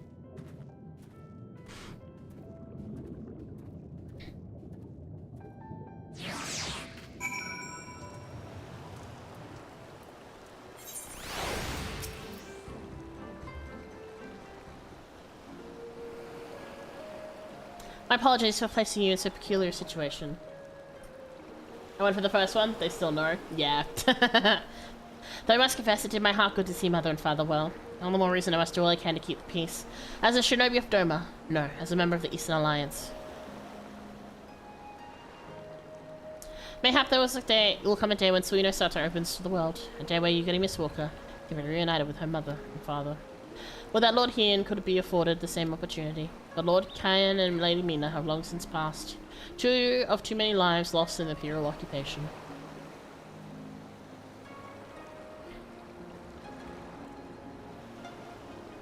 I cannot imagine he would ever succumb to despair. Make no mistake, Lord Heian knows the pain of his people all too well.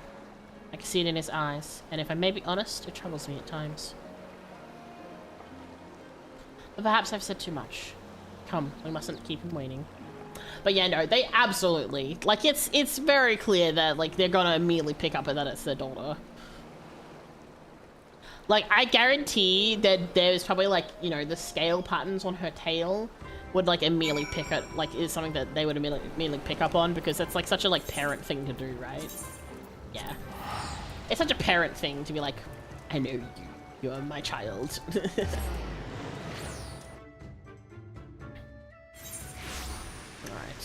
Alright. It's raining again.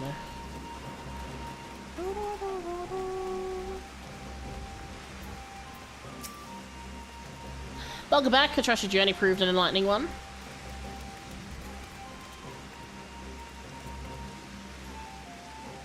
So she does, in fact, hail from Suino Sato, and you have said she has possessed these divine gifts since childhood. Genuine or no, the people believe her, and more flock to her side with every passing day. But the returnees are safe in the Kian Khan. Its defense is bolstered. As for the blasphemy, I've spoken with our Confederate allies, among others, and together we will establish a network of contacts across the length and breadth of Doma to take up the search in earnest. Mark my words, we will find it. Alright, I think it's a good point here to take a quick break. I need the bathroom, sorry. We're gonna do a break and we're gonna run ads as we do, and then we'll come back again. Oh wait, I need to turn that on. Alright. Big stretchies. Okay. Wait, did that turn on? Okay, it did. Cool. Alright. I'm gonna run the break. I'll be back. Everyone go stretch.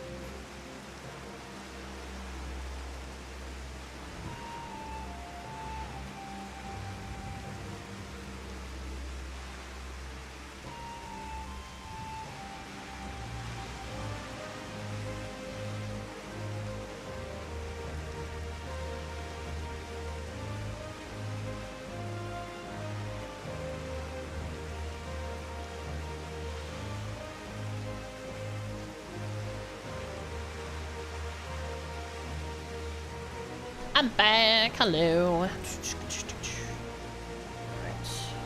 Cool. Thank you for the bags. Hello, welcome in. I apologies, I don't know how to say your name, so do let me know. I can only read the 2010 part, I'm afraid. I don't know any Korean, I'm sorry. But hello, welcome in. Alright. Let's continue.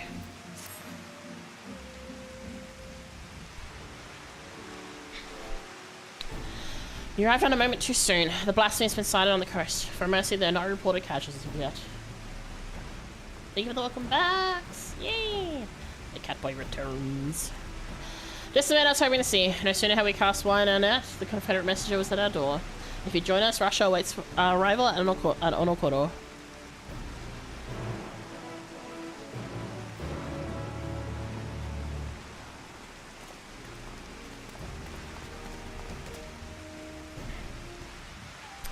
To Onokoro.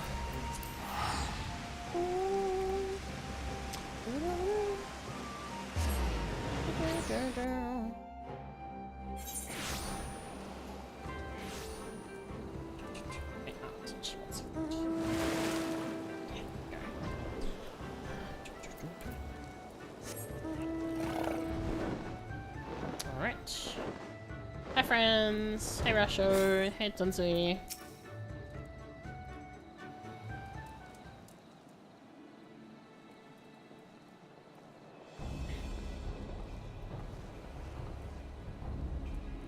Well now, that's the noble Lord of Doma should come in person once again. Mayhap these blasphemies truly are a threat. Indeed they are, and I was told you and yours sighted our quarry quite recently.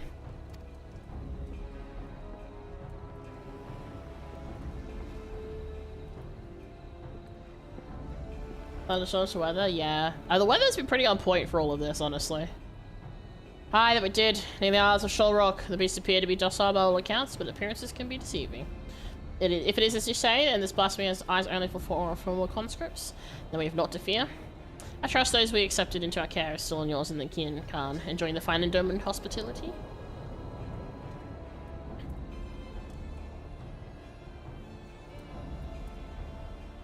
Anyway, I know not why it came to the Ruby Sea, nor why it remains idle, but if we're to act quickly, there's a chance we can take it unawares. Oh, thank you for the hydrate, I shall. I propose we divide our forces. If you're willing to go ashore, we'll take a ship and circle around the islands. The first to find it will have the honor of the kill. Huh, simple enough plan. Shall we off to Shoal Rock then? Time to fly.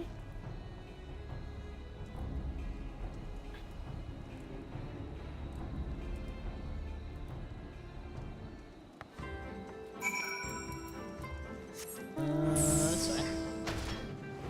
Whee! Just on the right. Yeah. Just chilling. The only reason I've got space in party is because some of these are like battle things, and space is also doing the story as well with New Game Plus, so saves us having to summon it twice. Finish. Anyway. This is where the blasphemy was last sighted. If the fates are kind, this will all be over soon.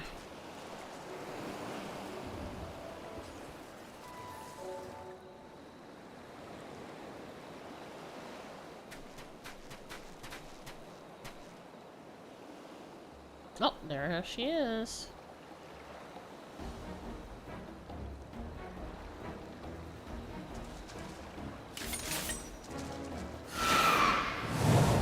Oh, she's running away. Damn. Such speed. I doubt even my falcons can keep pace with it.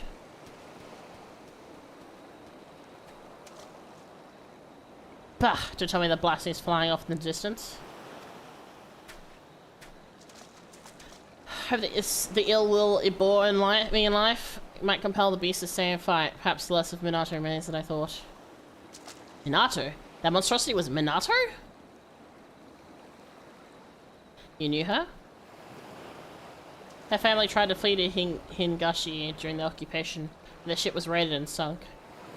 When we happened upon the wreckage, she was huddled between her parents on a piece of flotsam, desperate to keep warm, but they had long since grown cold. We took her to Onokoro, where we nursed her back to health. Couldn't imagine what horror she must have witnessed. The mere sight of our weapons was enough to make her start screaming. She was clearly unfit for our trade, so we sought a village that might take her in Isari. That might take her in. Isari was that village.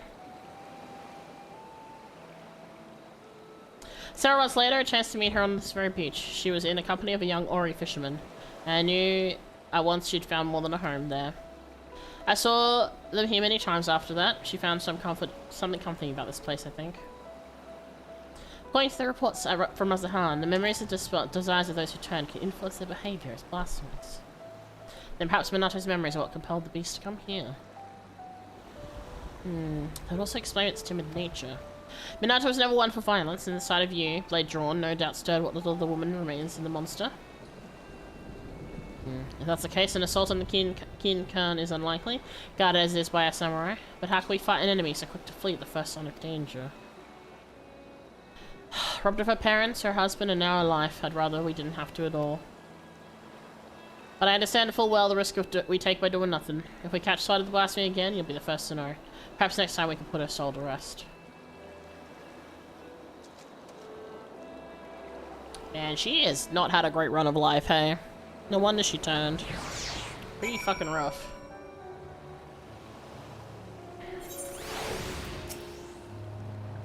There's naught to do now but bide our time. Come, let us return to the Enclave. I think this is like the quickest chapter we've fucking ever had for this. Like, oh my god, the Laminsa one was so long, and the entire chapter was done, this entire section was done in like 5 minutes. That's kind of crazy. Genuinely, what the fuck? Why was the Laminsa one so long? Oh my god. The Laminsa one was like an extra hour comparison. Holy shit.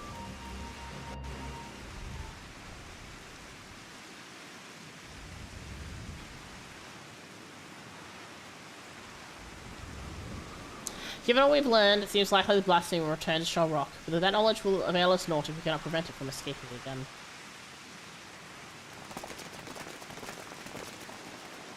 The Limsa one? Yeah, the Limsa one was really long. Oh god, they're here again. Yeah, Melee. Lord Hien, on behalf of the people of Isari, we are come with a request. We welcome you with open arms and open hearts. What is it you would ask of me? Those returned to us in prisoner exchange have been granted shelter at the Kin-Kan. That they yet live is an affront to the Kami's grand design, and the spirits of our loved ones suffer for it. Balance must needs be restored, and so I beseech you render them unto the goddess Izuna. Excuse me? Fuck off, lady. You're saying you want to kill all these innocent people just because you've gone fucking cuckoo? Fuck off. Absolutely not. Oh my god. No. Fuck off. Like, the fact that you've convinced all these people, let's go ask them to kill, you know, 100 people? Ha! Fuck off. Piss off. Go fucking take a walk up the pier in Onamizu. Jesus Christ. Everyone in the mother loves melee DPS. I mean, I like melee DPS, but I didn't like the quest for it. It was not my favorite.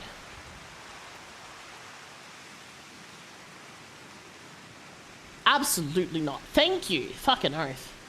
'Tis not our place to pray for the death of others, nor draw steel to save mere bloodlust.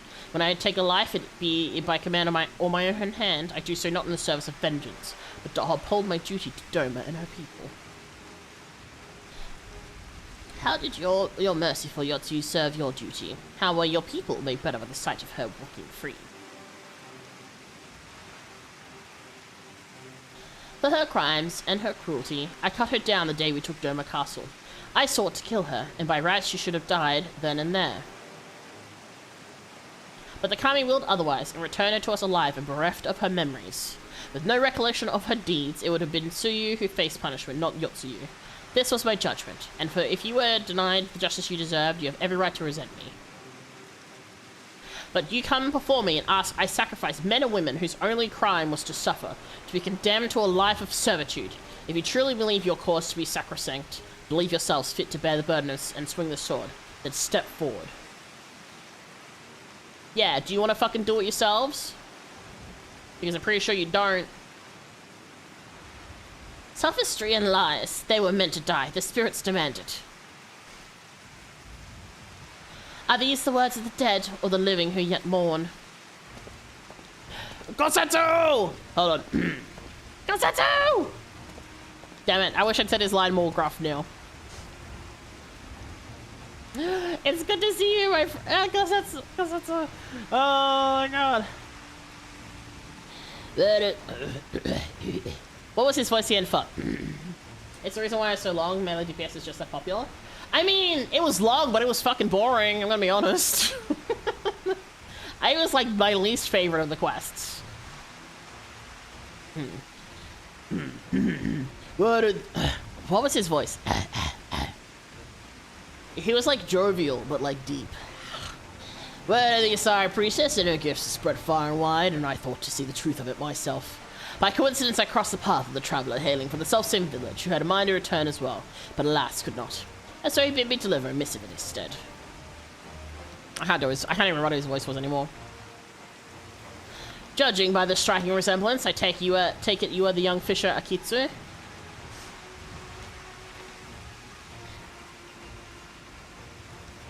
This is the letter from my father. He's severely wounded in battle, but expects to make a full recovery. He's alive. But that would mean... Fucking busted, lady! She's been lying. Surely a woman of your talents can divine a plausible explanation for this turn of events. Fucking wrecked. She's on a turn right now, isn't she? You shall pay for this contumely. My daughter will make certain of that. Damn. All of you should be fucking ashamed, by the way. Fucking ashamed. You don't even gotta apologize? You were caught. Come back here. Fuck that. Come back here. You should apologize to all the people in Kian Khan. Fuck that. That is... I'm so angry. That makes me so... Oh my god, that makes me so livid. The fact that they walked away without any kind of apologizing for the fact that they just said, hey, we want all these people to die because this lady says we should do that. Not even a sorry, not even a we were wrong. Just walk off? Really? Nah, fuck that. Fuck all those people. The kid is allowed to make that mistake because he's a kid and kids are easily influenced and, you know, he's grieving loss of his brother. But the others, the adults, nah, fuck them. Fuck all of them. Assholes. That pisses me off. That makes me so mad. Like, zero, like, taking of accountability there. You just wanted to kill a bunch of people just because someone said, nah, fuck off. Fuck that. I'm glad to see you there, Gosetsu. But my god. Yeah, he is very gruff. I have like a specific voice for him, but I don't remember what it was anymore because it's been a while. Apologies. Yeah, say it louder. Absolutely. Fuck those guys. No, that's unacceptable. I don't care how sad you are, sitting there going, we want all these people to die just because they happen to have bad circumstances. Nah, fuck that. Well, apologies for the abrupt and otherwise unannounced arrival. As you can see, my Lord Hien, I am returned. Full glad I am for it. Thanks to your timely arrival, we've given the lie to the Kisei's claims of preternatural powers. I gather you're apprised of recent events? Aye. It did not take me long to learn the state of affairs here in Doma, and that my assistance may be required. I had heard tales of Kisei channeling the dead, including the father of one young fisherman. Imagine my surprise when I saw the spirit in the flesh.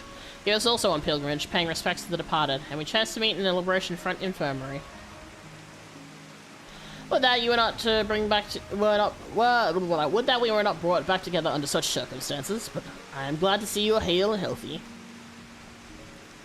Where did your hair go, dude? Oh, he shaved it off. He went bzzz. Or maybe not bzzz, because he probably didn't have like electric shavers. He probably went like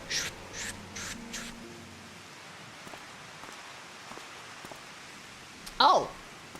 Has the kid come to apologize? I'm I'm both impressed and pissed if the kid is the one that comes to apologize and none of the adults did. Tombo, is something the matter? Oh my god, he has come to apologize. Okay. Props to the kid, man, but fuck those adults. That makes me so mad. I wish to apologize, Lord Ian. It was wrong of me to say the things I said.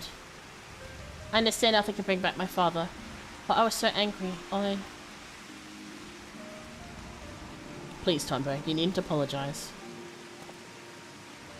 It's just, my brother was always so brave, but father's death was more than he could bear. And it turned him into that monster. If he wasn't brave enough, what chance do I have? I wanted to perform the rites for father, but the body was never returned to us, so... Not that I blame you for that, Lord Ian. I understand nothing could be done. Oh, the poor kid. Man, those adults fucking suck. Those adults need to be smacked upside the head and fucking assholes. That Akitsu's father survived is nothing short of a miracle, but I fear he is indeed the rare exception. I've offered prayers at more graves than I can count. It would be cruel to give others the false hope their loved ones might return. And yet Kisei continues to do just that, offering comfort with her lies. Attempting but ephemeral balm for wounds that have yet to heal, much like the anger some harbor for you, or resentment for the families restored, while theirs remain broken.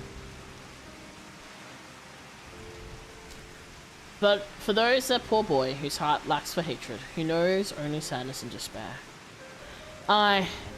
They too may turn. Exposing the truth of Kisei's deception hasn't helped matters. If we're to prevent more suffering, we must pursue a lasting solution. I'm most grateful for your counsel, Gosetsu. There's much I could learn from your pilgrimage. If there's aught you require, but say the word, and it shall be done. Damn, the timing on that, the rain. It is the least I could do for the part I played in Yotsu's tragedy. I failed her in the end, but I will not fail you, my lord. Thank you again for your aid, Mikaide. The day's events have given me much to consider. When our next step is decided, you'll be first to know. Yeah, I don't know what it is, but I always seem, except for like one time, all the weather seems to like time really well for when I'm playing. Like the only time it was kind of poor was when I was going through Thavner the first time. And then I couldn't see the Telefori Tower because of it was like foggy. But every other time it's been like really, really good. Just really good timing. Just by chance. Regrettably, there's been a sightings of the blasphemy since our first encounter at Shoal Rock. As Tunsui surmised, it seems to fear confrontation. We, for our part, have tried to make good use of this intervening calm. Even now, Lord Ian and Gosetsu discuss how we might prevent the other villagers from turning. If you'd wait here a moment, he will no doubt wish to hear your thoughts on the matter.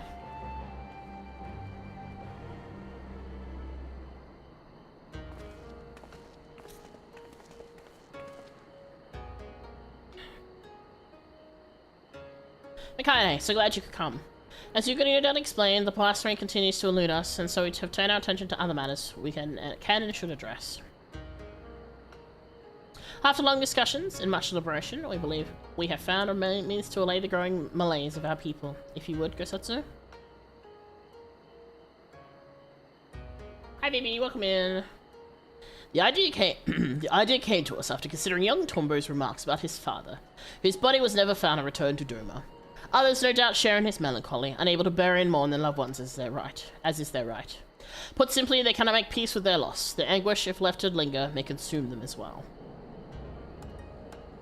We might provide the people of Doma with comfort and closure. We will hold a national funeral at the Swallow's Compass.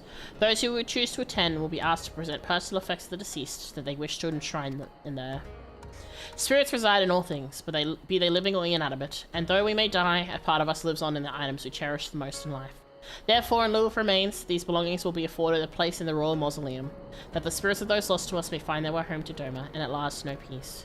The announcement has already been made, and a great many people are now engaged in the difficult task of deciding which keepsake will serve as their offering. That's nice. It is not a decision to be made lightly, but I suspect they will have made up their minds by the time we go to collect their chosen tokens. I also hope to learn more about their departed one from those who are willing to speak with me, and for my benefit and theirs. To break free of their sorrow, they must seek joy in the memories and the love they shared with the departed, and I'll help them find it. Might the Liberator of Doma be willing to favor the people with his presence as well? I doubt not they will appreciate the gesture. Good. Yuguri, I leave the people will be sorry to you. Gasetsu, might I ask you to... Apologies, my lord, but there is a small but most urgent matter I must first attend to.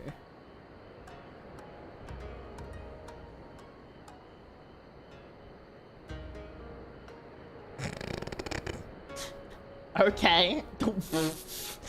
Not the, like, shy looking away as being stared at. Damn, alright. Very well, I shall not pry. Now, Makane, let us go pay a visit to the good people of Namai. It's kind of funny that he's just, like, looks away when he looks directly at him. Not sus at all. Okay, guess that's it. You do what you do. It's fine. To Namai!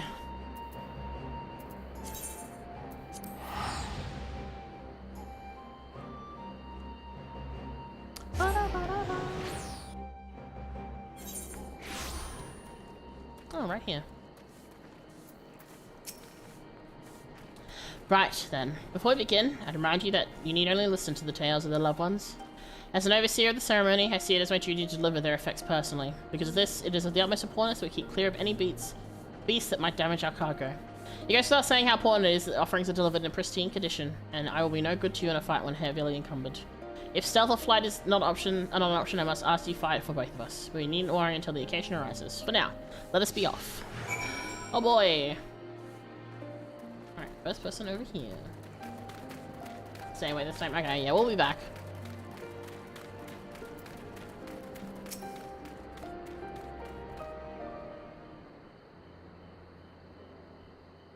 My husband, my dear sweet Moroya, never returned from Garlemald, but perhaps now his soul might know peace.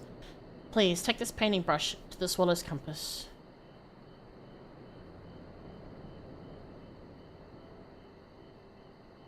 I shall handle it with the utmost care. May we trouble you to tell us more about your husband?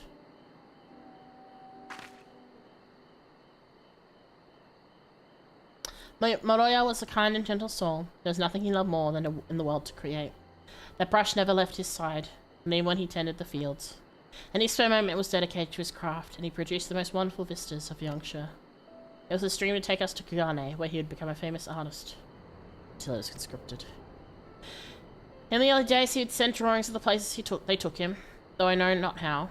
But more time began to pass between each arrival, and then they stopped altogether, coming all together. I know not what far-flung land he died, but I pray it was as beautiful as his works. He sounds like quite the man, to hold fast to his art even when forced to endure such hardship. His soul will find peace, of that I have no doubt.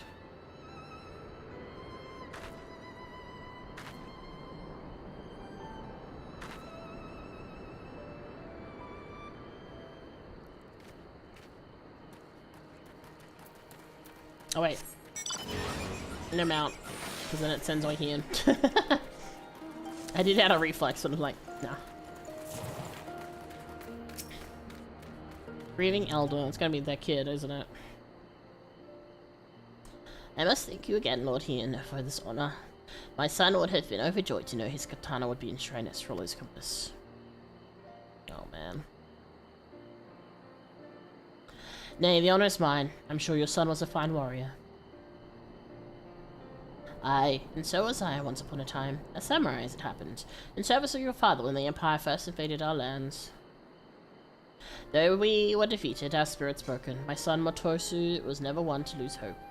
He was determined to follow in my footsteps, gave his everything to honing his skill with the blade.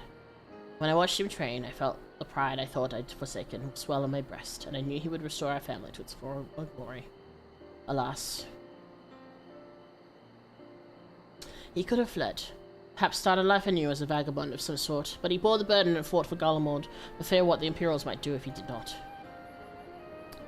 'Tis plain he was a loving son and a warrior true. I will care for his blade as if it were my own, and see it given the honor and respect due to a samurai of Doma. I like also he didn't have to ask the old man to like start talking about stuff, it just started talking, which I feel like is pretty like typical for like elderly folks, where they will start yapping and talking about stuff. Just like, I don't mean that in a bad way, but it's like, you know, they'll just start yapping and talking regardless of whether or not you prompted it. Dumbo. I realize it's quite large, but I want to offer this on behalf of my brother and our father, Suzushiro. If you're willing, I'd very much like to hear more about both of them. My father, he was a carpenter. He was a good man, if a bit stubborn. Always sticky about his work. The only time he seemed to enjoy himself was when he had a cup of sake in his hand. When my brother came of age, he took up the trade as well. It brought them closer. I'd see them laughing over drinks together, or listening in silence to the crickets singing under the moonlight. I wanted to join them one day. This was their favourite sake. I thought they might miss it. Oh. I'm sure they will taste all the sweeter having come from you. Oh. I realize no one can ever replace your brother or father, but if you will allow, I would be honoured to share drinks with you in their stead. When you're of age, of course.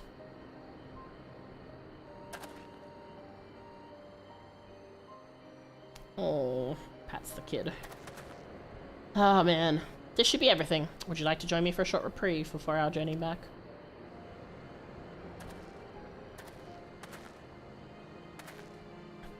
How is he supposed to carry all these things exactly? Like, I guess just casually. Where'd he go? He's over there. Like the pot is probably like the most easy one because you just carry it, right? But then he also has to like make sure the katana doesn't get damaged, and also doesn't want like the paintbrush to get smacked or anything.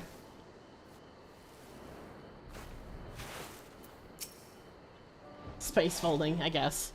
Bag of holding.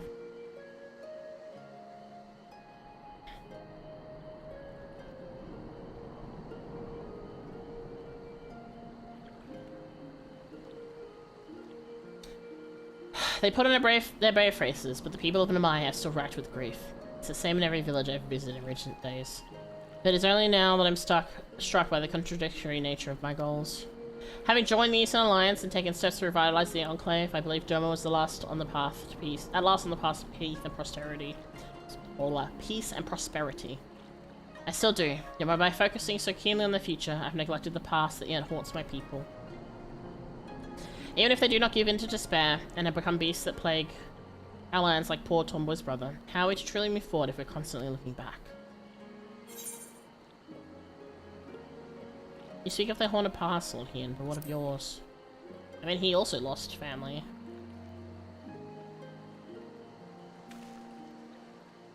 Me? All things considered, I suppose it was only a matter of time before the subject was broached. Ha! He cuts to the heart of the matter, and the young lord. For the best, I should think, for he cannot lead by example if he has not yet made peace with his own past. I knew it was Gosetsu just from the way he was speaking. 1,000 apologies, my lord. I was passing through, tending to the matters of which I spoke earlier. I chanced to hear familiar voices in the distance. If I may be so bold, the people of Doma, one and all, understand the source of your pain. To lose your father in the turmoil of a failed rebellion, his staggering duty to the throne thrust upon you. How could you begin to mourn when you first had to lead? It behoove you to take part in the funeral rites, my lord. Take this time to make peace with your past while it's still yours to spend. Though unlikely, if not impossible, were you to become a monster as well, Domon would surely be lost. I thank you for your counsel, Gosetsu. But if I may ask, why is it you keep your blade at the ready? I thought this personal matter of yours was to be naught but a trifle, or am I mistaken? Well, I find the katana is a superior tool for peeling persimmons. Speaking of which, I do believe my stomach begs for sustenance, if you'll excuse me. Damn. Training to help slay the blasphemy, no doubt. Fitting that he should offer me counsel, yet refuse to heed it in kind. He's not the warrior he once was, but he is wise, an obstinate friend. If I am to be perfectly honest, it frightens me to recall it, the moment it all came crashing down. It's all foggy now, which also great timing for the weather. We'd taken Doma Castle, Victor was ours, but then we looked out and saw the banners of the 12th Legion marching towards us, the Crown Prince at the fore. No sooner had Gosetsu and I escaped than we received word that Zenos had slain my father. Remember how the fight went out of Gosetsu in an instant, how he wept for his lord, while I felt the crushing weight of the profound duty bear down upon my shoulders. Crushing, suffocating, the heat of my own breath the chill of my clammy palms. But duty demanded I master my emotions. When all those around me, Gosetsu included, were consumed by anger and a thirst for vengeance, I had to be in control. Under my orders, we dispersed and fled to fight another day. All you can see of me in this scene is my shoulders and head. Oh no. To this day, I am not stopped to reflect on my father's death. How could I, devoted as I am to finding Doma's way forward?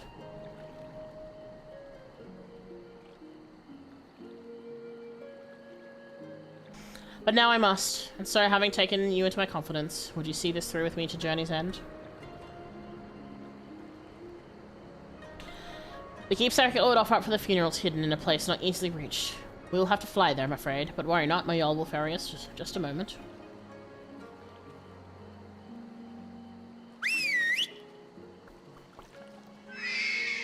Ah! Caca! Oh. Place to seek is Plum Spring in the mountains, shall we? Yippee! Time for an adventure. Let me zoom out a little bit.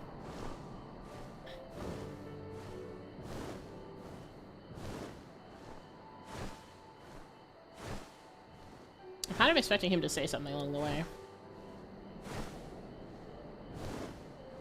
I mean, I assume he will.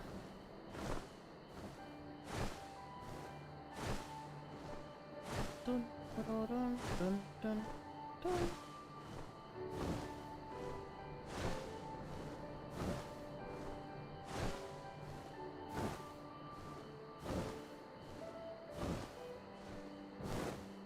Is he not gonna say anything? I can't even like click on his name. No, okay. Oh, this is pretty. Oh, okay. I was like wondering where we were.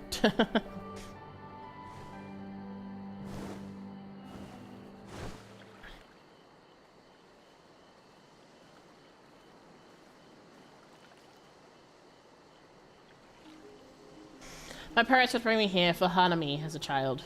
Its beauty and surrounding were such that I could forget the realities of the occupation. Indeed, some of my fondest memories of family are here, just precisely why I chose this place to conceal the singular gift my father bequeathed to me as a child.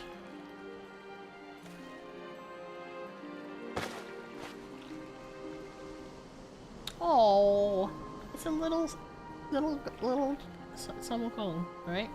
Charming, is it not? The great auspice. Oh, sorry. Kitian Dasheng said to reside somewhere along the Danryu chain. In those days, anyone and everyone knew the tales of his prowess. Reckless boy that I was, I once even tried to seek him out, hoping he might help us. Cute. I buried it here shortly after my coming-of-age ceremony. It seemed a fitting place to both part with my childhood and offer a final goodbye to my mother.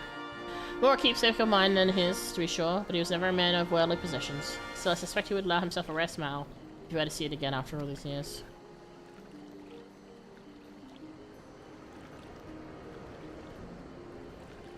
And that is precisely how I wish to bid him farewell, with a smile.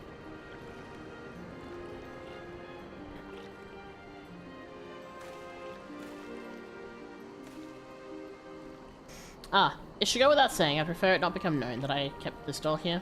Wouldn't want the children to grow jealous now, would we? Okay, alright. And with that, I believe it is time I return to the Enclave. I fully expected we were gonna have to fight monsters along the pathway, not just flying around. But okay. This seems like a really nice place to take pictures too, G-poses. Oh, took us back here right away. Nice. There are yet more villages to visit and offerings to collect, but the preparations are proceeding apace. Soon the people will have one less cause to be tempted down the path of despair. Of course, it still remains the problem of the blasphemy. The former conscripts will remain in the Kingdom Khan until it has been dealt with. We'll slay the beast in due time, but before that, I'd be honored if you were still present for the funeral rites. Pray seek with Yuguri when you next visit to the Enclave. She'll tell you more of the proceedings.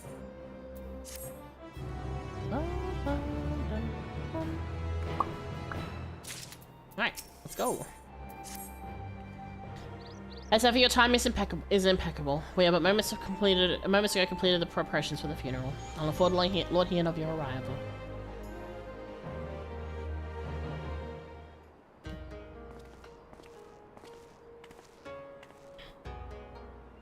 So here, Excellent. The bastard continues to shun our settlements, and I mean to make the most of the time in its absence. Its absence affords us.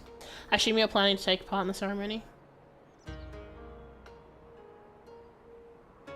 Glad to hear it. Unfortunately, Kosetsu will not be joining us today.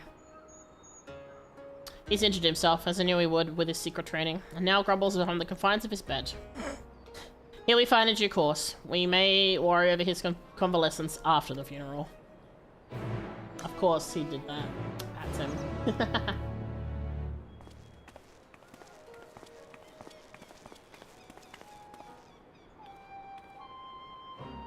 Swallow's Compass. Where is this anyway? Oh, okay. To the one river then. Wait, hold on before I do that.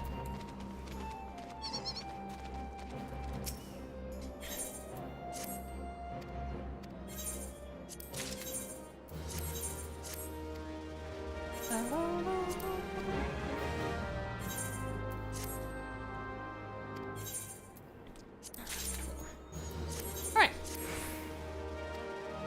Yeah, I know. Don't worry, Space. I'm very familiar with using the One River. Don't forget, I do the Stormblood hunt trains. Which means I'm very familiar with all the teleports around here. Yeah, we use the One River a lot for shortcuts to get, because see? Oh! You know what? He's here. Okay, I can talk about this. I couldn't talk about it last time because it was a thing. Okay, so see this guy here? So see how he's got the little mark on his head? This little mark here? This means he's an A rank. We're not gonna touch it because he's gonna kick it. We're gonna fight this later on Gilgamesh in a couple hours. So if you are, this is just in general for big cats, just so you know. If you see these guys with these little symbols in the wild, don't touch them, because, well, it's preferred if you don't touch them. That's right, turn away. Because what happens is people do hunt trains, and then, like, it's like good for learning how to, you know, work with groups of strangers and things like that. And you get like these items, from it. So, yeah, hold on, I need to do something. Wait, hold on. Oh, no one else is awake. Damn. I was gonna tell them I found an elephant with my pants. That group was gonna know what I meant by that. But yeah, yeah, so these guys, if you see the symbol, it means that they're like an A rank. So you tend to get like a bunch of people fighting them. You get seals, which you can then trade for Aetheryte tickets and things like that. But it's good to do the actual trains themselves because you get to like, when you get to meet people and you get to work with like people, it's good for like low level interaction if you're not too comfortable with, you know, grouping up with people and things like that. And it helps you really get to know the map as well and like where the teleport stuff is. But yeah, so when we get here, I'm gonna see real quick. Are they roommates? There's another one who tends to pop up over there. He's not there today, so he'll probably be elsewhere. That's okay. I just wanted to have a peek because yeah, usually these guys tend to be roommates. So he'll probably be over by the house of Zephyrs. But yeah, that's the oh wait, hold on, duty time. That's the A rank that I was trying to show the other day when the game wouldn't let me because it didn't. None of the ones were here on Gilgamesh. But yeah, do hunt trains. They're fun. Oka does. Hold on, let me. She's asleep. So I'm pretty sure, so she can't yell at me.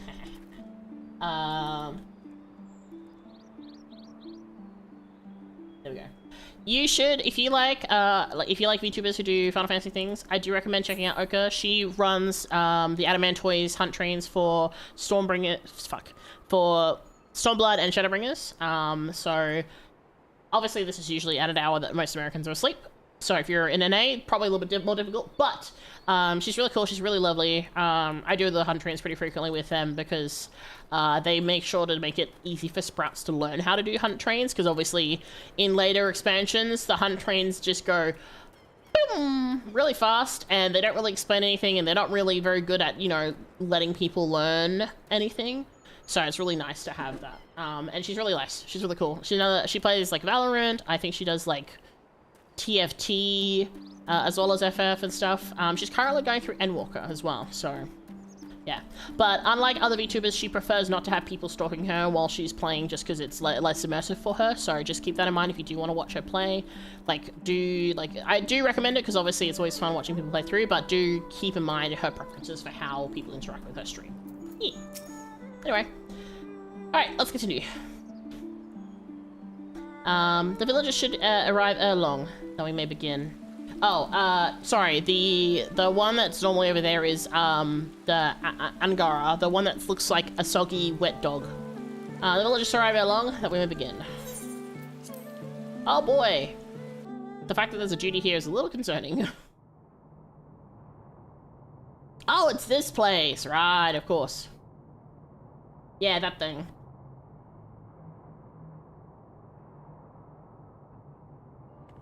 We can, however, go punish the fish. Lord Heaton, Fuck off.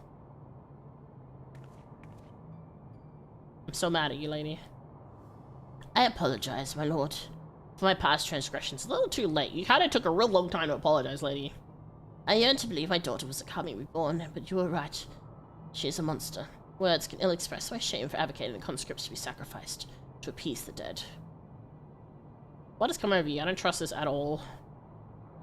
Nay, the ceremony shall serve far better, and so as a humble citizen of Doma, I offer my deepest gratitude and beg for your forgiveness, and make an offering on behalf of my husband and son, as well as dear sweet Minato. I throw myself on your mercy, Lord Heaton, and allow them a place within the mausoleum, that their spirits may know peace. Okay. She's genuinely apologizing, which is good. I don't forgive her for what she did. But the fact that she's genuinely apologizing and she's come here for the sake of laying to rest the souls of her loved ones, I can accept that.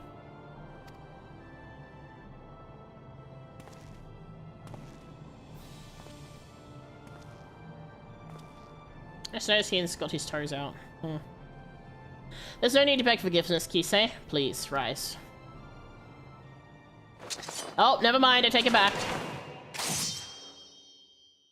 I take it back.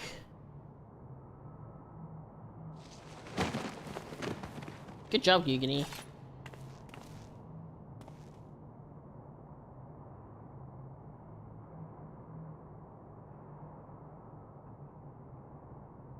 She will come for you. I was like, okay, maybe she's, you know, wanting to make sure her family actually... Oh boy. Actually actually cares about her family? No, she's a bastard through and through. Never mind! Never mind! They're coming. She gave her life to draw out the blasphemy?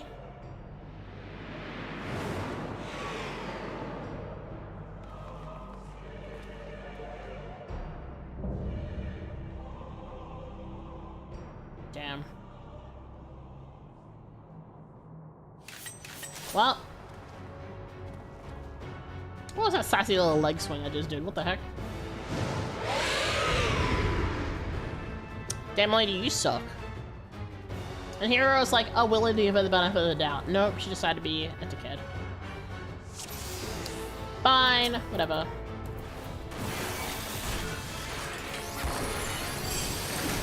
Shut. This is super yeah.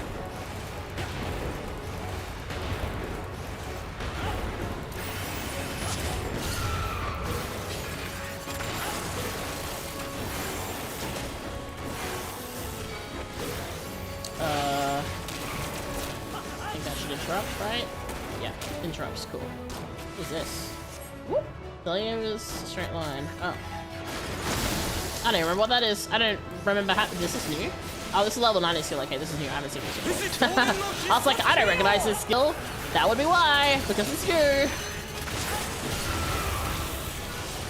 Ow.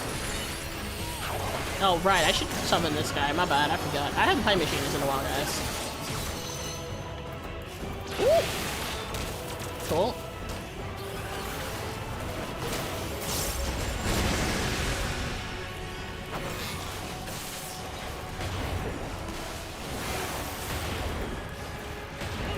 Get blasted, get blasted, get blasted. Ow! I just realized we don't have any healers on our team, do we? Well, that's kind of a problem. I'm assuming Kasetsu's gonna show up, by the way. Because, I mean, it would make sense if it- Ow! To show up midway. Concentrate. I mean, I'm trying my best. Send for left sweep. Oh god, okay, cool. Left side, right side, I'm assuming. I'm gonna switch to the other side just in case. I'm gonna trust. What is this? Oh, that's it, my interrupt. Okay, that's fine. Nearly at 100. Ow. Trying to smash the heck out of this. Instead of an overflowing. Okay, well, cool. Alright.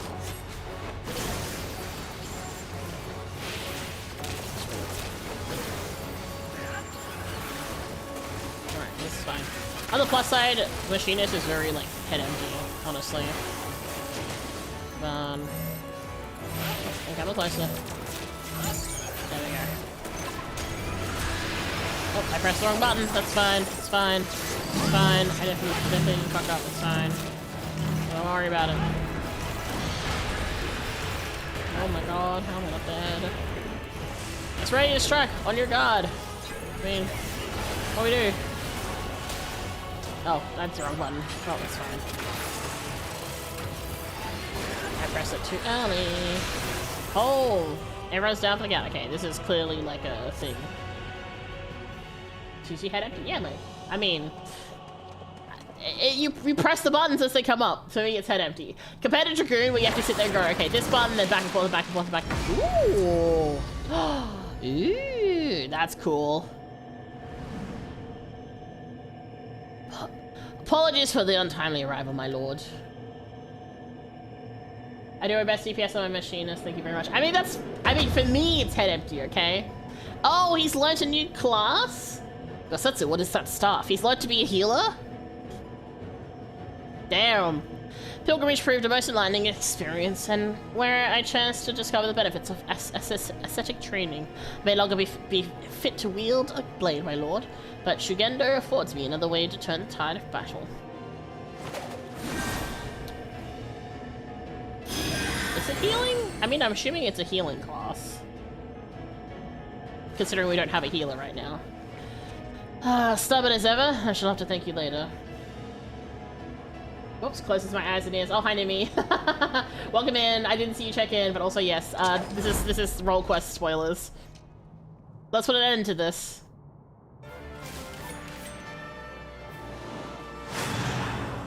Round 2. Fight! Summoner is real head empty, I can confirm. I'm doing Machinist, and for me, Machinist is just the button's up, press the button. Keep going. So.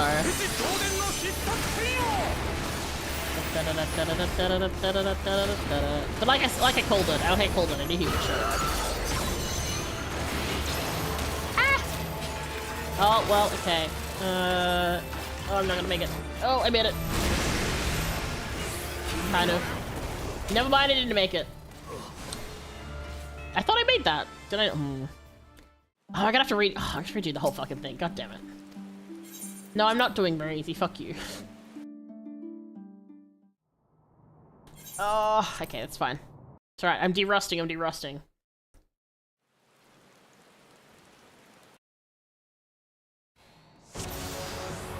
Alright. Get banged.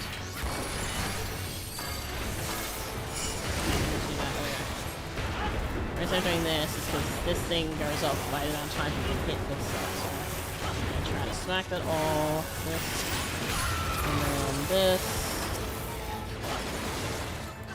See you stuff. I mean, it's not like that much. In comparison to like learning how to weave as Dragoon, this is not really much. It's just, is it lit up? Press the button. If it's lit up, press the button. That's not how you do Dragoon. Dragoon is, you have to press all these 20 buttons in these specific orders to min-max your damage.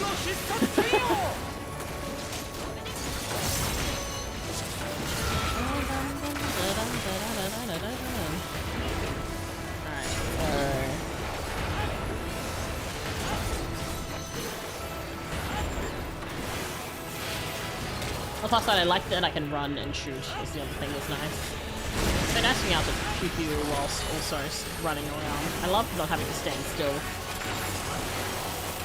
I think it's one of the reasons why I like Picto so much, because like half of like a chunk of the Picto skills you can run around, like the hammer, you can just bonk with, versus like full casting type stuff is just not there. I don't love it. Red Mage is like okay, but I don't know. The back and forth for it's a little bit annoying. Concentrate. Slap all the buttons, turn it up. Buttons up, press the button. I need to do this one.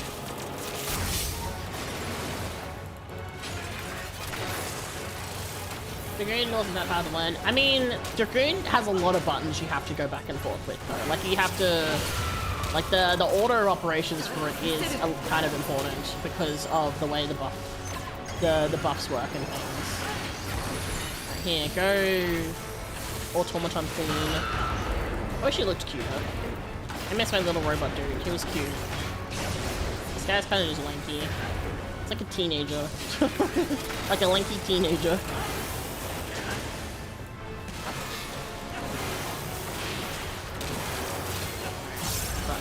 Buttons, all the buttons.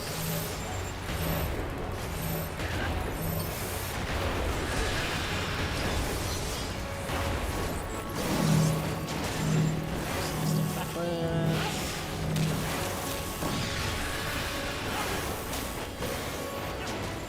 This one.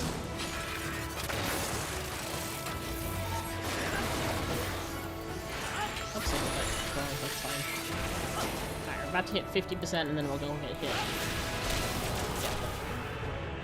Picture though, dear lord, that thing is so much painting. It's fun though! I like painting. Painting's very fun. I don't know. Painting is very enjoyable for me. Oh, I can skip this, I think, but... Thank god I can skip this part at least. I'm just gonna continue standing here because, clearly... Like, clearly this was the spot I needed to do this.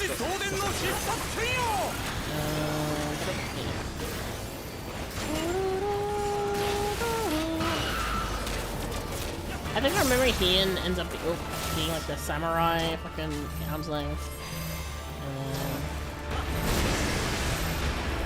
Okay, there we go. Yeah. That's better. Probably gonna die like right there. That was so dumb.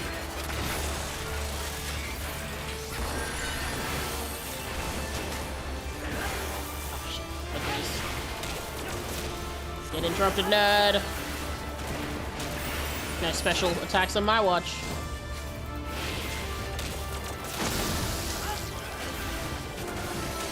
That,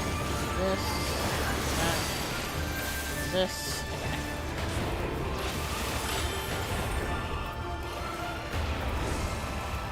Whoop. Do I need to stand here? I guess we would need to stand here for avoid getting boomed. Yeah. Avoid getting boomed. Understood. I wonder what this would be like doing it like as a bard. It's kind of funny that it's a machinist considering the whole new style of fighting versus say like whatchamacallit, what's again?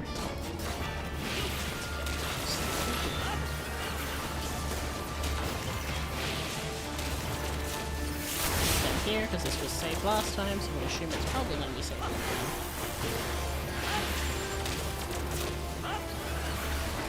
There's this wall thing. Oh, that's not my proposed thing. Go, go, go, go, go.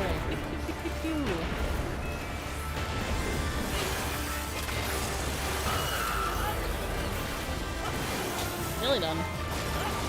Yeah, because the rest of them down here.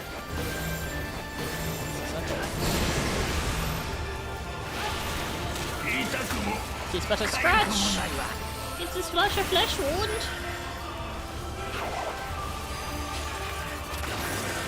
And percent. Go, robot, go.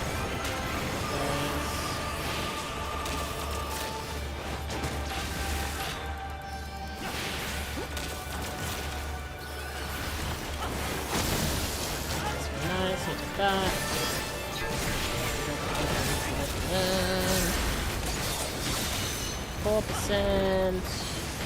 Critical left sweep.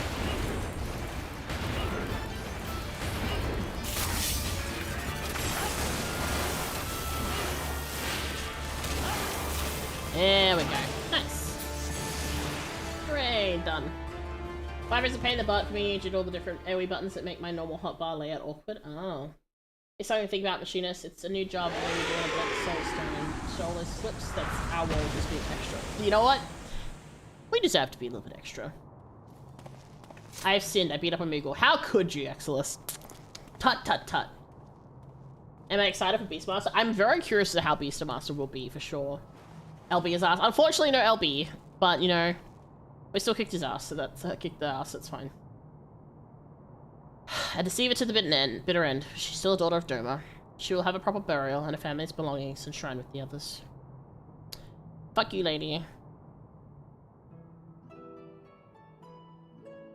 Hey, these are housing items. I'm just like, oh yeah, this is a housing item, and this is a house. Like, the paintbrushes are also a housing item. Sorry. I know this is very serious, but it's very funny to notice that.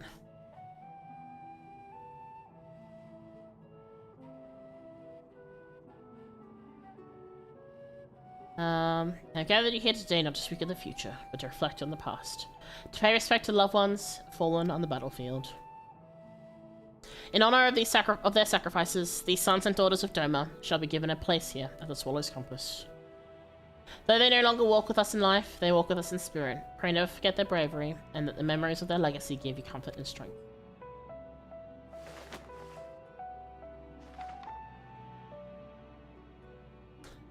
Noroya Motokawa, the aspiring painter. He was a man who sought beauty in all things, and one day would become a renowned artist in Kugane.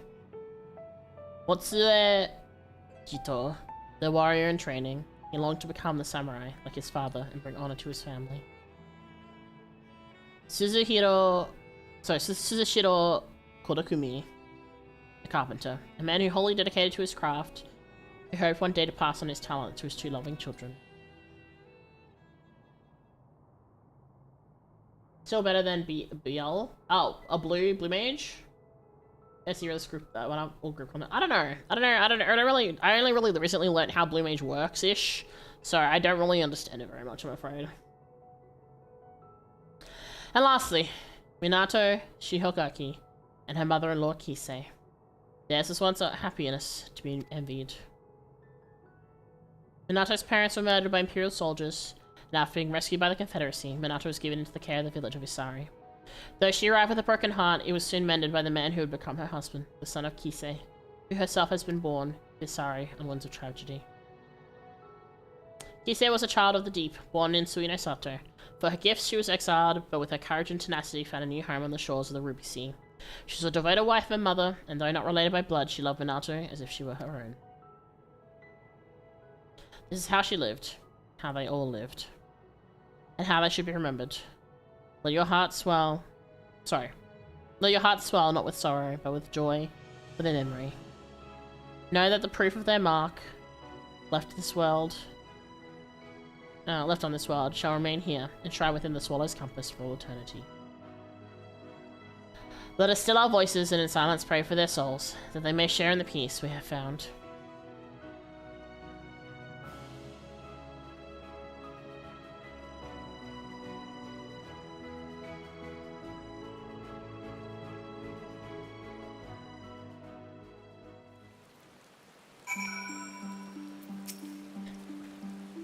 Well, I certainly wasn't expecting a battle with a blasphemy as a prelude to the ceremony. At least now we may breathe easy, if only for a short while. The villagers have all returned home, and I believe it is time we do the same. It was supposed to be all field control, then they said you have the group for all these spells, and it died. Ah. I don't know, it's... I assume that they'll make sure Beastmaster works the correct way, considering, like, yeah, the trickiness around it, but... yeah. Wait, Kisei died when did that happen? I mean, who knows? I don't know what excuse they would give. They just didn't walk in on like her body just on the ground, right? So that's something.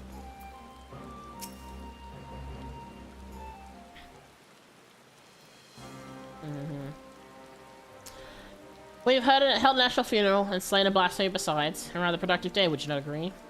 The former conscripts will be elated to finally return home. Speaking of returns, I think I speak for all of us when I say your appearance at the Swallow's Compass has caused something of a shock. What are your injuries from training? Quite painful for some time, I assure you. Despite my best efforts to reclaim my former skills, my back and hips vigorously protested. I planned to sleep, that I might be well rested for the morrow's hunt, but a voice called out to me. I was needed, so I grabbed my cane and ran as quickly as my ailing body would allow. The cane suits you, Yosetsu. But your mastery of healing magics was a sight to behold, almost as surprising as your resurrection following the fall of Doma Castle. I'm but a novice and die in need of training. 'Tis my hope that I'll be able to refine my esoteric arts during my next pilgrimage. So you're leaving us then? Worry not, Lord Heian. Should you find yourself in dire straits once more, I shall fly to your side. Not as a samurai perhaps, but I will nonetheless give our enemies cause to tremble. I mean, you can still beat them to death with the top of that thing. I mean, it's kind of pretty big. As you know, the last part of a samurai's life was to shave his head and become a monk. True, true, true. I mean, I honestly didn't expect Gosetsu to change classes, so... And with that, I take my leave. I'm happy for him to have, like, you know, found another way forward. I think it's good for him.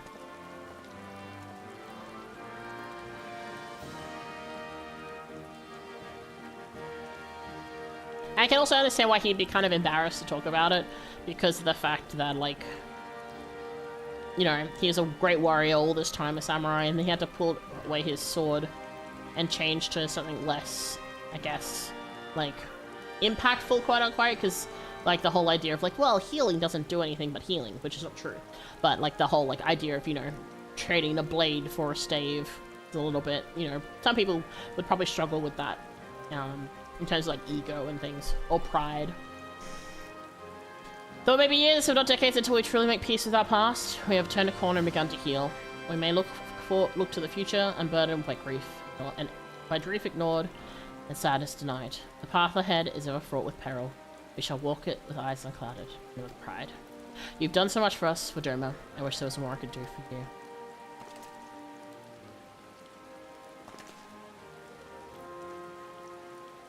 If I may ask one last favor, before you leave, please inform my representative at Razahan that the blasphemy has been vanquished, and the people of Doma are safe. And any luck our experiences here will prove useful to other nations that yet grapple with these beasts. Leave it to me!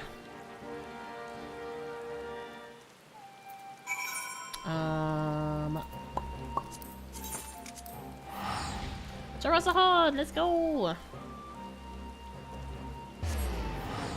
Yum.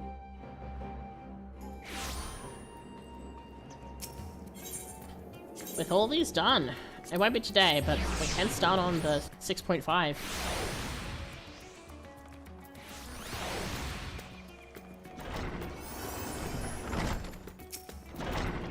Master Kai, you are returned. What word from Doma?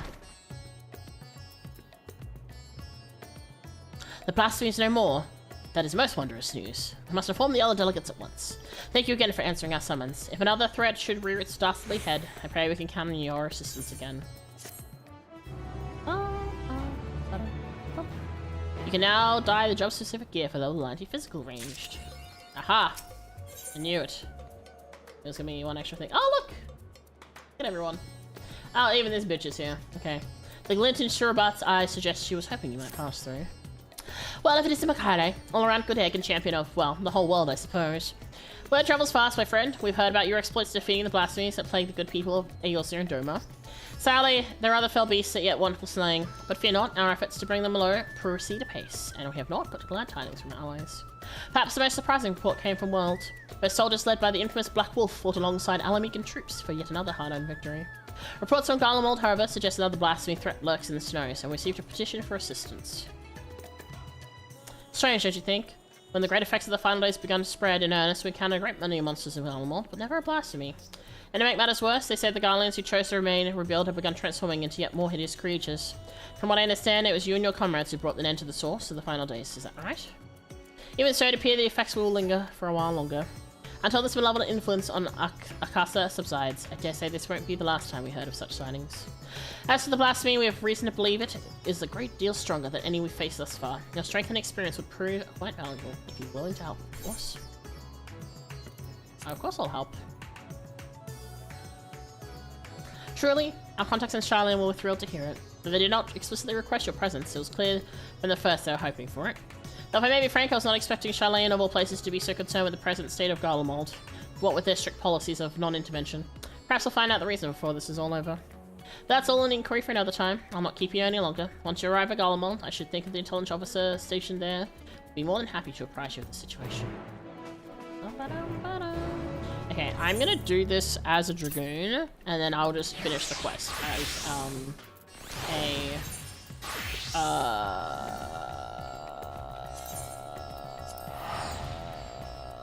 machinist. Wow, my brain just like short-circuited there. My brain just fully shut down. I could not remember what I was doing. Alright.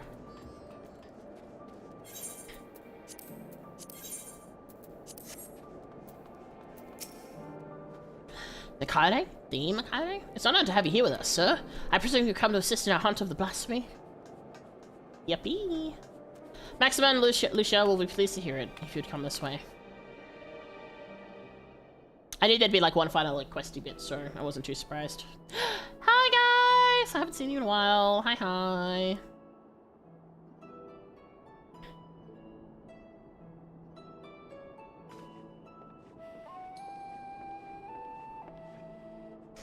It's good to see you, Mikaide, though I wish it were under more fortuitous circumstances. We were reluctant to call upon you, knowing you but recently returned from the far reaches of the heavens, but we're no less glad for your aid. Now then, I believe it best if the man who first discovered this blasphemy explained the situation.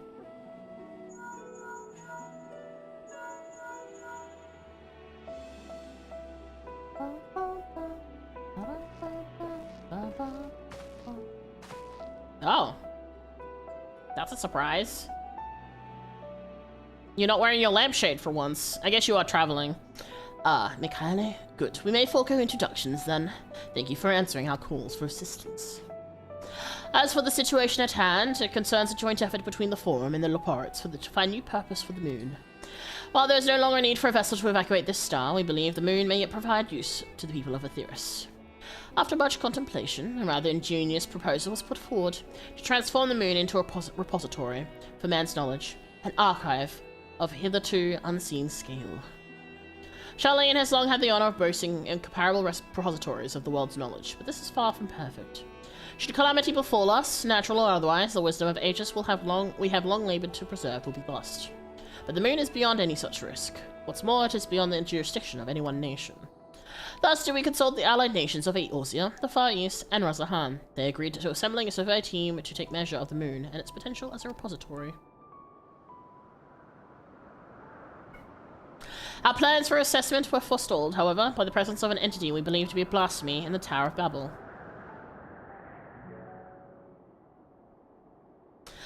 Claims of Gallian soldiers transforming into monsters shortly after its discovery, and it gave further credence to our initial supposition.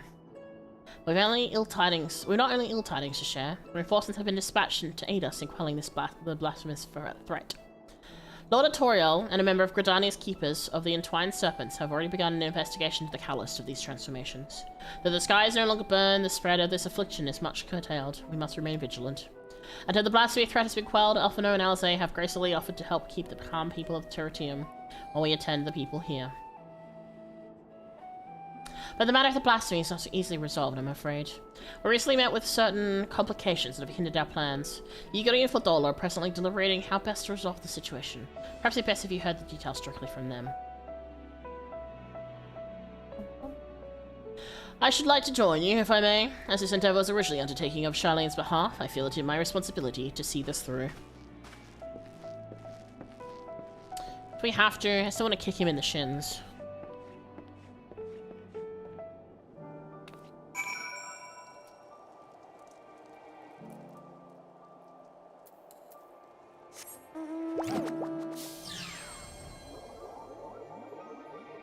Oh, you do.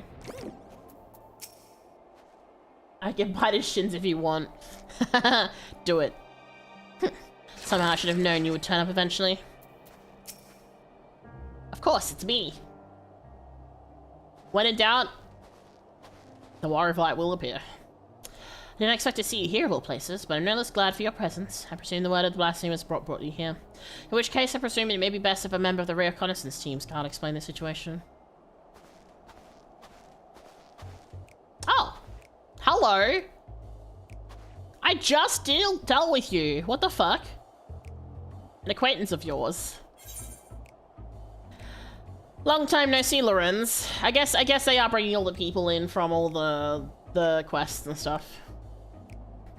I'd heard tell you were the worldly sort, but pucker me if I know where you'd hear my name before. I'm just a lowly sword for hire, hoping to fatten my purse with a touch of mercenary work after taking my leave from Limsa. The job sounds simple enough, but well, I'm sure you wouldn't want to be here if it were, eh? Shut the fuck up, you lying bastard. But you didn't come all this way to hear about me, did you? The blasphemy we're after is making its nest in the upper reaches of the Tower of Babel. The auxiliary sector, if I believe it was. But it wasn't alone. A sizable horde of beasts were circling about like knights protecting their queen. Naturally, we thought to strike from a distance before engaging in earnest, but not a single bullet reached its mark. They were protected by some manner of mystical shroud as far as I could figure, without a keen eye for magic, I couldn't see anyone getting through. By the time we understood the fertility of the situation, we'd been spotted. Retreat was our only option. Pains me to say it, but this won't be any brute force. This won't be any brute force in our way through this one. My understanding was that once transformed, these blasphemies are completely devoid of aether. With what energies could it create such a barrier? That's the question, isn't it? My first thought was some heretofore unknown technique for conjuring shields. Needless to say, I'm out of my depth when it comes to matters of magic. Which is precisely why I plan to speak with the Elder Seedseer when she arrives. If anyone can help us find a way to overcome the Blast's protection, it's her. In the meantime, could we trouble you to help with the not-so-small matter of people changed into beasts? The Blasphemous horde was large enough when we found it. We can't afford more to join its ranks.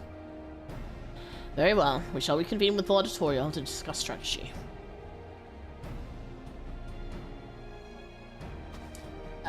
Before you go, there's something else you should know about the tower. From the moment we set foot inside, I could swear there was someone or something watching us. I shrugged it off, thinking I figured of imagination, but hindsight, I'm not so sure. Not that I worry ourselves about now, but best keep on your guard when we do finally return to the tower, eh? I'm suspicious. What the fuck is in the tower?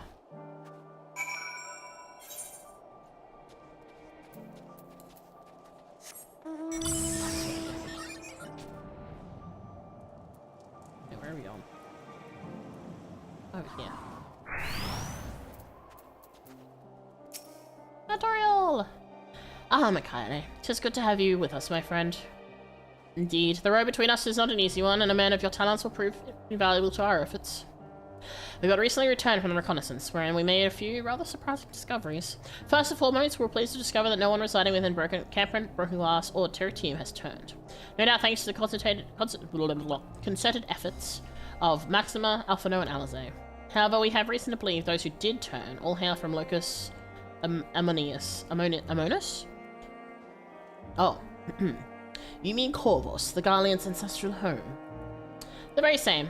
When the ill effects of the final days began manifesting there, a number of Garlean refugees from the region sought sanctuary in Garlemald. But the capital was already in ruins when they arrived. They were offered asylum, but many refused and instead chose to fend for themselves on the outskirts of the city. Well, that's a fucking choice. We are of a mind to go and speak with them directly. If you'd care to join us, perhaps together we can learn what the recent circumstances have triggered such terrible change among the people. What is this? Teachers of strength. Okay, alright. Cool.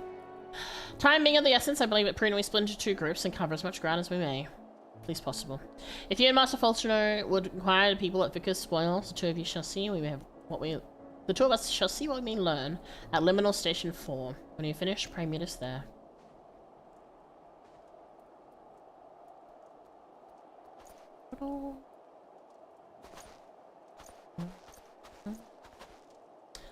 Vickers Spoils is to the east of here, yes? Let us be off. Cool, I don't have to fucking NPC walk you over there. Alright. Check where. Alright. Okay. Let's go! I'm very curious as to how this all led through. I'm actually quite interested that they've added this as like the last little bit. I'm curious to see where it leans. But yeah, technically speaking, I can do 6.5 now. It won't be tonight because we're already nearly at 6 hours, but next week we'll do it. We'll start 6.5. I guess we'll probably finish 6.5 too, honestly. Sorry, they're not usually that long. Which does, oh, does that mean I'm gonna lose my sprout then? Smiles.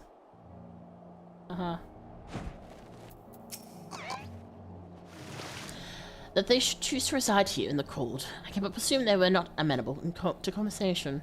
Even so, we must not be deterred. Come. Don't tell me what to do. I'll kick you in the shins. These guys again. Well, most of them died, so, you know. Oh, my light went out. 1 second. How has it been this long already? Yeah, time goes quick. I mean, I will say, at least an hour was me yapping, so... Shall we meet back here when we have finished? Sure. Can't imagine why you or anyone else would feign an interest in our troubles, but if you insist. You'll find a great many people here were in the military at one time or another, some retiring with honors and others without. Sadly, I'm the one with the latter. Bore one too many scars of battle. Even so, my contributions were enough to warrant leave to move to Locus Amonis. It was land of warmth and bounty. The Corvorsi rebellion admittedly proved troublesome for a time, but it didn't take long for the Second Legion to quell their uprising. You get practically drowned in the calm and quiet. And one day the skies came alive with flame. We were overrun by a manner of foul beasts, born of our brothers and sisters. The Second Legion barely had time to assemble their forces before they were overrun and stuffed out. Barely escaped with our lives. But we were greeted only with more wrack and ruin on our arrival here, and we've not the strength to take our home back from Corvorsi for a second time. There's nothing left for us anywhere. Well, it's a little hard to feel that sad for you, my dude, because, I mean, you were like an occupying state, so, you know. Like, yeah, it kind of sucks, but at the same time, yeah. Here to come hear our grievances, have you? Well, more than you have time to hear for them, I'm sure. We've lost not one, but 2 homes. Our loved ones, our livelihood, there's nothing left. I served my time in the military, but for what? To lose all my friends, my son? No, it's not to show for it, but our claim to Locus Amonis.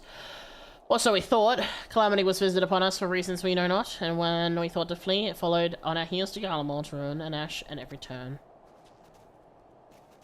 I'm gonna jump on this. Hello? Rude. Okay, fine, whatever. Talk?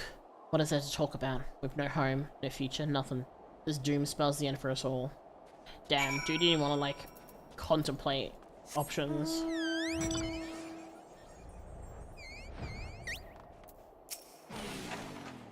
Did you learn aught of how they came to be in such dire straits? Hey, Shayna, welcome in.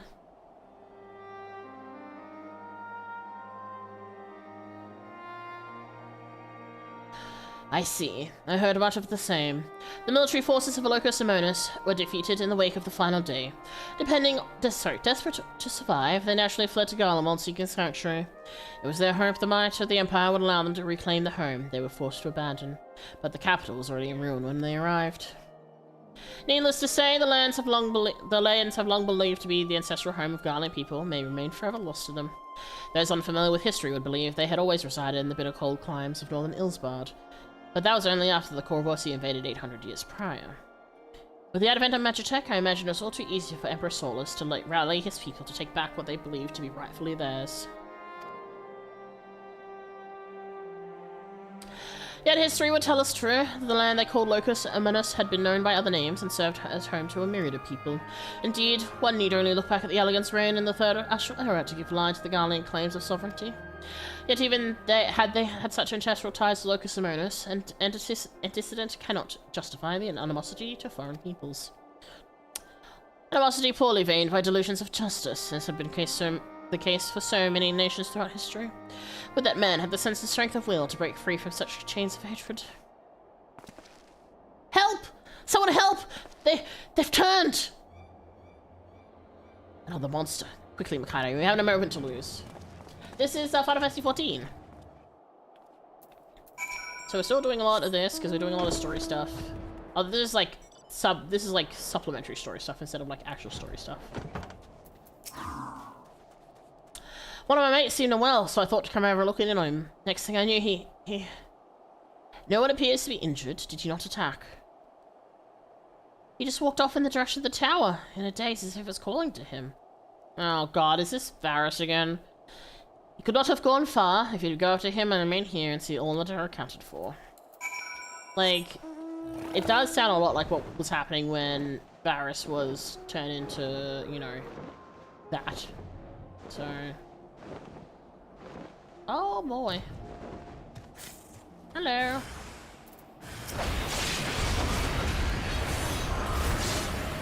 I forgot these are like level 9, so I actually have to put that in.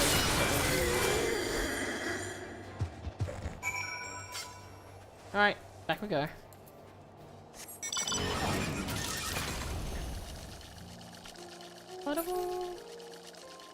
I've done a lot of Shadowbringers and Stormblood trains, so like usually I hit it like once and then I stop. Oh no, over there. I thought it was behind here again, but no, on the platform. So yeah, I usually do like one hit and then stop, and I was like, wait, no, these are 90, I actually have to do something. The beast is slain then, thank the heavens. For a blessing and no others have turned, and a measure of calm has been restored, if only for a moment. Witnesses were able to offer clues to the source of the transformation. They claim the afflicted was listening to this radio. Even now it continues to play the same cryptic message. Like the fucking radio again. I thought the saying that they'd be behind the building still. Yeah, it makes sense, right? But no, I guess, yeah. It's fucking radio again. Empire, no more, never again. Rise, ashes. Though disordered by radio static, you could hear a voice saying, the Empire is no more, never again shall it rise from the ashes. But how is this possible? There are no facilities left standing that could possibly deliver such a broadcast. Anima was capable of sending such a message. Sure was. Be that as it may, Anima is no more, and the Tower of Babel has fallen in disrepair, by your hand no less. Which begs the question, who, or perhaps what, could be behind this? Ikaine, Master Fulchino, a moment if you would. Hey everyone! Shortly after we finished our inquiry at Liminal Station 4, Lord Amric and Admiral Melwood arrived and requested an audience. Apologies for our late arrival. Knowing firsthand the devastation of which the blasphemies are capable, I discussed the matter with the Admiral, and we were of one mind that the situation warranted our immediate presence. Is it safe to presume a representative of the survey team has already arrived? Indeed I have. Thank you for coming all this way on such short notice. Recent events here at the camp have proved most enlightening. And then we shall fade to black. Blah, blah, blah, blah, blah, blah, blah.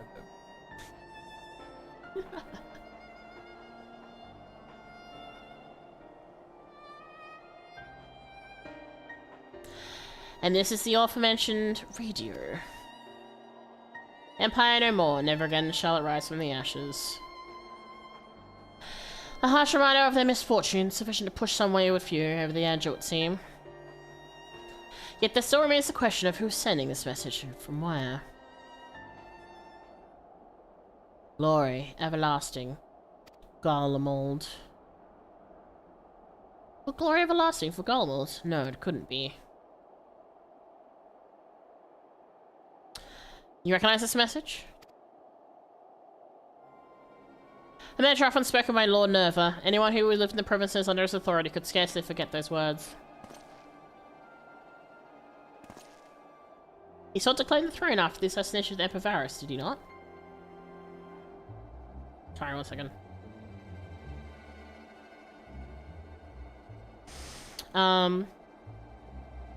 After civil war broke out, he all but disappeared according to the intelligence we managed to gather. How can he manage to break the tower undetected? Give me 1 second.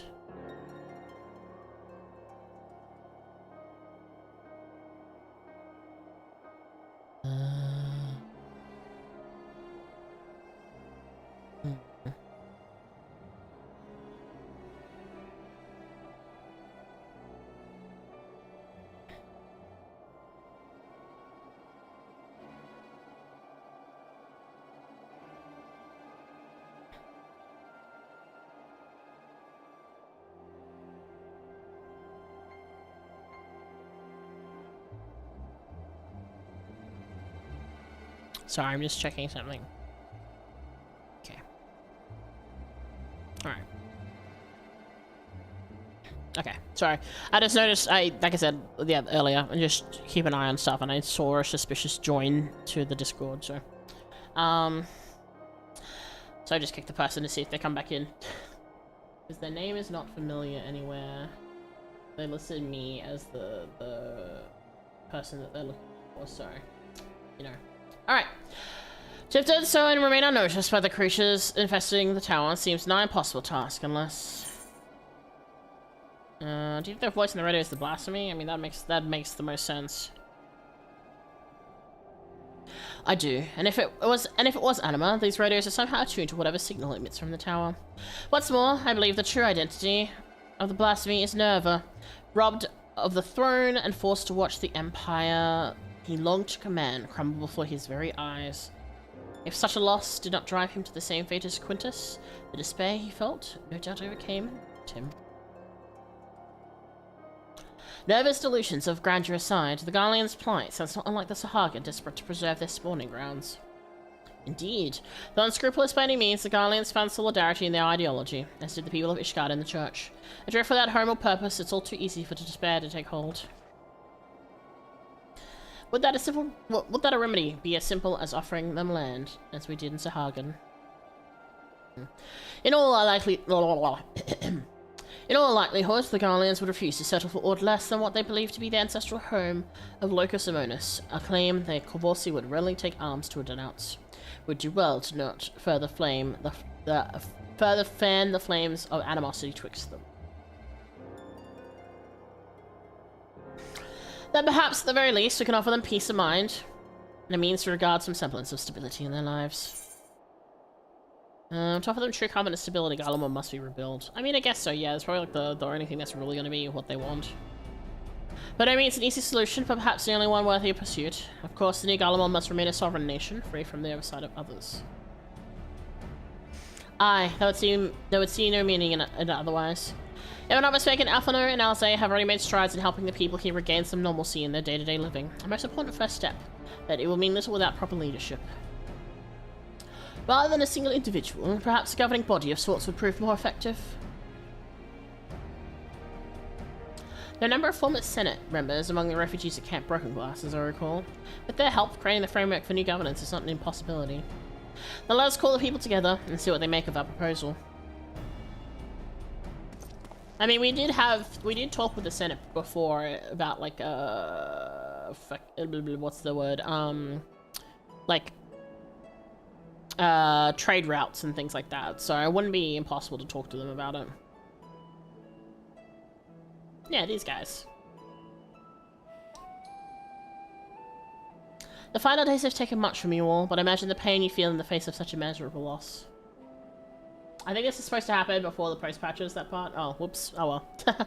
And though the final days have been averted, effects yet linger, and blasphemy has been born of your suffering. Decisive action must be taken before further harm is brought upon you.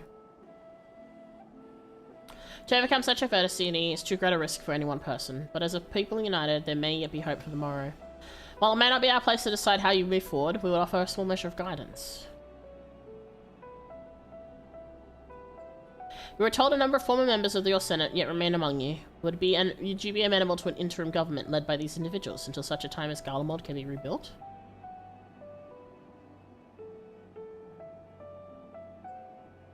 Rebuild Garlemald? Is such a thing truly possible?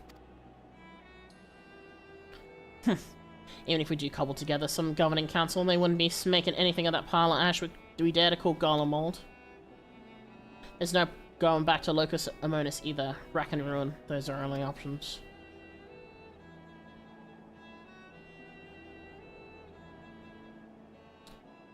I realize to rebuild Garlemald is a seemingly impossible task, but you needn't undertake it alone. My children are working with members of the 1st Legion as we speak to begin an organized relief effort. And there are others from the provinces no doubt willing to lend their expertise. You need but ask, not as would be conquerors, but as brothers and sisters of the Star, and others will heed your call. If you should still see no merit in the rebuilding of Garlemald, then I would instead offer you residency in Charlayan. I promise you'll be welcomed with open arms. Questionable, but okay. Charlene, so now you expect us to go lick boots in some country we never even heard of?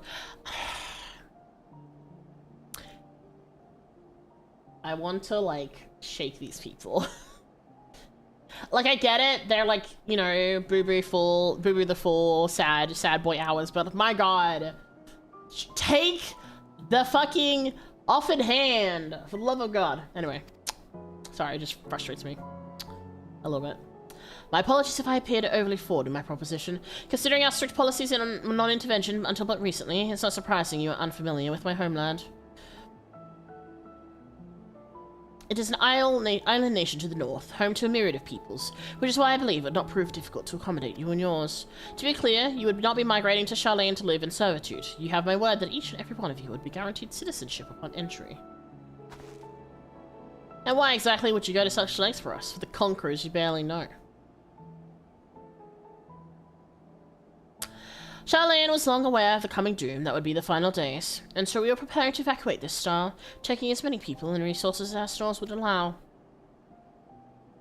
Initially, it was our intent to save the people of Garlemald as well. We had not forgotten your transgressions invading Alamigo, your rejection of our treaties for peace.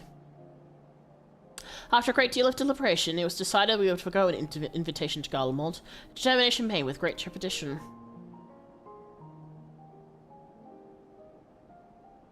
We had convinced ourselves it was ultimately for the greater good, though I can think of at least one individual who would continue to protest. Was it Monty?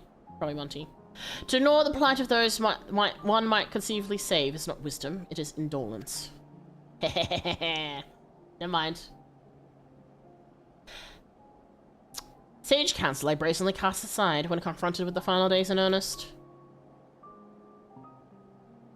The mechanic here, his companions refused to forsake those who were otherwise unwilling to save.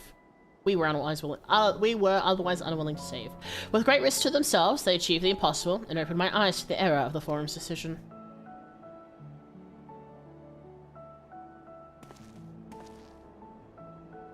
If all other roads lead to ruin regardless, perhaps we should at least consider it.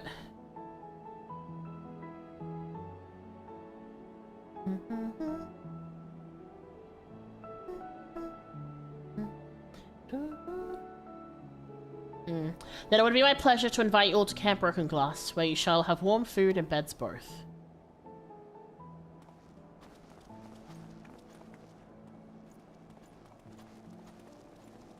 Marla, aren't your titties getting cold in that outfit? Sorry. I just noticed she was, like, I was thinking to myself how they're all wearing warm clothes, and then I just noticed she's wearing the exact same thing. I'm like, girlie, aren't you cold? Aren't the girlies cold? Like, they're kind of, you know, out. I would be cold if my titties were out, you know? I'm Romoa, and I shall speak with Maxima and the others and consider how best to assist the Garleans moving forward. Should we broach the subject of the blasphemy, however, we will not hesitate to call upon you. She's Melb, she is the cold. I guess so. Oh, what is this? What is this angle that we're taking? Oh. Who is that? It's not Nero. So whomst is that? Whomst are you? Oh, I don't know what any of these are. Mind, intelligence, or vitality. Sure, I take the red one. Fuck it. I don't know. I'll eventually understand what the potions are for, but right now I don't give a fuck. Oh, we're back here. Okay, cool. Oh, yay! The Terrier. But the Guardian's heart at ease, and the likelihood of others turning has greatly diminished. That said, it is no cause for us to grow complacent. We must needs find a way to overcome the blasphemy's protective warding. If I understand correctly, a blasphemy's behavior is oftentimes influenced by the memories of emotions of its originator. In which case, it would be prudent to learn more of the man who birthed this monstrosity. How fortuitous, then, that a number of soldiers from the 3rd Legion are in our custody. For mercy, their tempering was not so severe as to be beyond our ability to heal them. They are presently being treated at Camp Broken Glass. Perhaps the camp's intelligent officer can tell us who among them knows about aught of Nerva's whereabouts.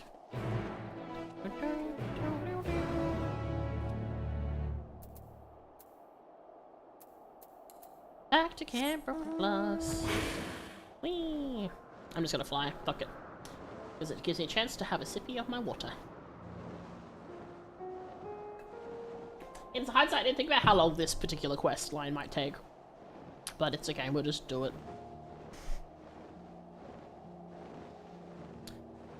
Roses are red, violence is due. Ah, it's that guy.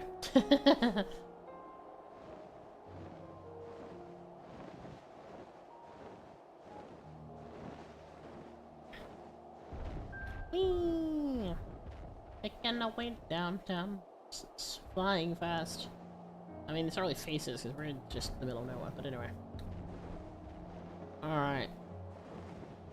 Whee!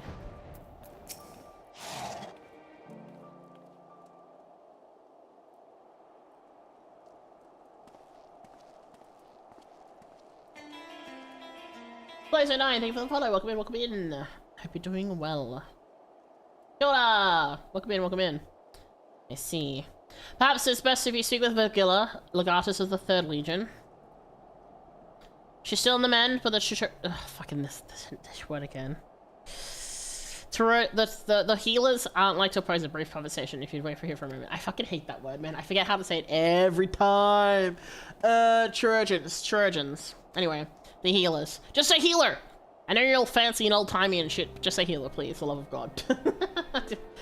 Oh, hello? Oh, hello. Yes, hello! Hello, hello, madam. Can I help you? No, you're just being grumbling? Okay. And you're just champion, I presume, and one of his cohorts.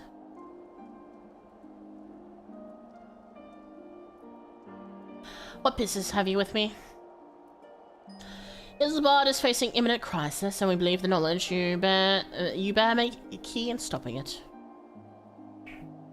Oh, yes, hello. Do I need to put you in the baby jail again, madam? Thus do we believe the blasphemy to be Nerva, his whereabouts in the wake of Garlemald's fall, or lack thereof, give credence to our theory. Lord Nerva. From what we have pieced together thus far, you were the last to see him alive. Please, will you not share with us what you know? Very well, though I suspect what meager knowledge I possess shall avail you naught.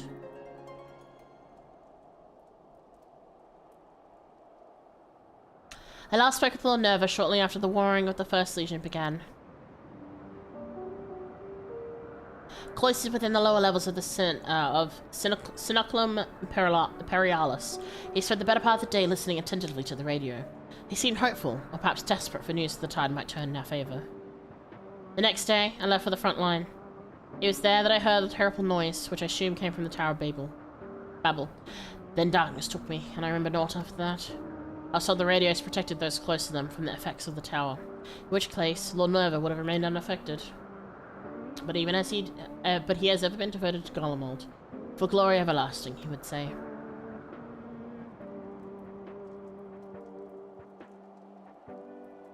To watch the empire he loved so dearly crumble, I can think of no one who would be more stricken by the sight. It would seem we were right to assume what became of Nerva. It does not surprise me the beast would choose to make its nest within the Tower of Babel. It stands atop the remains of the Pura Palace, the throne he revered so highly. But the Empire is no more, and Lord Nerva, apparently, is no longer the man he once was. He deserves to be laid to rest, together with his dreams of glory. We will fell the beast. You have my word.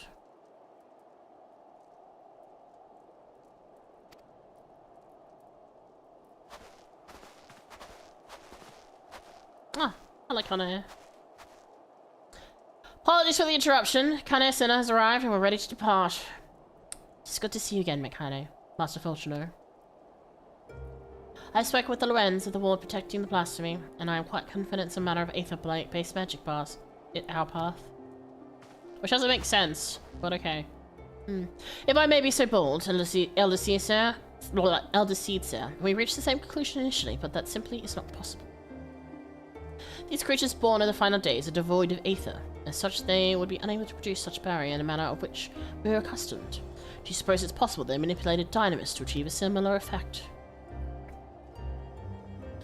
I too thought to dismiss the notion of a barrier being fueled by aether, that is, until I stepped foot here in Garlemald. Even now, I can sense streams of aether flowing towards the tower. Its purpose was, after all, to harvest reserves of energy sufficient to reach the moon. Even if one was incapable of manipulating aether directly, it stands to reason control of the tower would alleviate such a need. 'Tis merely conjecture, of course. I cannot say for certain until I have examined the currents with mine own eyes. Might I ask you to accompany us?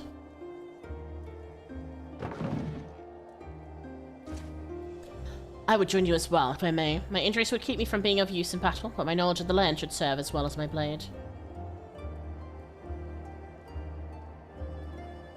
I would not be opposed to your company, but it's not my decision to make. She may go, so long as she remains under the watch by you and the others. Oh look, Fadala doesn't have a collar anymore. Let's go. Very good. Might I suggest we begin with Regio Urbanisma? I sense great confluence of aether in that vicinity.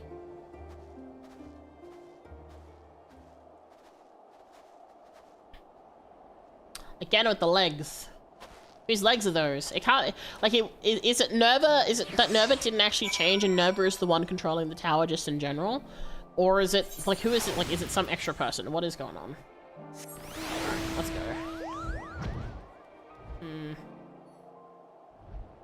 Like, clearly there has to be someone of sound mind involved, because, like, I doubt the blasphemies could control the tower. And obviously there's someone watching us, right? So I assume that is the person controlling things. But is that Nova or is it someone else? It wouldn't make sense for it to be... Like, the other person we see with red clothing like that is Nero. But it wouldn't make sense to be Nero because he's working with ironworks and all that. Also, I don't think he would give a shit in like, all of this. Because he cared about being the best. He doesn't really... I don't think he really cared that much about Garlemald, I'll be completely honest.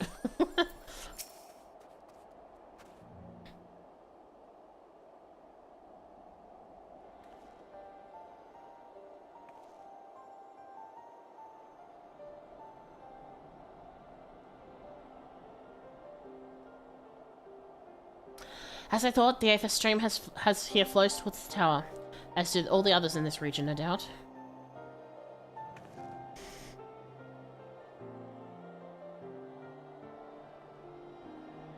This convergence first began with the Telephoroi erected spires in all the corners of Eorzea to fuel the Tower of Babel. Once destroyed, this divergence of Aether should have ceased.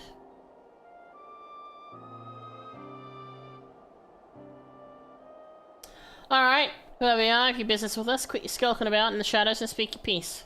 Was you in there in the tower, wasn't it? Busted. Fuck! It was him! God damn it, Nero! God damn it! Ah! Why are you here, bro? Oh my god. I fucking called it. I hate that I called this. I was like, it doesn't make sense! I was like, is it Nero? But that doesn't make sense! Anyway. My, you're sharper than you look. Anyway, I shall hydrate. This fucker. Because I was like, it's like the red of his... I couldn't remember exactly what his shoes looked like, but I was like, that's Nero's red. But then why would he be here? Anyway, it's fine. I'm okay. Anyway. I recognize you. Nero, yes? Why are you following us? Why are you putting your weapons away without confirming? Oh my god. Who said I was following you? Being a native Garlemald, does it not stand the reason I might be inclined to come and see what has become of my home?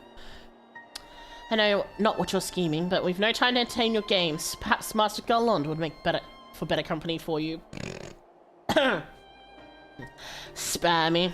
I'm a man of great ambition and great intellect, far beyond the scope of anything Garland could hope to achieve. He still keeps his head in the clouds, while I would set my sights to the stars beyond. Which is why you snuck into the tower, but like us, you couldn't get past the blasphemy to reach the transporter.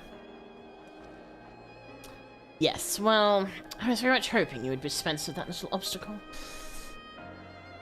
And having caught wind of your plans, curiosity compelled me to see if you're truly up to the task. Do you have reason to believe we are not? Or perhaps is the great genius Nero meant to dispense with the blasphemy himself? Far be it for me to steal the glory of coming all this way.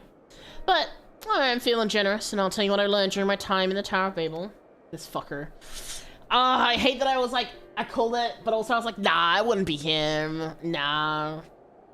This little shit. I was able to access its systems, you see, and discover one of those dreadful spies still appears to be active. Possible. They all vanished when Anima was destroyed. Yes, and I've heard your escapades reclaiming the brains of the Emperor. But obviously you failed to reclaim his entire body. As it stands, a piece remains powering a tower at Fabrica. Ah yes, the manufacturing district is just north of the erstwhile Imperial Palace. Rather impressive feat, considering how these lands are so utterly devoid of aether. Barely enough to sustain life, let alone the spire. But if one was to use Varus's remains to forcibly create a confluence of sorts. Precisely. And for what I gleaned of the tower systems, his heart serves as its core. Coursing not with the blood of but your precious aether, and now Nerva's amasses a fight to shore up its defenses. How fortuitous he should find so perfect and impervious for his design, stolen from better minds than his own. How very like him. Oh, did I say that out loud? You'll forgive me if I fail to show concern for your ire. I won't lie, I like talking as an arrow because he's such a fucking little shit. If what you say is true, these lands could never hope to recover from such a paucity of life energies. We must hurry to find Varus's heart, to both spare the land of its wanton harvesting and deny the blasphemy the source of its protection. Are we to presume you have any intention of aiding us? As I said, I have no intention to steal your glory, though I fear victory may slip through your fingers if you do not act quickly. You and your fucking noodle hair. The Tower of Babel is designed specifically for anima to serve as its core. Never forcing himself upon the system has caused it to grow increasingly unstable. If my calculations are correct, and they always are, it will not be long before his presence triggers a system meltdown. The resulting explosion will destroy whatever tenuous streams of aether breathe life into the lands of Garlemald. Much more importantly, we will lose our only means of reaching the moon. The heavens were denied my genius. Ugh. How so very unfortunate. In any event, it would seem time is of the essence. That's all well and good, but even if we know what district to search, finding the heart will be like looking for a needle in a bloody haystack. Actually, I know where we can start. It's all rather hazy, but I still have vague recollections of my time serving anima when I was enthralled. We were commanded to erect some manner of facility tucked away in the corner of Fabrica. I remember not what it was for, but it was as good a place as any to begin our search. Certainly sounds promising, but surely this facility will be heavily guarded.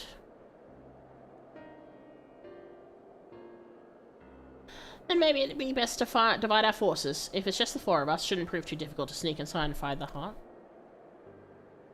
Meanwhile, our main force can stand ready to storm the Tower of Babel when the barrier gives out. Leave it to us.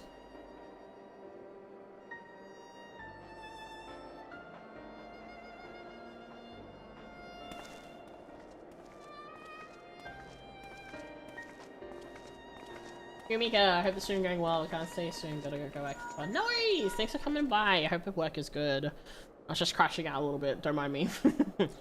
This Levelier. What? Very well. We shall return at once. A number of Guardians have left camp for the Tower of Babel. They have somewhat misunderstood the threat of the tower and convinced themselves that Nerva has taken refuge there, still clinging to the ill-placed patriotism, no less. No doubt, rather. They could not have gone far. If we act quickly, perhaps they can be found before they come to harm. A wise man will not waste his time on a few wayward refugees. I thought you Charlatan scholars knew better. To ignore the plight of those one might conceivably save is not wisdom, sir. It's all the same. If it's all the same to you, Mikaine, I would join you. Alright, Nero, let's grab him by the ear and drag him with us. I'll return to camp and begin preparations for our assault on the tower.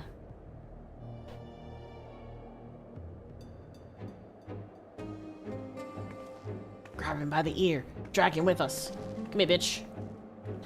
And I suppose I shall go as well. Get back here! Get your... I'm gonna kick his ass. Though I'm unarmed, I promise not to be a burden. That said, I would behoove us to avoid any undue confrontations if possible. Now then, let us be off. Oh, I have to... Okay. Oh, not this again. Don't look at us. Can you keep up? Good. Automated death machine. What a fun name for that guy. Whee!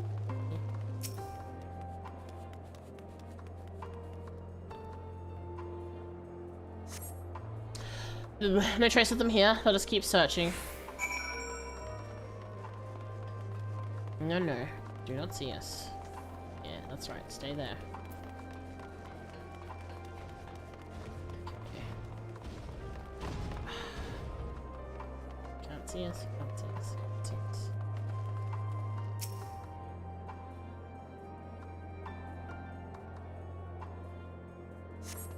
Help! Someone, please! Did you hear that? It came from over there.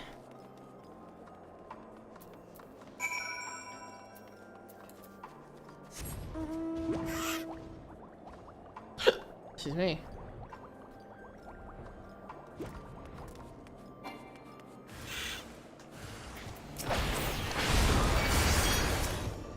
Okay. Perfect. Thank you for that, Smith.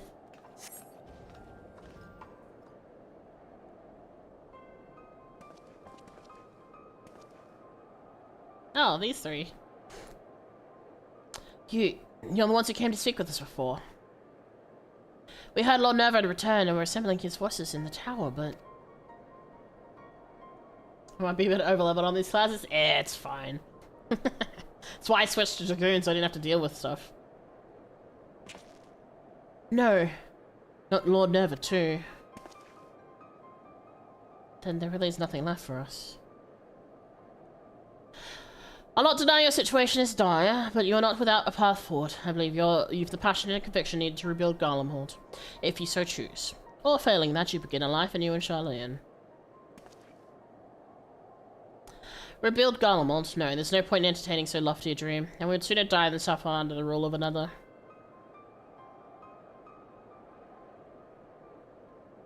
You would sooner seek death than sanctuary. Your resolve is admirable, but sorely misplaced. If you were not seeing Garlemald rise from the snow and ashes, and here in Ilsbad, might you consider venturing onto a new frontier? New frontier? And where exactly in this land is this land ripe for exploration? There, on the moon. It is our goal to create a repository of the man's knowledge there, free from the jurisdiction of any nation. As I understand, the magitech and technological advancements of Garlemald were without peer. Your expertise would be indispensable in the endeavor, should you be willing, of course. The mob here won't outgrow you to our level. Oh, good point. You'll expect us to go live on the bloody moon? Is there such a thing even possible? Have you a better alternative? I know. See, you're still skulking around. Lest you forget, Garlemald did not rise to grandeur from complacency in the presence of, or rumination. The complacency in the present, or the rumination from in the past. We live for the future. It's in our blood. Life is not without its hardships, of course. Em and I have met with the occasional stumbling block, but even should I stumble, my eyes are forever fixed skyward, seeking even greater heights.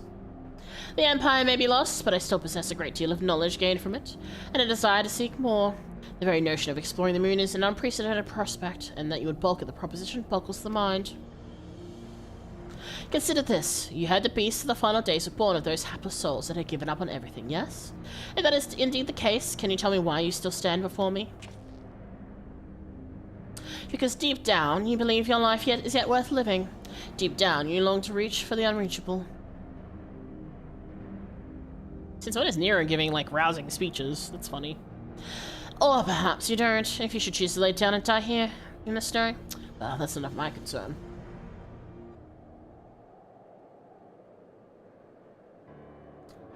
Reach for the unreachable. That sounds like something I would have said back in the academy. Alright, we'll go. I suppose it's better than dying here in the snow, as you so grimly put it. Then we must first dispense with the blasphemy that commands the tower.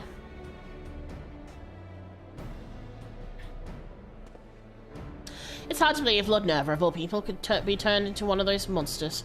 Please, you must stop him. Put his soul to rest. Thank you, and sorry for causing all this trouble. Damn, Nero giving, like, rousing speeches? Unheard of. Thank you for the rousing call to action, but I thought you had no interest in meddling in our affairs. Oh, Nero loves to meddle, don't you worry about that. Lest you misunderstand, I abhor the idea of my countrymen blindly following nobles they know next to nothing about. Besides, it'd be a most piteous sight for not a single garland to be among those venturing to the moon. Who else am I to prevail upon to learn of new findings up there?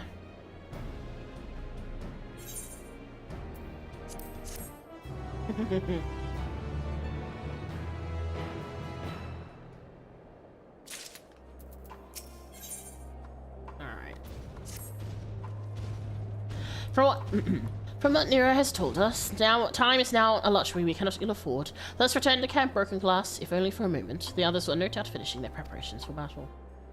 He'll never admit it, but he does care. He is a bum, but yeah, he cares enough. He cares enough. He cares enough to do something about it. And yes, he'll never admit it.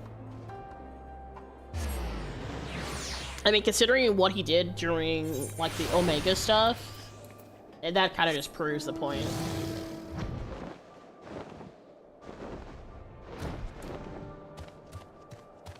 I don't think he cares about the homeland, but I do think he cares about, you know, the I guess, like, the pride of the people and not just watching people fucking roll over and die, right? I should hope the other's absence means all proceeds apace.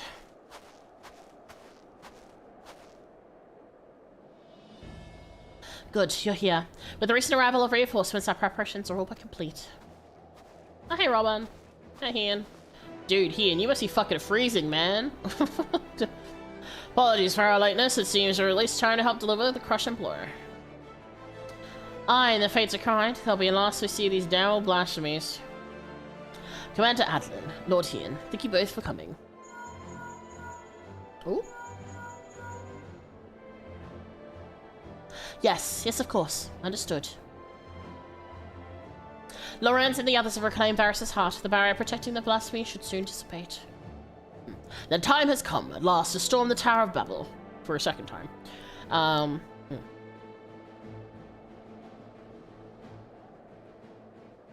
Admiral Melb and Lord Aemric await our arrival at this base. Sorry, await our arrival at this base. And we should be about it, eh? I suppose this is as good an opportunity as any to keep my hammer from rusting over.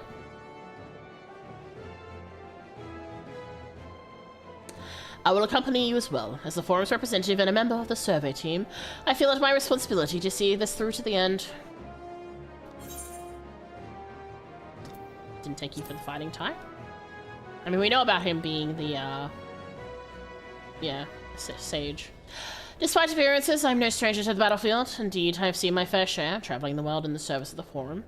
Though I may not be the equal of Alphino or Alizé, we shall not find ourselves wanting. I can promise you that much. Guess he's our... Well, I mean, we have Kana Air, so... Oh my god, we nearly have a full... nearly have a full party. When you have all finished your preparations, we shall reconvene at the Enceladum? That place. Oh boy, it's time to kick some butts. All the way over there. Whee! Hey, Argos. Oh, not Argos, it's the other dog. I swear, I assumed the dog barking was Argos. It's the Clive dogger.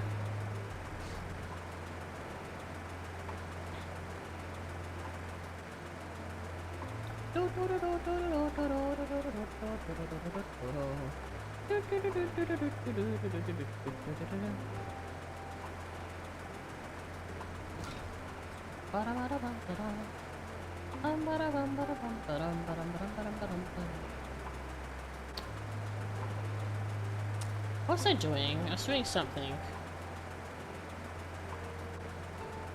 I can't remember what I was doing, but there was like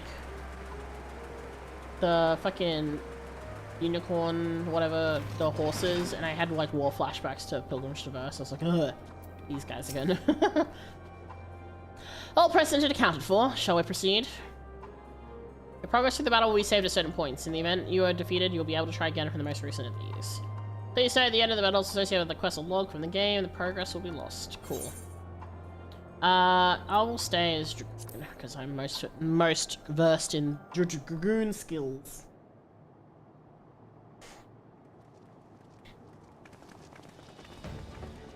Oh my god!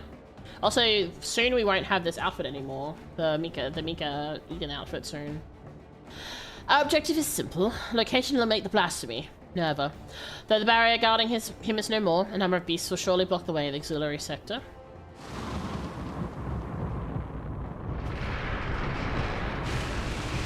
The tower would be angry.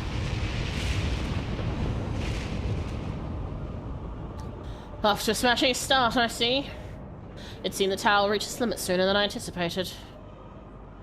If we're to save the transporter, we must hurry and find Nerva. Now. Man, do we actually have like a full party? 1, 2, 3, 4, 5, 6, 7. Oh yeah, it is a full party. Well, look at that. Oh, he has got the sage wings on. Oh, there you go. So we have 2 sages.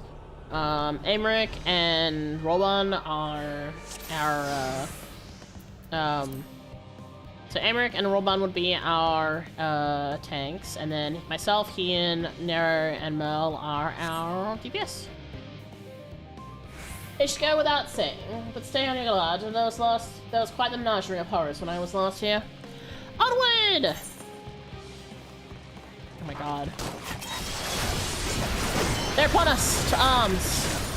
Oh my god. It's actually kind of fun getting to fight with all these guys. Oh, I don't have all my normal buttons, right, because this is synced.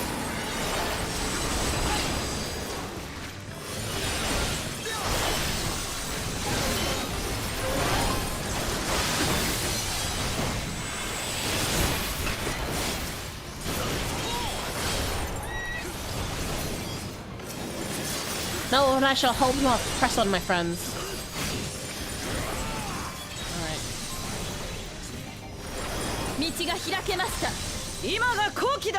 Alright, we're gonna lose people as we go, as always. Oh boy. Persistent lot, aren't they?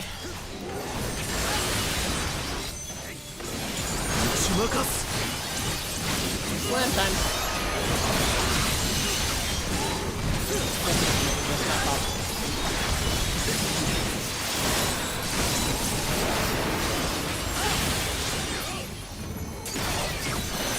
I shall hold the line here. When you see an opening, take it. Do not look back.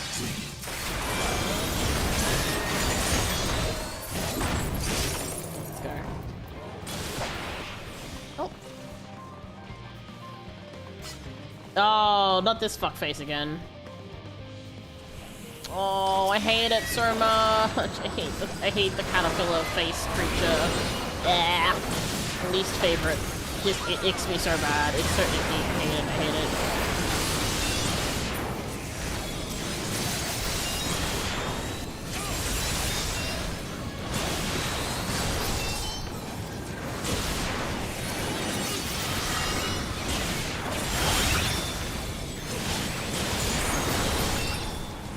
Oh boy. Oh, right. More coming. Stay sharp. Gonna shit. Oh, Jesus. Well, hate that.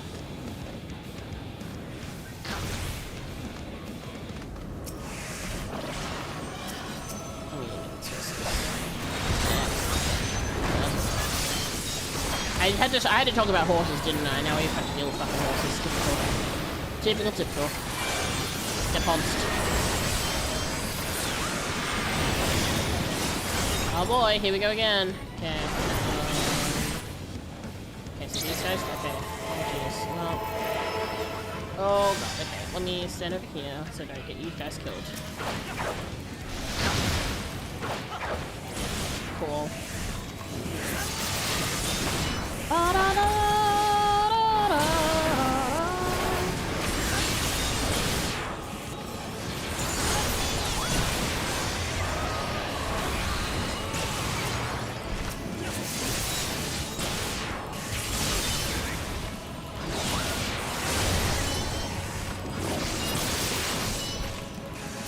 At least when it's like AoE Dragoon, you just smash buttons. Oh god. Where are you gonna start throwing one over here?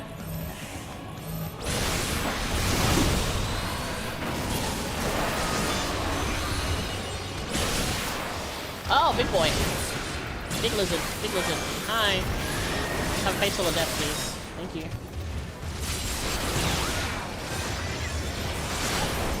Looks like a bit more.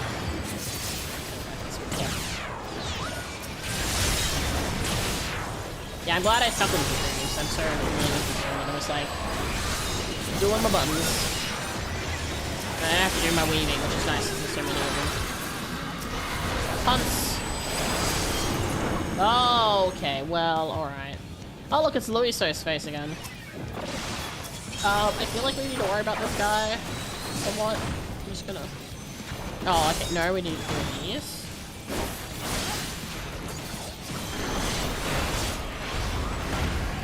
Oh boy. What's happening? Very well. With me. Who's saying that? Hold on. Okay.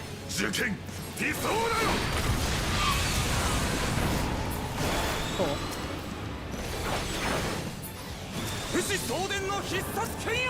Oh my gosh, everyone's doing everything. Okay, cool. Alright.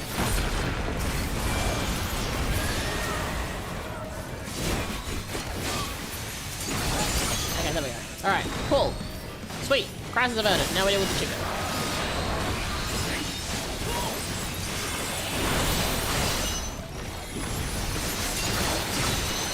It's fine.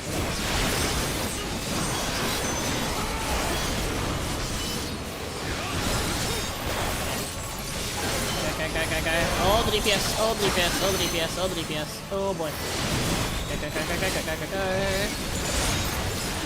Go. Oh, that was really close. Woo! Hi there, welcome in. Hey, you got a person. Thank you for the check-in. Yippee! We survived that somehow. Holy shit, that was close. Is that the last of them? I doubt it. Oh, nope. The answer's no. Okay, and here's where we go ahead with...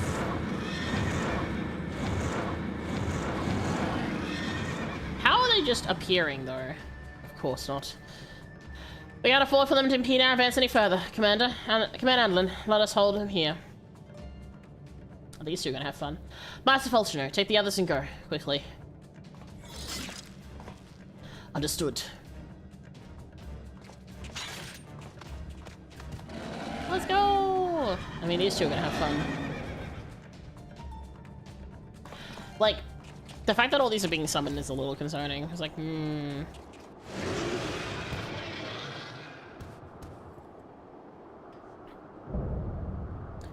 Oh, well.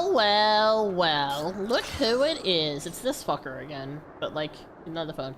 Leave now. Golemod is mine.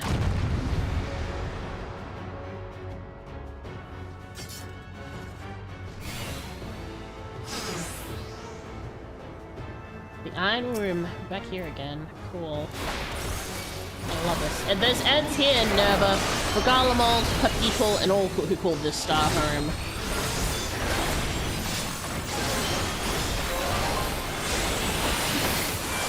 Blasphemy or no, I'll suffer not suffer anyone who gets in my way. Forever glory everlasting for Golemod. Oh, cool. Fire. Disaster. Oh my god, CP. Ego Eris. I don't know what this does, but it's like that. Oh, okay, summons these things again. For glory. Okay, so standing here-ish, I think? Yeah, cool. I can't see shit. Thanks for the laser shark. Wait, is this? Oh, this is a full circle. I don't have to worry about my position. And of course, now you're annoying. Okay. I'm stuck. Well. You gone? Oh, well that's kind of a problem, isn't it? Hold on, Mikado. Oh my god, I got rescued! Can't believe I've been rescued. This feels insulting almost. We must take the offensive. I am trying as hard as I can. I mean, it's only halfway, so, you know, it's a boss. It's gonna be me again. Rise, my faithful. I have more eyes. Okay, here. Nope. Hold on.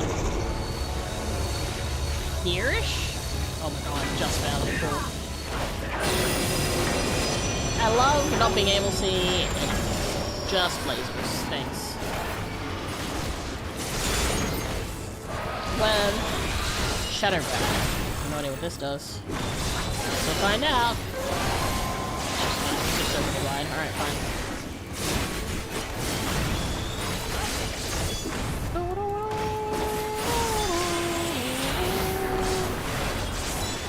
Ratchet Eager. Oh no, whatever show you about your Eager. Oh. Huh. Oh, okay, it's just that. Alright, cool. Oh. Okay, guess I'm standing forwards. Get out of the way, that. Cool. Oh. That is a lot wider than I was expecting. Oh, and that went for a lot longer than I was expecting it to go. Shit. Alright, I just assumed it'd be like the normal length of the other lanes, and that went for a really long time. Cool. My bad. Thank you for healing me so I don't die. Oh, jeez, what is this? Oh, hello. What do we do about this? Just AoE? Leave this to me. Okay, cool. Alright, bring them all in. Bring them all in. That's close. Everyone. There we go. Everyone having a party. Behind me, quickly. I shall take the brunt of it.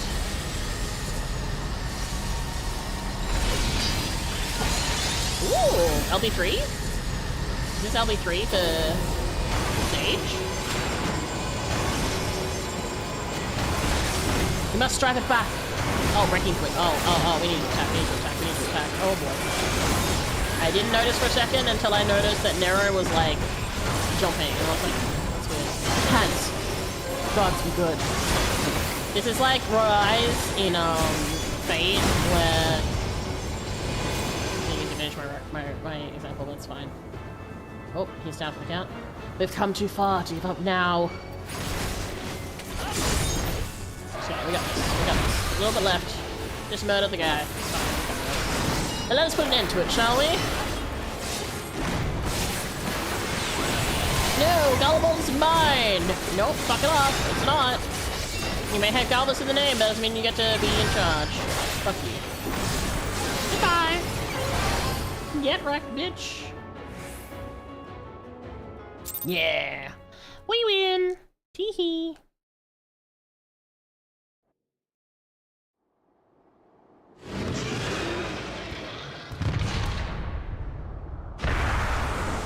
It makes sense that for a Golemold Blasphemy to turn into that, considering... Oh! Okay. Considering what we saw for, the final days. For glory, everlasting indeed.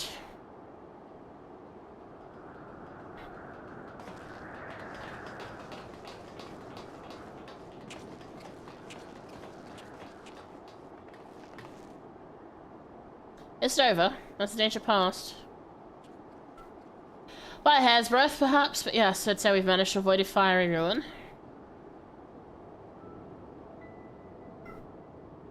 Excuse me. Our path to the moon is once more open. The duty of Charlene has ever been to chart the course of history, not to change it. Thus we did fervently hold to our policies of neutrality and non-invention. In truth, it was all in service of our plans of exodus, to abandon this star to its ruinous fate, rather. Harsh though it may sound, I still believe it was ultimately for the greater good. Thanks to you and your comrades, however, it was a fate that did not come to pass. Charlene will now find a new way forward. Not merely for the preservation of knowledge, but for the betterment of this star, and all who call it home. I believe I speak for all of the Forum when I say it would be an honor and a privilege to work towards such a goal alongside the allied nations. Aye, an age of truth and everlasting peace is finally within our grasp, and we will seize it together.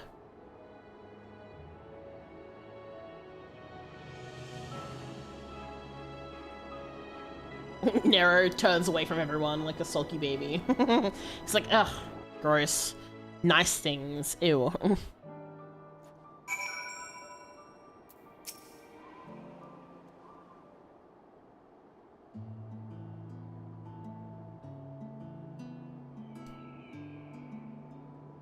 It is a relief to know we're no longer in need for battle. Despite my experience, I must confess I'm ill-suited to it. The Allied nation leaders have meanwhile demonstrated the aptitude for combat far above what I might expect from our diplomatic figures. And you, my friend, I see now why you're so well regarded as the earliest champion. The others have already begun the arduous journey home, but before you go, I would offer a word of thanks to the both of you. If not for your timely assistance, our plans would be forfeit, and the lands of Ilsbard forever defiled by the blasphemy. Please, I have no need for your platitudes. I labor only to further my own ends, nothing more.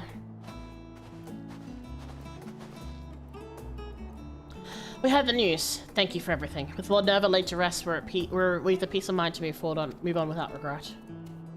Hey, hello. There you are. Now, what's this I've heard about you cleaning out the Tower of Babel? Are we finally ready to return to the moon? Ah, what fortuitous timing. Allow me to introduce you to Livingway of the Laportes, moon dweller and overseer of the survey team. Livingway, these good people will be the moon's first residents. I trust you and the other Laportes will take good care of them. Pleased to meet you? Yeah. I guess it's a little bit weird to have a bunny suddenly talking to you. Residents! Oh no! I mean, oh yes! Splendid! After many, many long years of planning and preparation, the moon is absolutely, most definitely ready to accommodate your stay.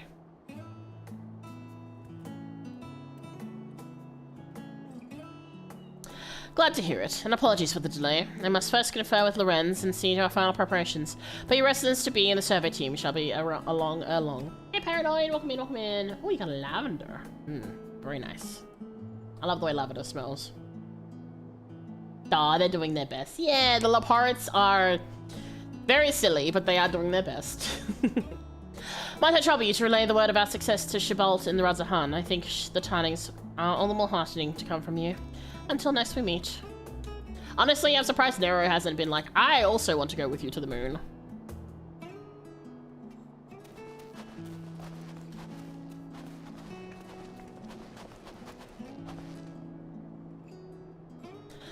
Wait, you're not leaving for the moon without me?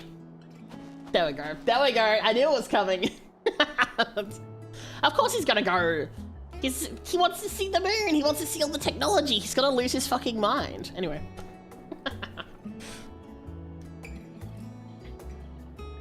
Oh my god. Alright,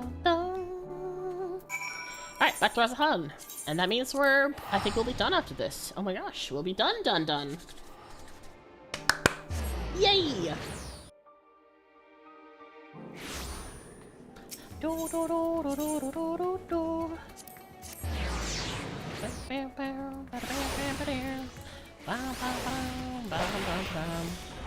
Alright, I need to change to just shimmy XP. So it's true then, Blasphemy Garlemald's been struck down. They're out to call on you, it seems. And with no other outstanding reports of blasphemy sightings, I dare say you've slain the last of them. Perhaps now we can finally start to put the final days behind us, strange though that may sound. On behalf of my fellow delegates of the Radiant Host, and I extend to you our humblest thanks. I hope when I call on you, it'll be under more fortuitous circumstances. Oh, there's no EXP. Okay, that's fine. Sure. Yippee! Some of our parts. Achievement unlocked. I'm gonna look at that achievement. I'm curious.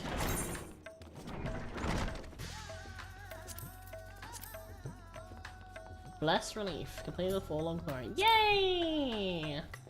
Let's go! We did it! Hooray! I keep the fucking door. We did it! Yippee! We've done all the quests, which means we can do 645 next. Oh my god. Oh my god. Thank you for the flowers. Hello, Bab with a hat. Welcome in. First time watching the stream. Your avatar is very pretty, beautiful, awesome, whatever positive adjective there is regarding your looks. Thank you so much. Welcome in, welcome in. My name is Mika. We're doing some Final Fantasy XIV, although unfortunately we are about to finish up because we've just finished the big chunk of story that we were doing. The side story that is also like world building and so on. But, welcome in, welcome in. We're having a fun time, chilling, vibing, getting some interesting haps going. Yeah! We did it! We finished. We're now nearly at the end of Endwalker. We just have this one next, seeking the light. Yay! Oh my god, I got tropical ones. They shoot flowers. Oh my god. Yippee!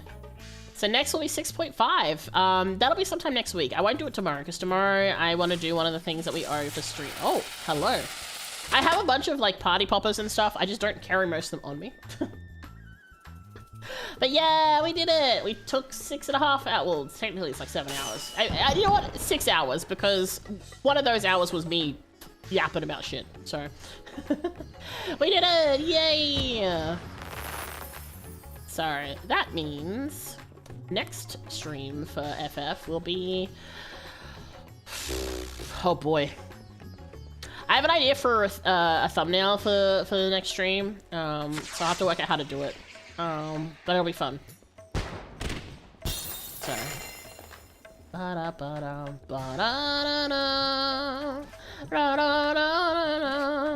Anyway. Yay! I hope everyone had a good time.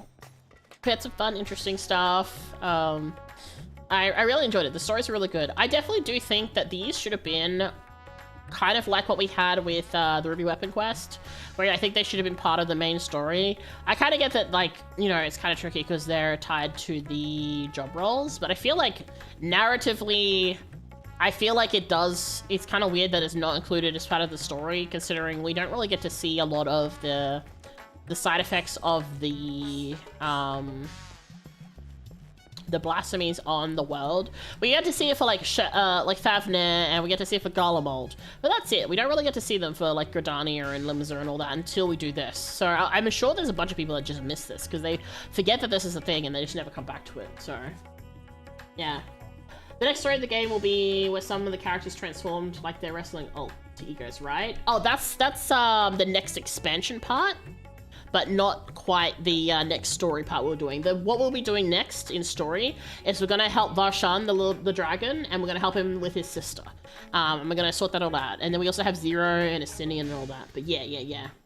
The wrestling alter ego guys, those are, I think, part of post Dawn Trail. So it might take us a little bit to get to those guys, but that's okay because we have time. Yeah. So we're gonna help the dragons first, and then I have no idea what is in store for us for Dawn Trail, but we'll see. Actually, you know what, Space, you could probably tell me. How long do you think it will take to get through 6.5 and 6.55? Like, would you say like one average Mika stream? Or are we gonna need to do like a two-parter?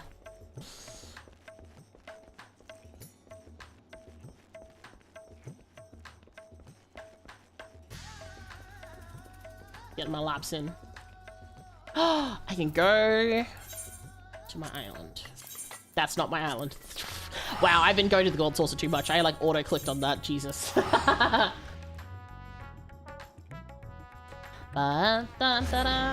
I mean, like, sure, for all the other patches, we've been kind of getting through them in like a couple hours, like 3 to 4 hours.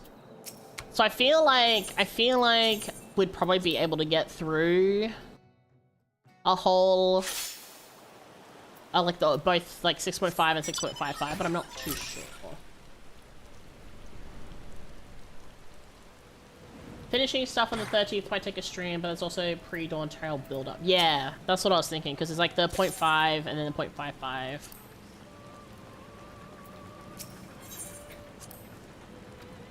And like these. Oh, I didn't check what I need. Okay, hold on, let me check my inventory. Okay, I need to get... Oh, a lot of those, okay. Wait, hold on. What was I short on? Workshop's agenda. I wasn't short on anything, so I ended up not doing it. That's right. Okay, never mind. I'll get more of the shrimpy goods, because those are clearly in need of.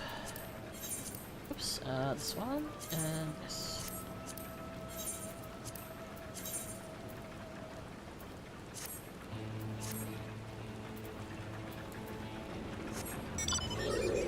So I feel like I could probably finish both in a stream, but again, I don't know how long it's going to take to finish through the first patch, right? It's like, maybe, but maybe not. I don't know. Right, do you have stuff for me? No, okay. Alright. Yeah, really close to level 17. Alright, well, I might have a quick look into it, and I might talk with my FC and see what they reckon, because maybe it'll be enough, potentially, in one stream, or, like, you know, hours-wise and things, and kind of work it out. Because I kind of, yeah. We'll see. I don't know when next week it'll be, when we do more story. It'll probably be early in the week, maybe. I don't know. I'll work it out. Kind of depends on what's happening for the week as well. Alright, we're going to finish up here for tonight. Thank you, everyone who's come and hang out with us, as always. I'm going to have a quick look and see who is online to grade out. Oh, Pip is on. How long has Pip been online? Let me quickly check. Pip probably just recently started. He's only been both, but he's playing Resident Evil, doing Sandy mode. So I will send you all over to Pip.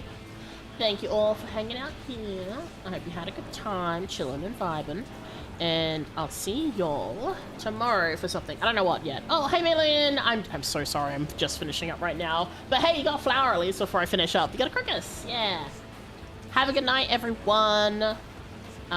Do make sure to get some rest if you haven't. Make sure to get something to eat and drink if you haven't. Make sure to get some stretching in if you need to. And as always, no worries, I got flower. Yeah, you got your flower at least. You came in just in time for flower, so that's good. That's good. And yeah, I'll see y'all tomorrow. It's 5:30 already. Yes, go get some sleep. Alright. Goodbye, me cats. Be good. I'll see you later. Bye-bye. Oh, wait, hold on. Here's the rating message. I forgot to post that. Alright. If you have the rating remote, you can use the first one. If you have this you don't have the rating remote, you can use the second one. We're gonna rate out to Pip. Be good. Don't set anything on fire. Don't do anything I wouldn't do, which I guess isn't that much. But anyway, bye, me cats. Love you. Mwah.